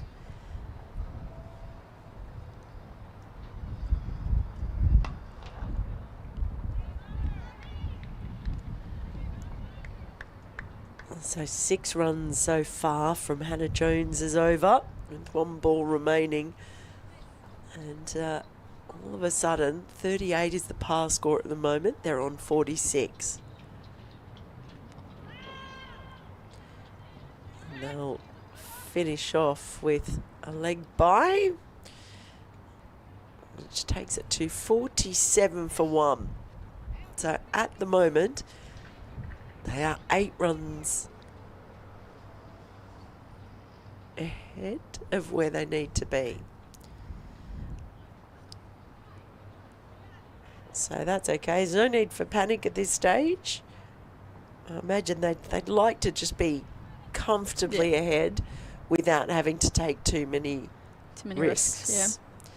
Yeah. And we are going to get that bowling change. Kate Cross is not going to bowl an 8th or a 7th over, I should say. And Grace Potts, well, she gets to have a face up on the big screen twice.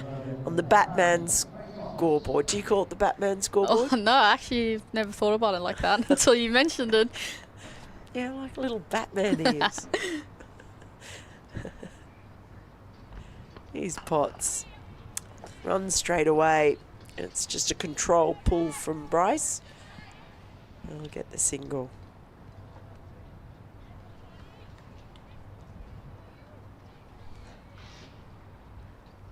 Definitely the other thing is the temperature's dropped. You're wearing shorts and that is making me feel highly uncomfortable. I need another hoodie. I might have to grab another hoodie any second because the temperature's really dropped here. It's bad to say that I'm actually quite warm at the moment.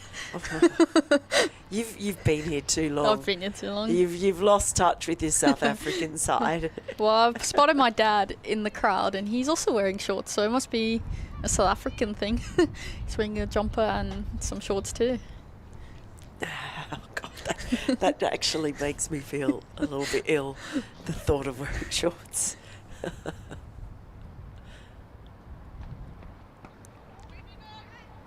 He just tries the angled bat without success.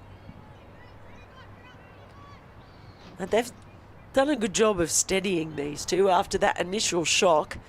And I think it was shock. We were all just thinking, my goodness, it wasn't supposed to start off this way, that chase.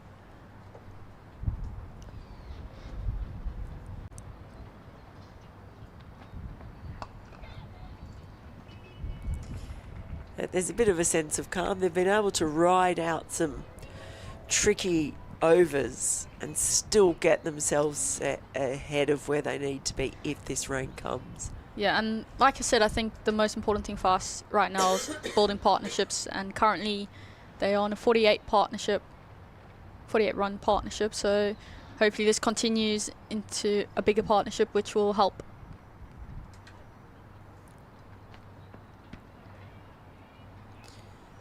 That one just straying down the leg side and will be another leg by. Well, just saying, build a partnership so when others come in that there is already set base and no one has to take any high risk shots coming into it, so we'll just keep going. Like I said, partnerships could win this for us, so the rain looks like it's holding, so Yeah. hopefully it just continues. Well, that leg by brings up the 50 for the Blaze. Now that's nicely whipped away through mid-wicket.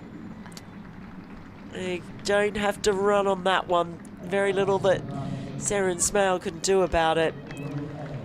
Ends up being a productive little over that brings up the 50 partnership we were just talking about between Catherine Bryce and Marie Kelly. So Catherine Bryce contributing 28 runs, Marie Kelly 20. And the time that they've been out there, 13 overs gone, 54 for 1 is the score. There's a couple of boundaries as well.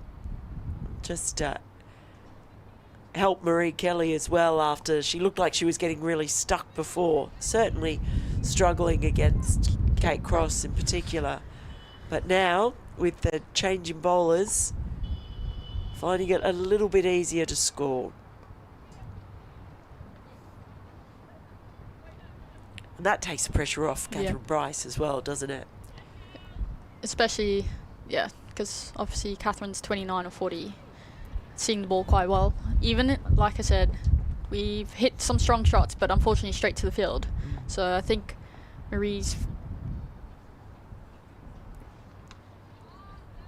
has now found a bit of momentum after those few boundaries hit, and I think she'll just continue doing that. She knows that this partnership will probably be really important for us. She'll just try to stick in there as long as she can. Oh, now this is a more determined appeal, but not given. Bit of nerves. Never fun watching. Only when we bowl. It's interesting you say that about middle of the bat. And say, go through, pick up another single. It was something I said, well, you weren't up here, but it was something I said at the start of, or early in Lancashire's innings earlier when Eve Jones and Emma Lamb were there. It felt like every single ball was coming off the middle of the bat, but just going straight to fielders. Yeah, and it can be frustrating as a batter. Like, you feel like you absolutely middling the ball, but just hitting the fielders. I think that also adds a bit of pressure to you. Just, you're hitting it well, but just not in the gaps. And just chipped nicely over the top. Well, Marie Kelly was being pinned down for a little while, but the shackles are off.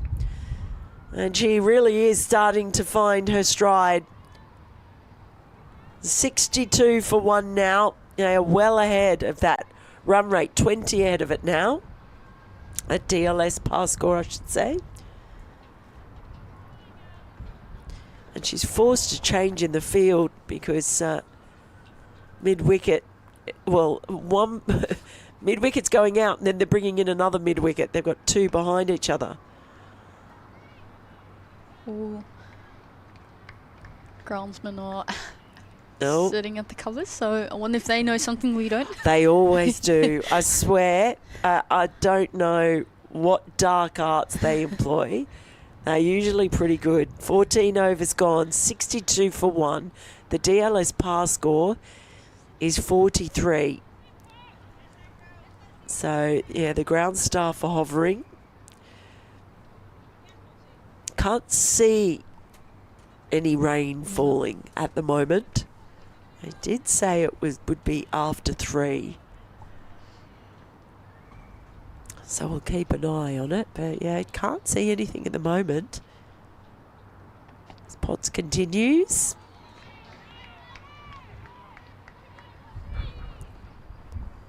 Of course, though, that's the thing, isn't it? If you go off, there is the comfort of knowing, right, we're ahead. There they are. Hard-working ground staff. Like that. To be fair, they're not poised. No.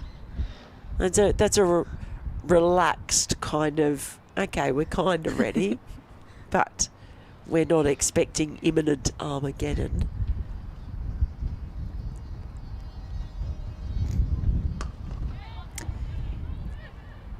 Yeah, but then you have the thing where you go off, but you're not sure if you're going to have to come back on again. The little rain breaks. Oh, they're the worst. They are. Are they? So when I'm in a press box, we always say that the most tiring days are the days when it's rain delays. I'm going to ask you, is it the same for players where you actually feel more tired? I think, yeah, it's like, because you just don't know when you're coming back on what's the situation, and I think sometimes you are off for a good hour and a half, so to keep yourself entertained can be a bit tricky. So I especially find it very boring having those rain delays, and obviously makes the day feel so much longer. Yep. Oh, goodness gracious me. Thick edge. but there is no slip in. It runs away for 4. We saw that with the Blaze earlier on when Kirsty Gordon was bowling and there were a few outside edges. They ended up bringing a slip in. I would suggest if Lancashire had had a slip in place, Catherine Bryce would have been walking back to the pavilion and we'd be recalibrating our DLS par scores.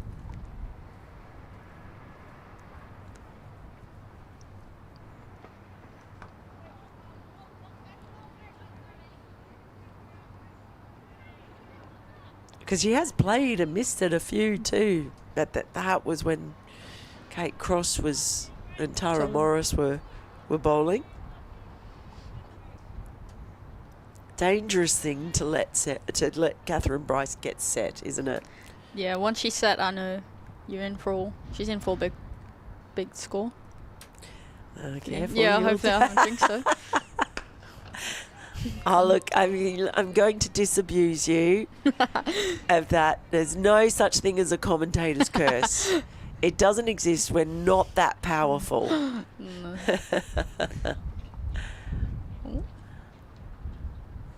Just some drinks being run on at the moment. So, the clouds are moving across quite quickly in front of us.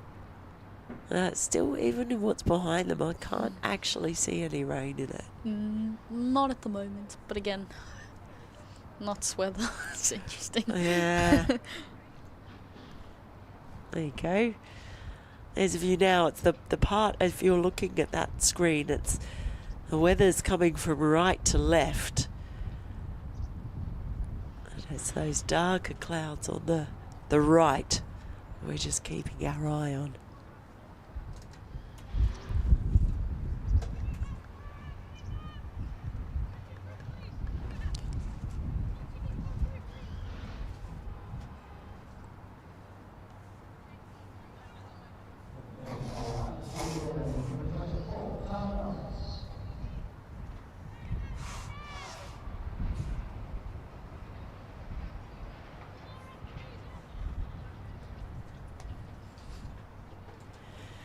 Well, Tara Norris was absolutely brilliant early on in her new ball spell, and she's back.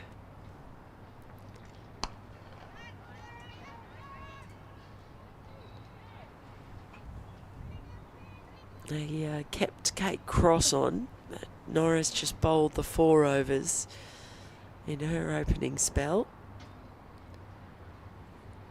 The problem for Lancashire is they've got to somehow pull this back, because that's the other side of the equation. They don't want to walk off knowing they're behind.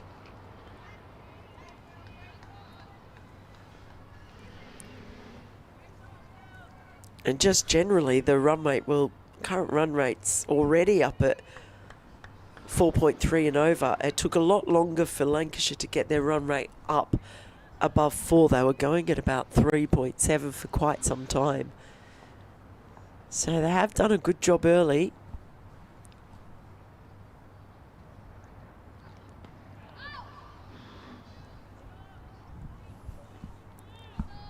Norris just difficult to get away. Just slightly quicker than some of the other bowlers as well, is she? Yeah, from memory. It's been a while.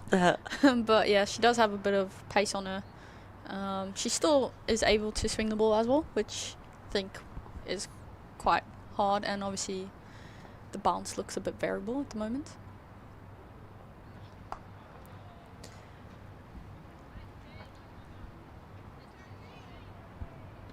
Oh, she's been quite tidy so far in this over.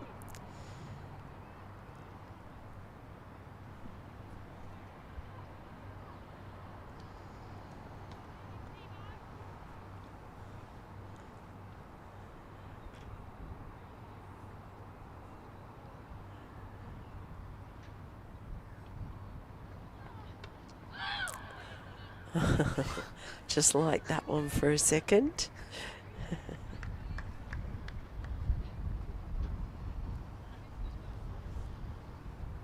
I am just keeping my eye. There's a big black cloud just almost over that we can't see as well from where we are. I just wonder if that's what has got the ground staff getting ready. Again, just a controlled pull. She's played a number of times that shot. It's an effective way to get the single, but just the 2 singles coming off the first over of Tara Norris's second spell. And after 16, the Blaze are 68 for 1. So a reminder, they are chasing 224. And if they do that, they will notch their first victory over Lancashire women in this tournament. But we're also keeping our eye on the DLS par scores. They are way in front of that now. It's, if they don't lose any further wickets, it's 47 would be the par score at this point. They're on 68. We do have a full game already. Just has to be a minimum of 10 overs per side. So no matter what happens here, we're going to get a result.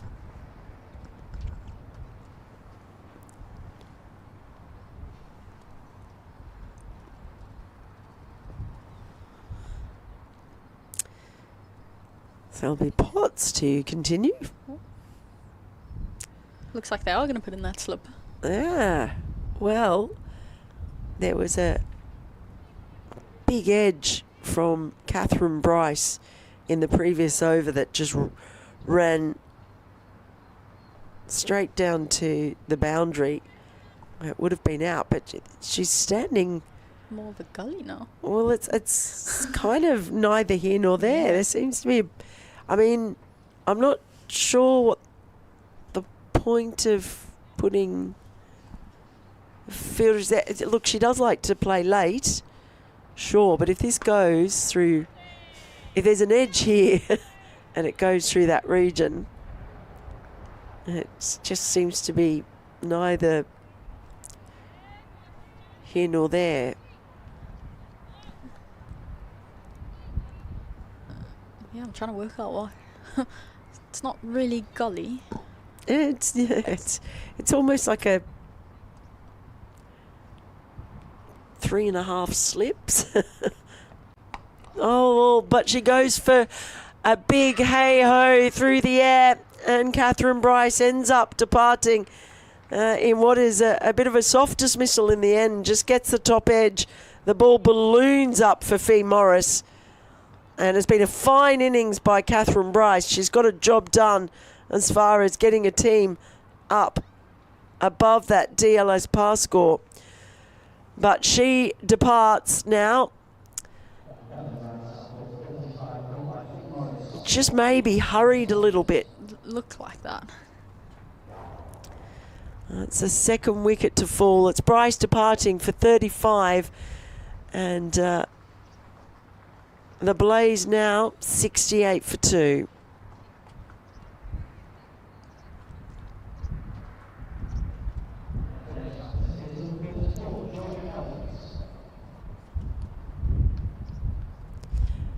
Georgia Elwes, the new batter at the crease.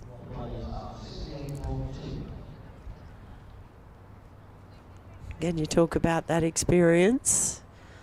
Well, she's got bags of it. More than 4,000 list day runs. A handy average of almost 30. Is she someone who you've spent a lot of time with? Yeah. Georgia's a lovely person. Learned a lot from her. She's great to bat with, very calm, very, very confident within her game. I think she's developed last season. She had probably one of the best seasons. I miss her. I think I miss every game. She was averaging 50 on. Yeah. So, again, I think that's the experience that she has, obviously playing for England, and she was also in that World Cup that lost the World Cup win that England had. Yeah, she was definitely part of that one. Yeah, been around for a long time. Calm head to have in a situation like this. Ooh. Now, just to bring you a little update now with the DLS pass scores and the difference that a wicket can make. It's now 64. So they are 4 runs ahead of the DLS pass score. Still ahead. The Blaze need to keep their noses in front.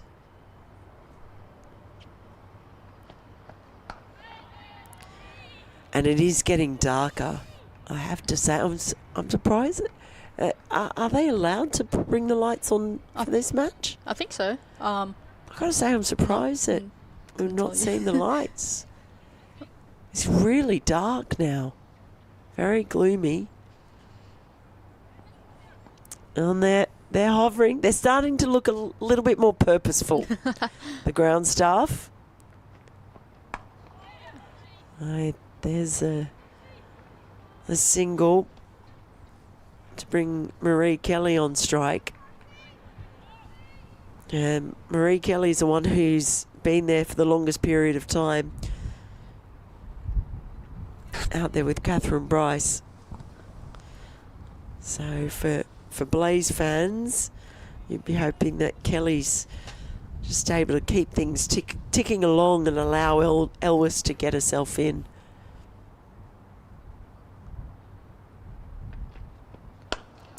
And that's a lovely shot. Beautifully driven. She has played some really pretty shots today. Diving stop is in vain. I think that's Tara Morris down there. Good effort. It was a very good effort, but 5 runs coming from the over in the end. 17 gone. The Blaze 73 for 2. And the DLS pass score 65. So they've just got a little bit of a buffer again. At the moment, every boundary is like gold. Because those ground staff, yeah, you can see there, is just behind us. That very, very dark sky.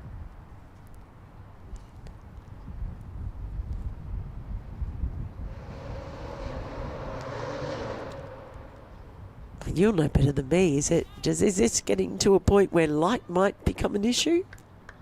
Don't actually know. Obviously, because we're not out there, we can't really tell.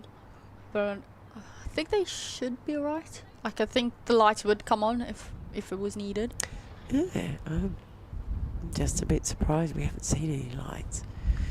Of course, we've got such wonderful cameras and such a wonderful crew that even when it's dark, it's still a marvellous picture that they provide for the stream. Well, that'll be useful. Just clipped away, really. Another couple of runs just to get Georgia Elvis going as well.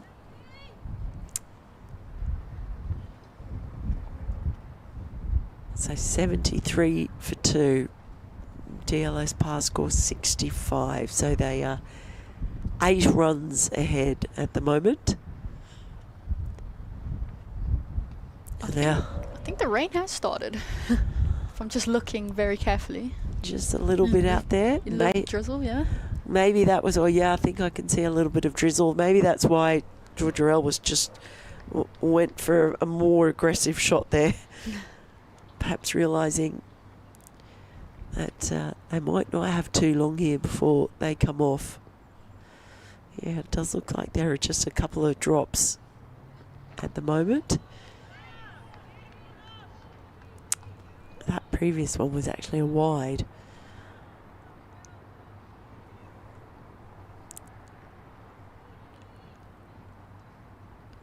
So they're 10 runs ahead of the DLS pass score at the moment. DLS pass score 66.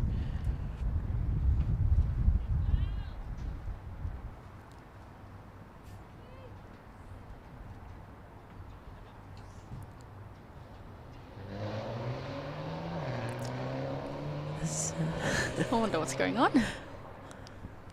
Oh, someone's in a hurry on a motorbike. That's what I would suggest. We might hear some more sirens going off soon. A bike chase. Well, this has the sense we're just waiting for something at the moment.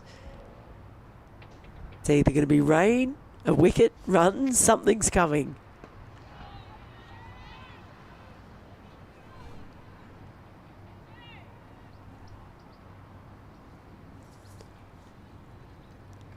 And she had one more expensive over where she was put away for a couple, but this has been really good stuff from Tara Norris. Yeah, she brought some tight lines to our batters.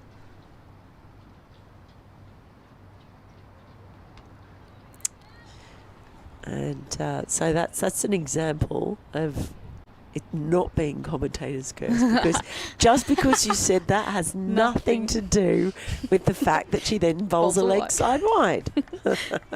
Again, I think she is probably targeting the stump, so I don't think going down leg a little bit.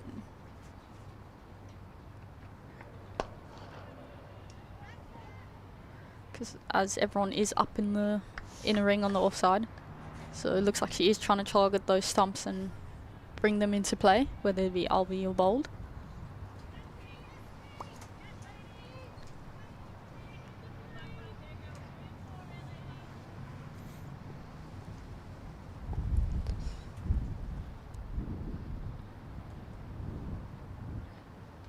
Well, that'll be another one. So just straying a little bit now.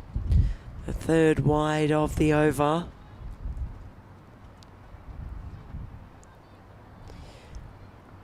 Of course, that all helps the Blazers' cause.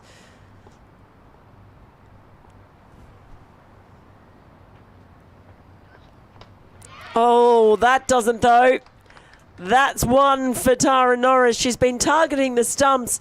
Hasn't quite been getting it right, but she's lays it in now. And that is the end of Georgia Elwes. Gone for 3. The Blaze lose their third wicket for 78.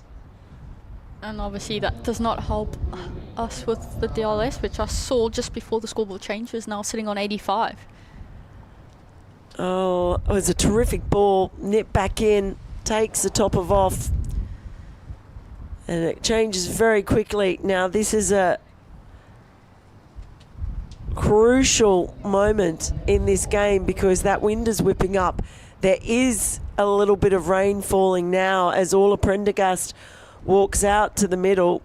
Yeah, umpires will be keeping a keen eye on this. And one would imagine that the Blazers just want to get themselves ahead. So they are 78 for 3, and the fall of the third wicket means that the DLS pass score has now jumped to 85. So they are 7 runs behind at the moment if they were to go off at this particular point. There's just a light, very, very light sprinkle. It's not turned into anything major yet.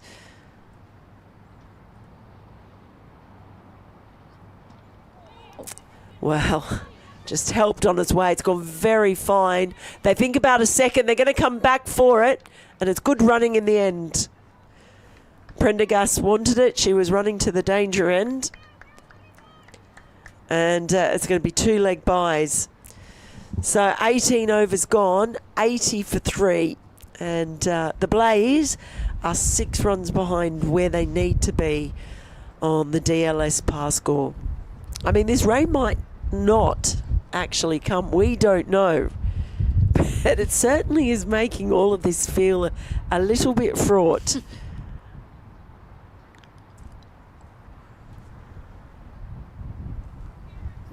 What we can do is hear the wind. Yeah. It is howling out there.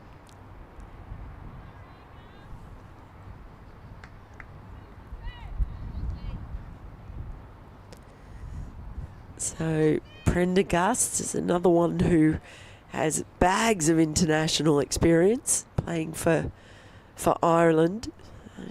And, she's been down playing WBBL in Australia. Season down there. That's nicely played by Kelly. Just gets it past the fielder on the ring, and they'll come back for a comfortable 2.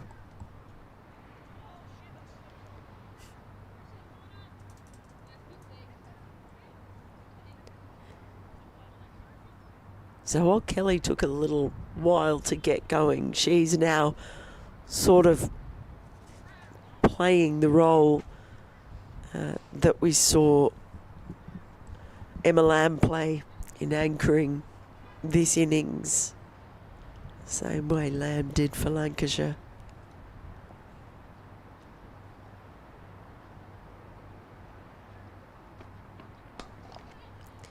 And what we saw Lancashire do is when other players were coming in, like Sarin Smale or Ellie Threlcold, they were batting more aggressively to take the pressure off Emma Lamb. Do you think that's what might happen here with someone like Prendergast coming in here? Does she try and take it on a little bit, be the one to take it on and try and get above that DLS par score? Or do you think she just takes her own time to get in? I think she'll just take her time to get in, get used to the conditions, and I think once she's in, she will play to her strengths.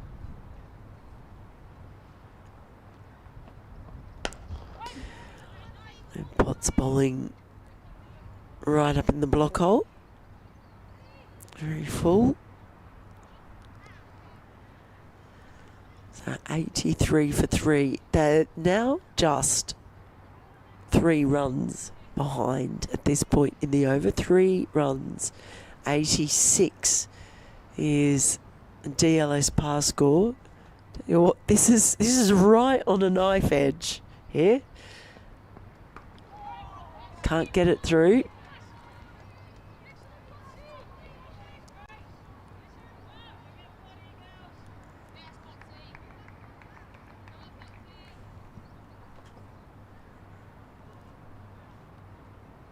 And those clouds are in front of us, moving very quickly now. They're moving much faster than they were before. Feel like we're on weather watch. Oh, that's really well played. Just angled the face of the bat. Prendergast. It's just a single. They're still 3 runs behind. Ideally love a boundary about now, wouldn't they? Last ball, take them just above the yeah, just above. DLS.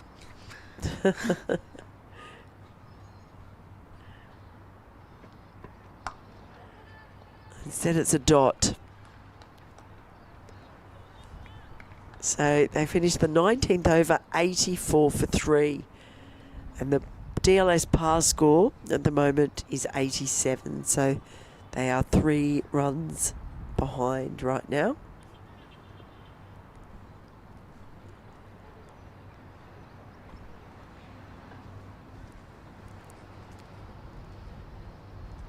It's going to be funny when we don't go off or lose any overs at all.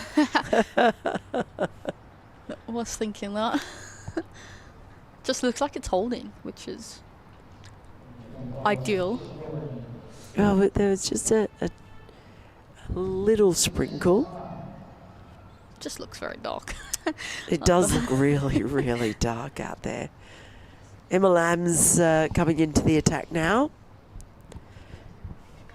Terrific earlier. Highest scorer for Lancashire, 77 off 98.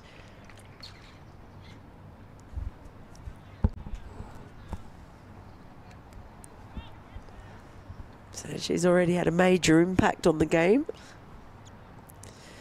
Can she have an impact with the ball? So 140 runs required for victory. But the first little milestone is just getting themselves back ahead of that DLS par, which at the moment is 87. So they're now 2 runs short. That's a nice shot. It'll only be a single because long on his back, Kate Cross down there.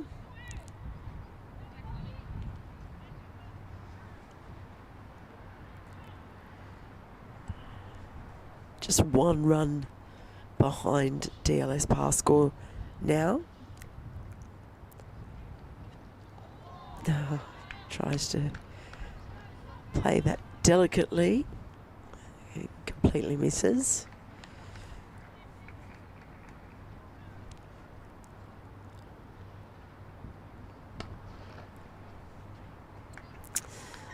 Onto just the singles. As long as they keep it turning over, those singles will add up pretty quickly.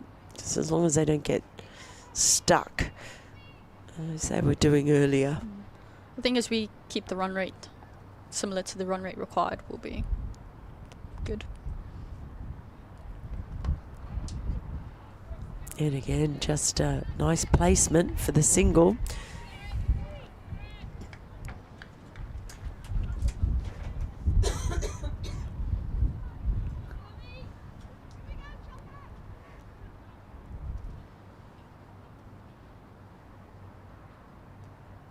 Right, DLS, they're right on it now. And just picking out the gap, Prendergast, to take them just over. So they're one run ahead of the DLS par score. So that's good news for the Blaze, but they did this as long as they don't lose another wicket. Because they built themselves up to be just in front of it.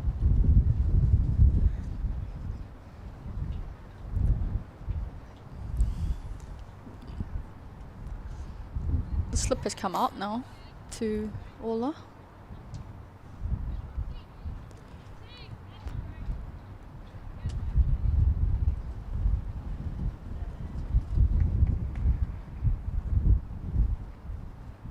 Someone I really enjoy watching play, Ola Prendergast. That's a great shot. Just fallen, unfortunately. Yeah. They've just got that protection out there.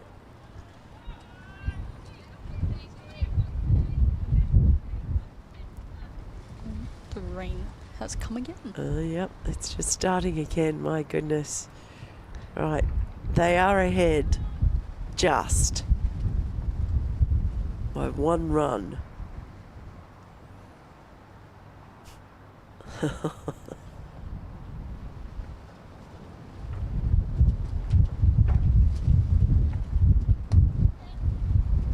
That'll help.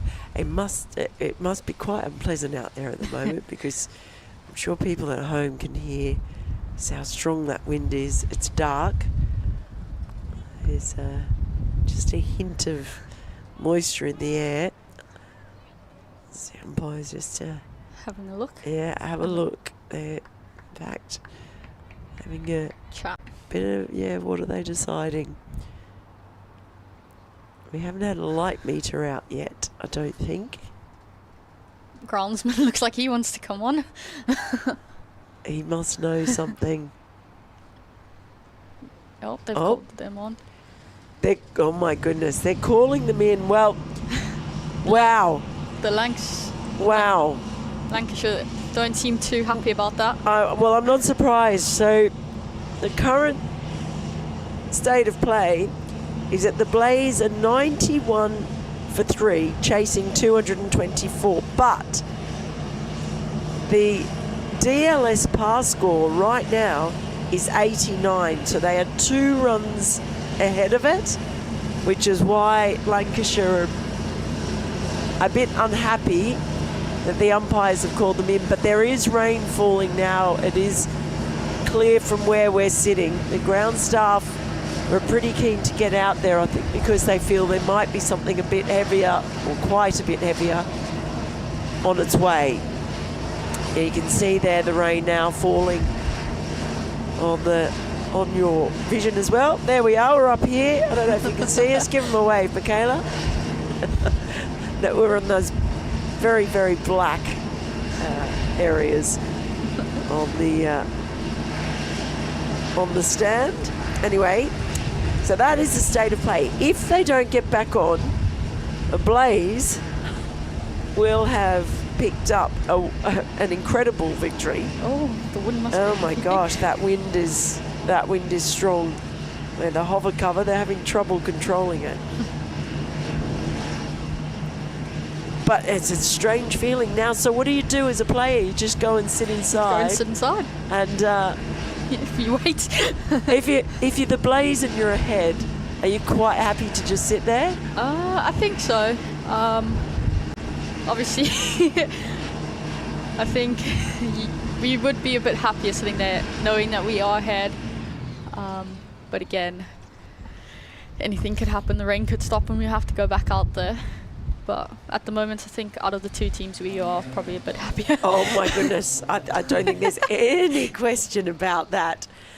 But that is a state of play at the moment. Sarah Bryce was run out first ball of the Blazers' chase, and Catherine Bryce came in and steadied the ship, scoring 35. And Georgia Elwes, her stay was brief, but Marie Kelly has been the anchor. She's still out there on 36 alongside Orla Prendergast. But the players have gone in, and that rain is getting really quite heavy now as the ground staff pull the covers out from the hover cover. And if nothing else happens today, the Blaze will win. But we don't know. We could be back with more action if this rain does pass. So make sure you stay tuned in to the feed, or if you go off and do something else, keep an eye out. And if play resumes, we will be back here to bring you all the action. As things stand at the moment, the Blaze 91 for 3. But we do have a completed game, and as things stand, the Blaze would be running out winners if there is no more play. We'll be back in a while.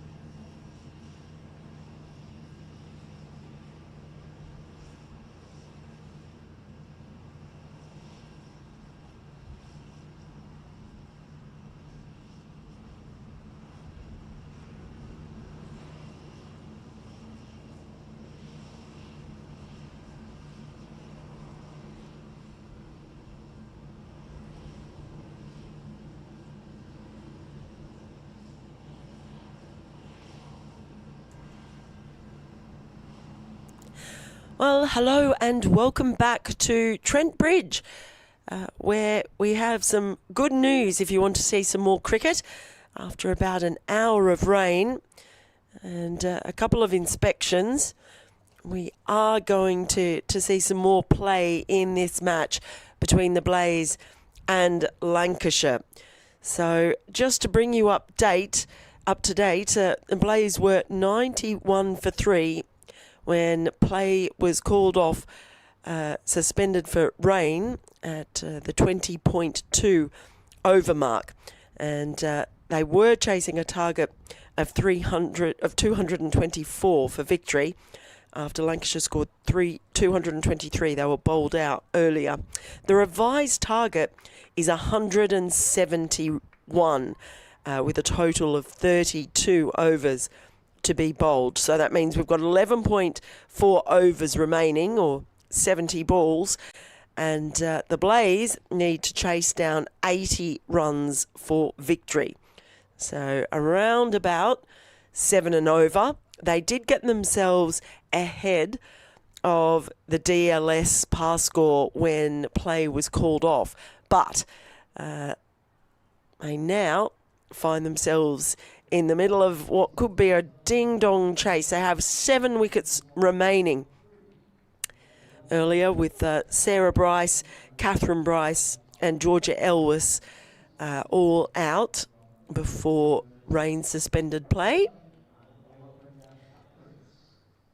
Still waiting to find out any information on how many overs the Lancashire bowlers will each be allowed to bowl. Kate Cross and Tara Norris have each bowled 6 overs already. Hannah Jones has bowled 3. Grace Potts was in the middle of her 5th over. And Emma Lamb has bowled 1. So it's quite an intriguing prospect. It is Potts who is going to complete her over. So she has bowled 2 balls of her 5th over. Orla Prendergast is out in the middle. And we are back underway. Marie Kelly out there as well alongside Prendergast. Kelly on 36. She opened the batting with Sarah Bryce, was involved in a horror mix-up. There was a run out on the first ball when they were coming back for the second. Well, Sarah Bryce was coming back for the second. Marie Kelly wasn't interested at the time.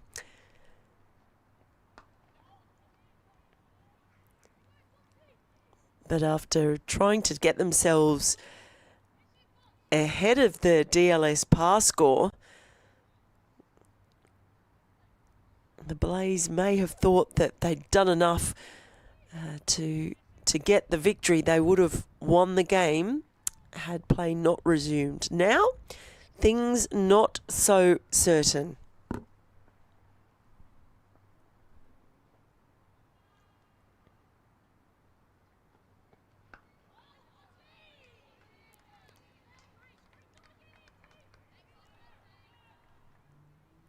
So Melinda Farrell joining you from Trent Bridge. Kayla Kirk was up with me earlier. She might be able to get herself back up here for this last part. But either way, we'll be with you to the conclusion.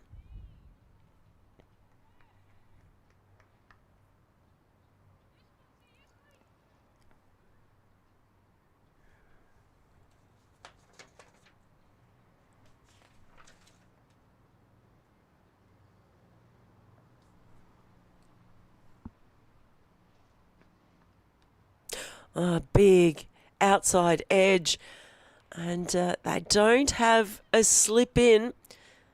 They had a fielder on the ring, and there's been a few times in this game where an edge has flown through what would have been first slip. As it is, that's the end of Potts over. Blaze 93 for 3, requiring 78 of the remaining 11 overs. So just a tick over, 7 runs and over required. Much brighter here now than it was earlier. It got very, very dark and gloomy before that rain hit.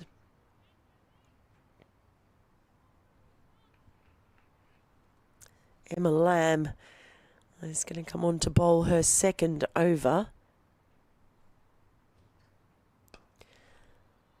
That one looped in, and just a little misfield. Fee Morris.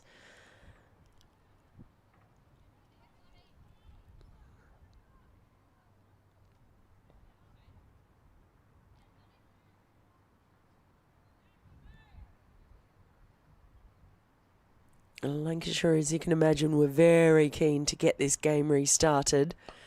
She goes down the track, targets the short boundary.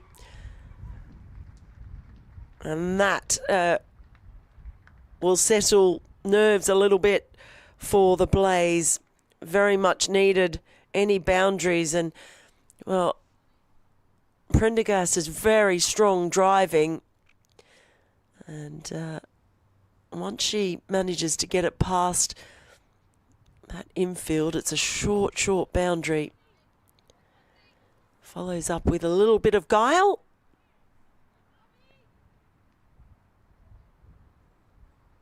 What we're not sure about without the information coming in is whether or not Kate Cross and Tara Morris are bowled out.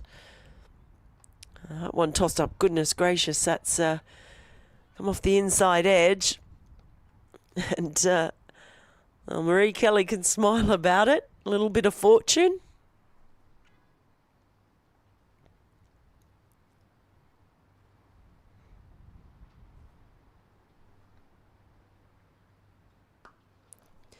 Finding just a little bit of turn, but Kelly just playing with that turn. Just a single though. Brings up the 100 for the Blaze. Just before the end of the 22nd over. For the interruptions, it's been quite an intriguing and entertaining match.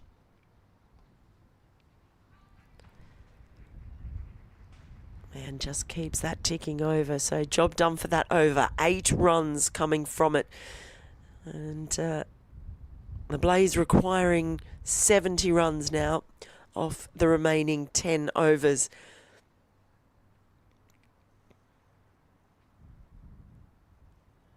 They do have plenty of wickets in hand. It's a much more straightforward task than the little period before the rain hit, where he had that DLS target, but losing those 3 wickets earlier on, especially the first one, which happened when they only had 1 run on the board.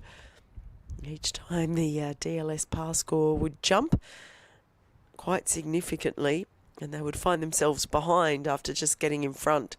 Now it's a much more straightforward target. So Hannah Jones on to bowl. That's helped on its way. Enough for them to get through for a single. And I'm just finding out now that 2 bowlers can bowl 7 overs and 3 can bowl 6. So that would mean there is 1 over left that can possibly be used by Kate Cross and 1 by Tara Norris. Slapped away. That ball may be just a little bit greasy now. There are a few fumbles and misfields out there, but it was very, very wet. You can see still some dark clouds hanging around. Hopefully they will stay away. And Prendergast, she likes using her feet.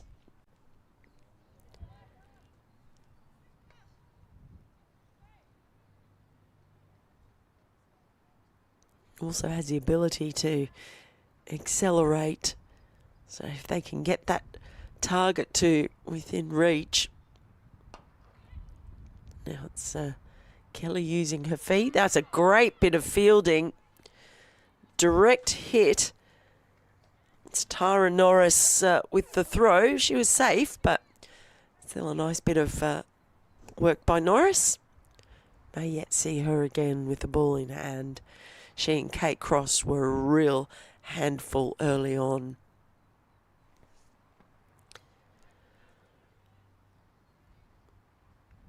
And just happy to keep turning over that strike. It'll be another leg by to the total. Doesn't matter how they come as far as the Blaze are concerned. Oh, gets hold of that one. Being chased down, won't quite get the boundary.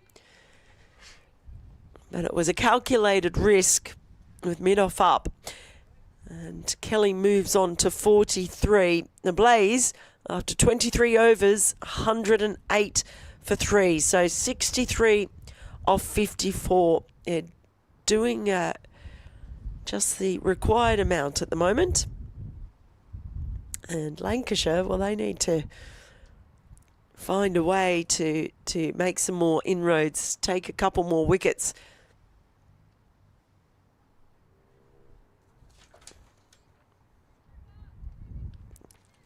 Emma Lamb is going to continue her spell.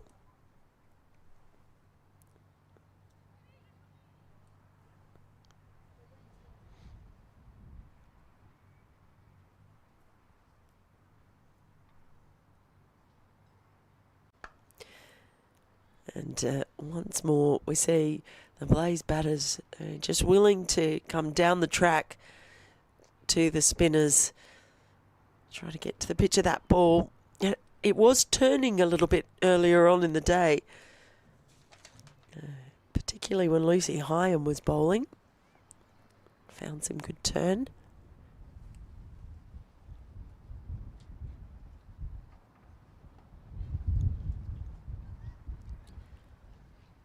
At the moment, this is quite sensible cricket from Marie Kelly and Orla Prendergast. They're happy to knock it around, just find the little gaps, enough for a single.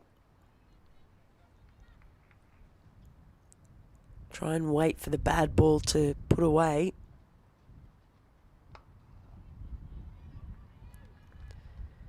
Valuable dot ball there for Emma Lamb.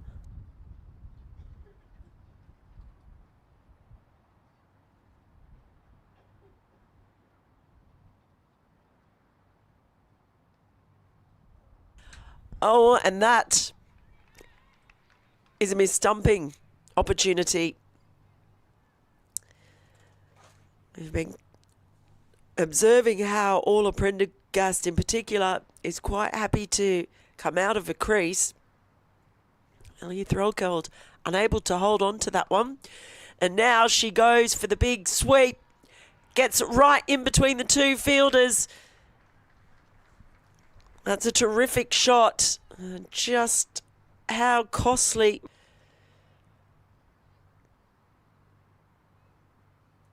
Prendergast moves on to 18.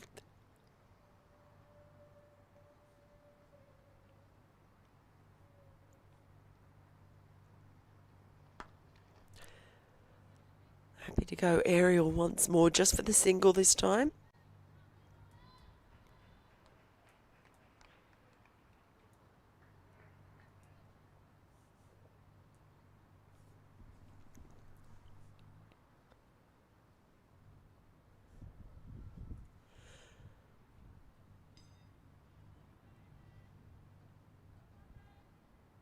Well, it was very close thing, one would imagine, for Prendergast. Now 56 runs required of 48 balls as Jones continues from the Radcliffe Road end. And that's in the air, but safely past the fielder at backward point. And it's going to run all the way for 4. Nothing that a diving fielder can do about that. And the run's just coming a little bit too easily for the Blaze at the moment. Prendergast is now raced to a run of ball 23. 52 required off 47. They still have 7 wickets in hand, so they can afford to take a couple of risks.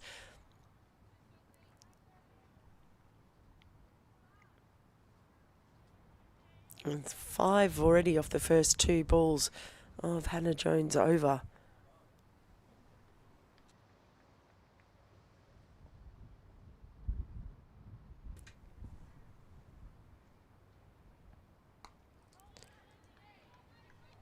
This partnership of Prendergast and Kelly, they did a good job earlier in just getting the Blaze to a point where they were safe if the game had been called off.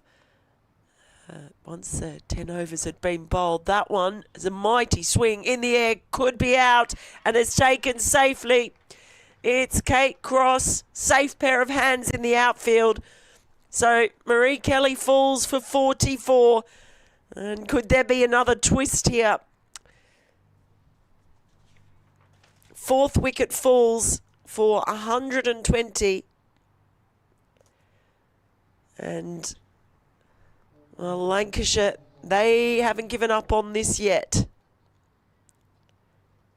Kelly's 44, coming off 64 deliveries. She was there from the start. Just decided to take the risk, but picked out Kate Cross at long on. Good take in the end over her shoulder.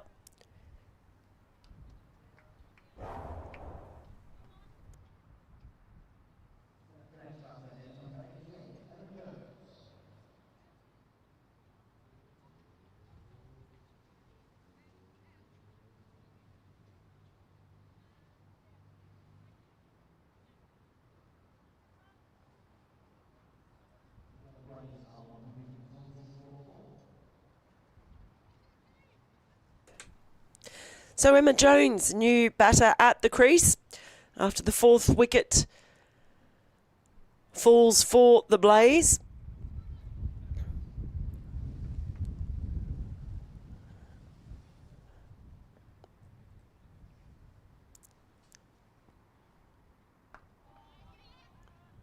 It's well bowled by Hannah Jones, but well dealt with by Jones to get off the mark straight away with a single.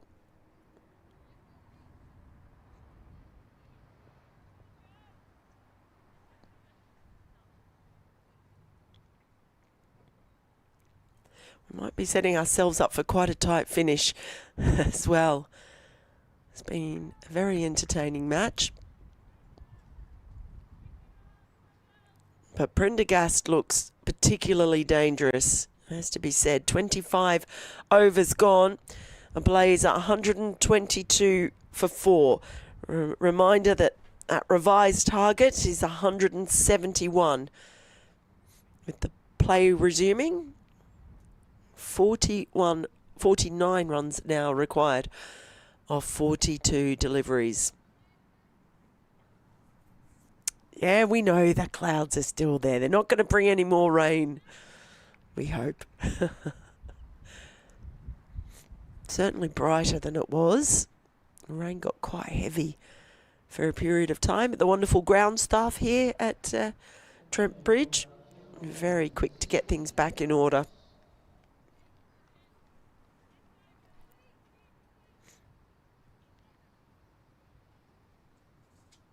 So Kate Cross coming in for her final over. And you can understand why Lancashire have brought it back. They need another wicket now. There's perhaps not too much point in holding Kate Cross back any further when it's almost too late. But at this stage, there's still more than a run of ball needed. Another wicket here could make things very interesting. They still have 1 over that Tara Morris can bowl as well. Just bringing in a fielder up on the 45. But down the track goes Prendergast again. Picks out a bit of a gap. It'll only be 2 runs. But if she can get through this Kate crossover and still manage to keep that target within hand. There's Tara Norris. She's still got one. Might we see her come in and bowl soon as well? Get 2 new batters at the crease. Well, it's a little bit of fortune off the bottom edge. But they'll come back for a second and make it comfortably in the end.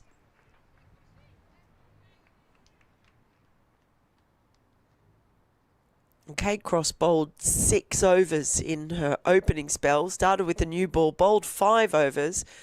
Was going to be taken off, but pretty much insisted on bowling an extra one.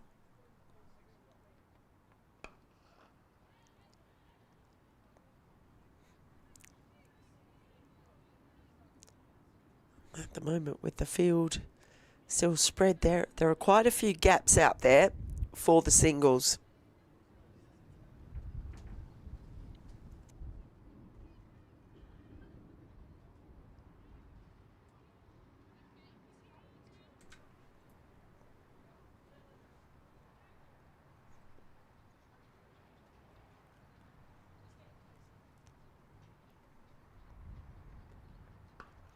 Straight down the ground, 2 fielders. It just falls in between them. Well, it was perhaps a heart in your mouth moment for Jones there. The end result is just a single. But my goodness, if Kate Cross had managed to winkle out another wicket there, all of a sudden the nerves come into play. As it is, just 1 ball remaining for Cross. Oh, and that has just cleared the fielder, leaping. And it's gone up to the shorter boundary, the straight boundary. So in the end, that's a productive over for the Blaze.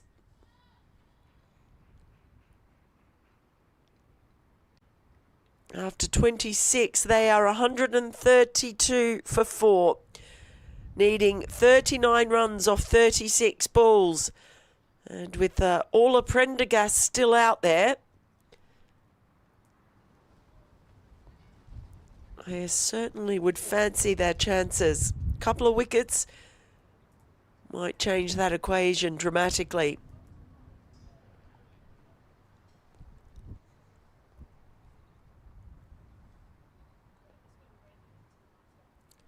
So Hannah Jones.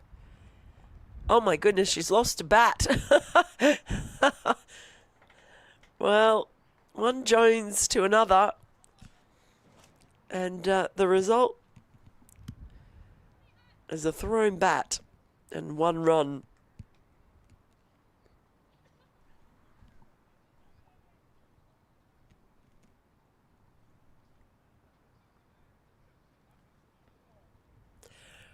Aims for the sweep, doesn't get hold of it at all, but still managed to get through for 1.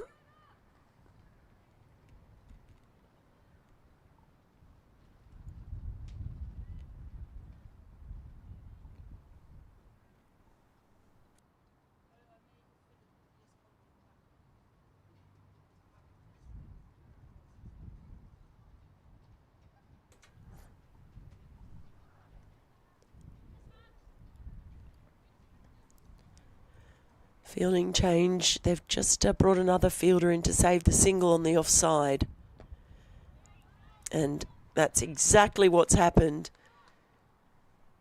Ball gone just in the spot where they've moved a fielder to. So Hannah Jones doing a good job bowling to her field. Well, this time there's a little fumble and it does allow them to get through for the single. So Jones is just hanging it out wide of off stump, trying to keep those gaps closed.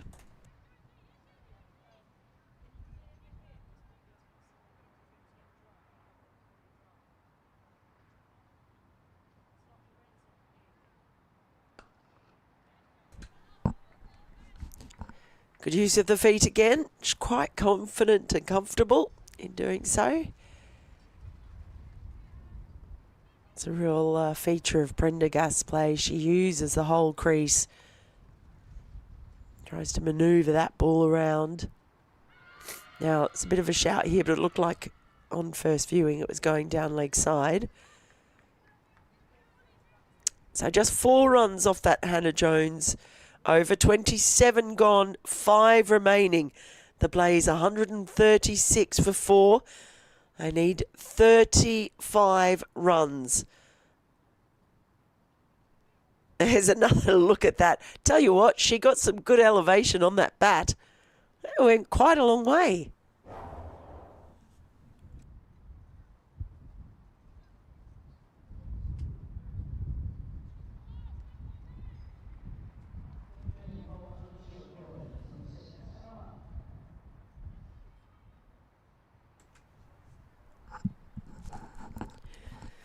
So, Emma Lamb, she has bowled 3 overs so far.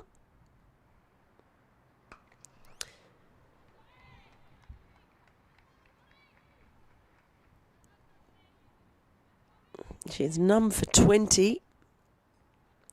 She's actually been the most expensive. Well, she does get a nice piece of that one, but there's protection out in the deep. 2 fielders protecting that leg side boundary. They'll come back for a second. Just chipping away. 33 now required off 28. Still plenty of wickets in hand. You can imagine Prendergast wants to take this one as deep as possible. Inside out. Manages to clear the fielder. There's protection running around. So it will just be another couple, but you can see all of Prendergast just upping the aggression, trying to take a few chunks out of this run chase. 31 required now off 27.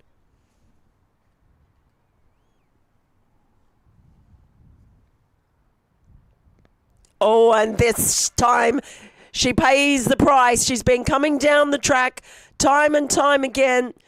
There was a missed opportunity to get her before, but this time Ellie Threlkeld makes sure of it. And how significant could that be? Prendergast gone for 40. And the 5th wicket falls for the Blaze. 140 for 5. Lamb gets her first wicket of the day, and what an important one it is. We've seen her being quite comfortable coming down the track again and again. This time, Threlkeld takes the ball cleanly, whips off the bails. Now we have 2 new batters at the crease.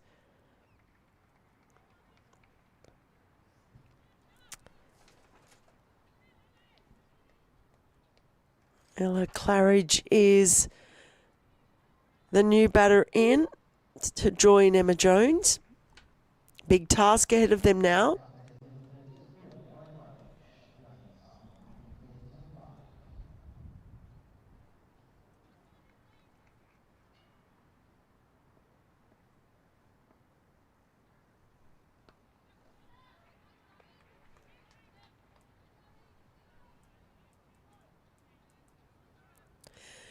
She does get off the mark straight away with a single.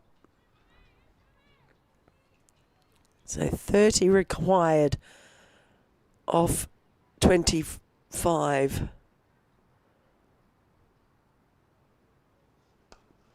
On that one, has flayed away over extra cover. Well, there's a bit of a statement in this chase. Emma Jones, well, she liked that. She was having a good old laugh, but that is the short, straight boundary. I'm just targeting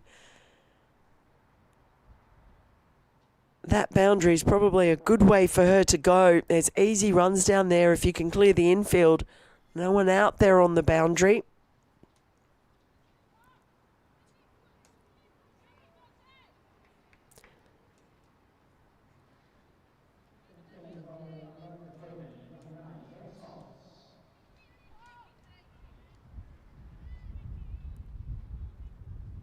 So Potts now running in from the Radcliffe Road end.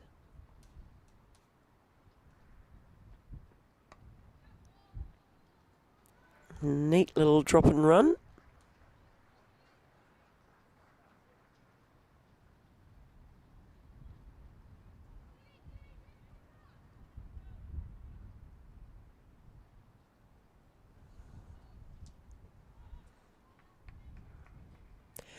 It's now a simple equation of 24 runs required off 24 balls.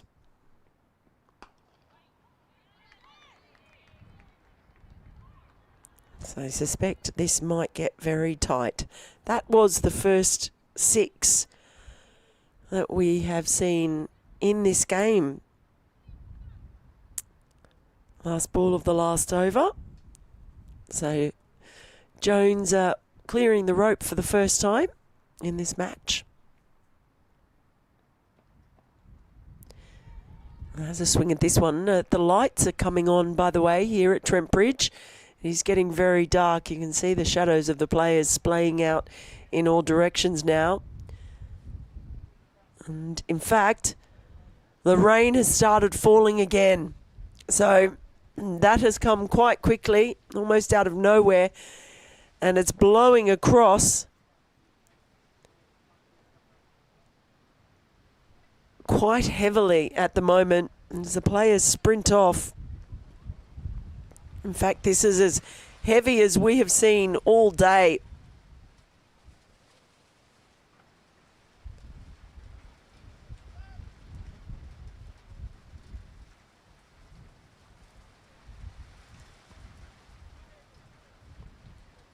In fact, there's just been some lightning as well, I do believe.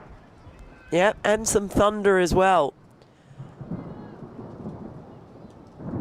This has just come up incredibly suddenly. It was so much brighter, but we've now had thunder and lightning. The ground staff struggling with those covers,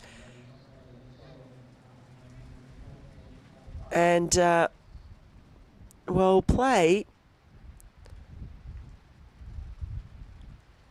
has been suspended, and they won't get back on because the cut-off time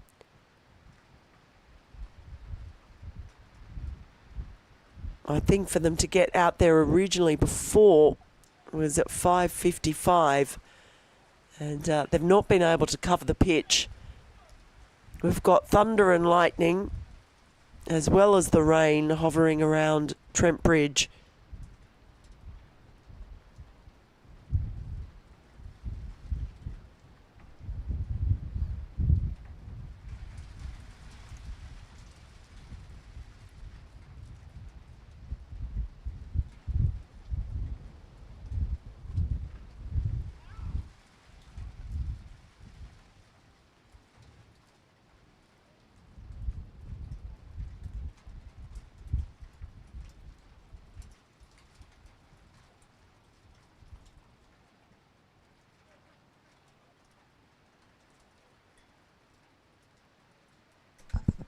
So we're just trying to get clarification on a number of things at the moment. Nothing has been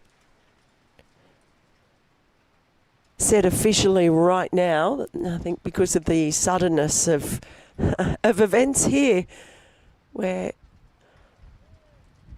it seemed to be fine, and after watching the clouds come across all day, we didn't really see those ones coming, and particularly the thunder and lightning. Ground staff not even bothering to try and get the hover cover over that pitch, and there's I think you've just might have seen that on the feed there now. There is quite a lot of lightning and quite a lot of thunder as well, so that storm is intensifying here at Trent Bridge.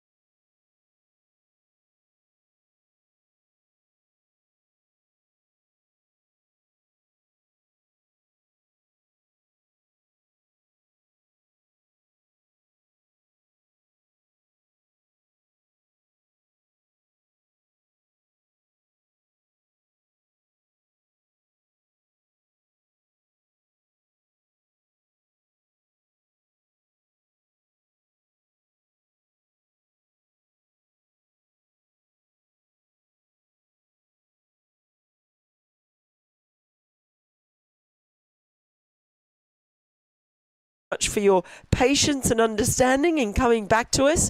And we look forward to bringing you more from Trent Bridge very soon. Huge thanks to all our crew here today who've done a magnificent job in difficult circumstances. But from us here at Trent Bridge, we leave you with the news that the Blaze have won by 6 runs with a DLS method.